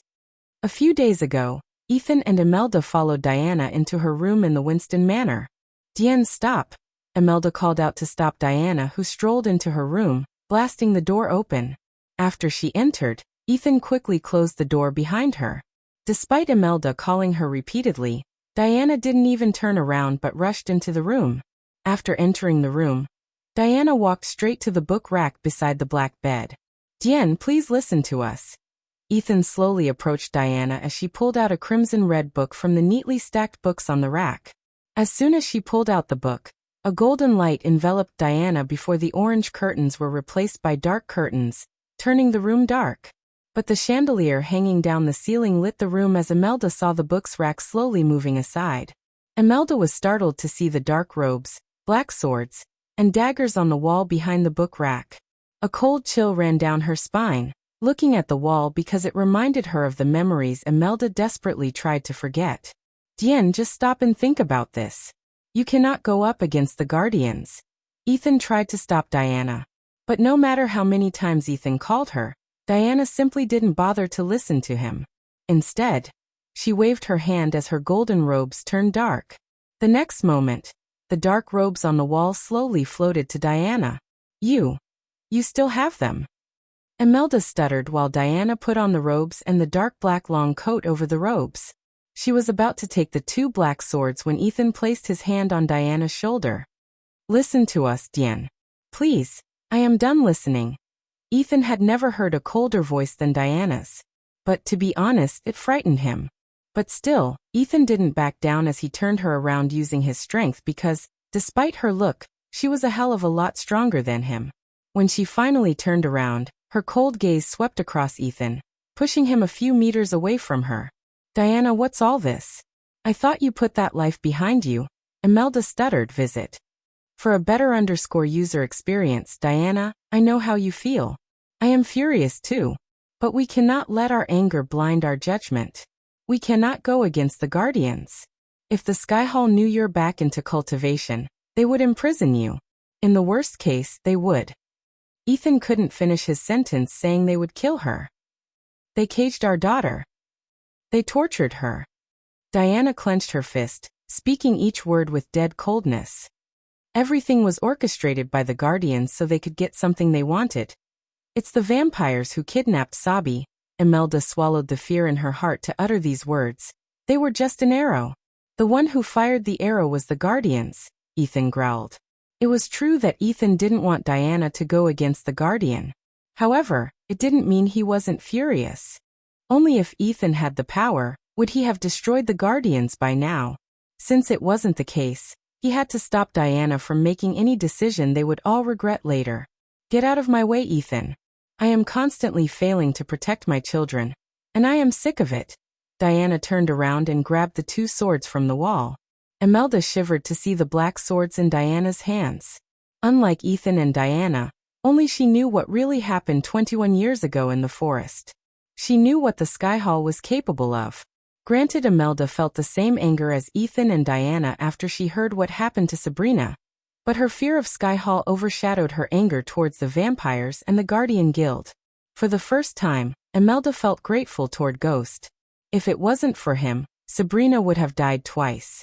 Although Sabrina told everything that happened to her except the truth about Ghost being the Dark Lord.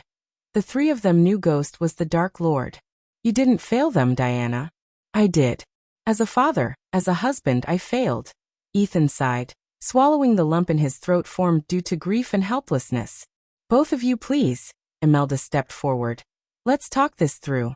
Diana, you're not Harriet Hunt anymore. She died in our. Forget about Skyhall. If the Hunt family knew you are alive, they would be at our doorstep the next moment. However, Diana didn't bother to pay attention to Imelda because anger consumed her mind and heart. Think about Noah and Rowena. If you go against the Guardians, our secret will be exposed. What do you think will happen next? Ethan asked Diana. You agreed when we told Sabrina not to say a word about anything to Rowena and Noah. Please Diana, stop, Imelda begged Diana. Just like she said, the three of them told Sabrina not to reveal anything that happened to her to Rowena or Noah. They believed if Sabrina told them, Noah would renounce the Guardians and start a battle against them, which would ultimately result in Rowena stepping in.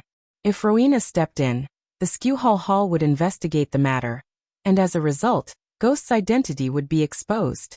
It could only lead to one thing, the destruction of the Winstons.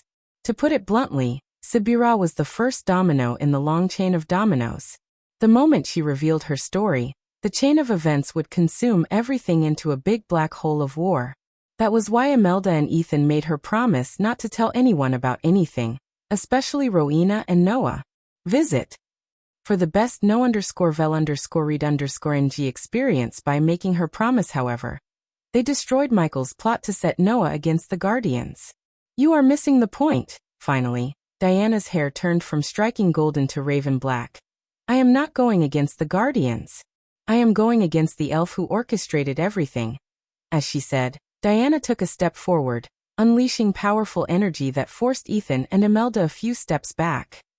Seeing Diana in black hair and dark robes, Imelda shivered from head to toe.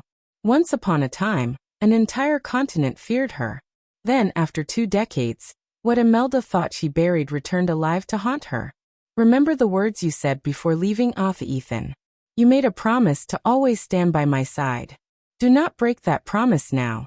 Step aside, Diana coldly said as Ethan saw a blue light flickering in her eyes. Diana, please. Boom. Ethan tried to change her mind, but he was sent crashing onto the wall behind by a strong gust of wind. I am sick of you two trying to change my mind, Diana roared before stomping the ground with enough force to shake the entire room. The wall crumbled, and cracks formed where Ethan hit before falling down. Afterward, Ethan couldn't get to his feet. Not because Ethan was hurt physically, but because he was hurt mentally. This was the first time Diana had cast a spell on him in a long time. It was equal to her raising her hand against Ethan. Ethan. Imelda quickly rushed to Ethan to lift him up while Diana walked towards the window and opened them with a wave of her hand. Diana! Imelda shouted, but it was too late as Diana flew out the window. However, before her figure disappeared, Sabrina opened the door. Unfortunately for Diana, Sabrina saw her figure. For a few moments, Sabrina just stared at the open windows. Only then did she notice Ethan on the ground. Visit for a better user experience, father. Sabrina dashed at Ethan and quickly helped him up. What happened? Was that mother? No. Imelda immediately shrieked, denying the truth. Ethan, on the other hand, just remained in silence. He was too shocked to focus on anything. Even after getting blasted by Diana, Ethan didn't feel any anger toward Diana. Instead, he blamed himself for being weak and powerless to help her. Noah had tried to make Ethan stronger by making him break through to the core strengthening stage. Ethan had been stuck in core formation level 10 for 7 years now. But no matter how many potions Noah gave him, he simply couldn't destroy the bottleneck. What Noah had no idea that Sky-Hall placed a curse on Ethan.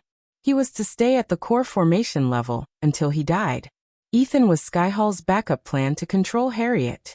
However, when Harriet fought the angels and the forbidden spell for 30 days, another group of elders tortured Ethan and placed several curses on his soul.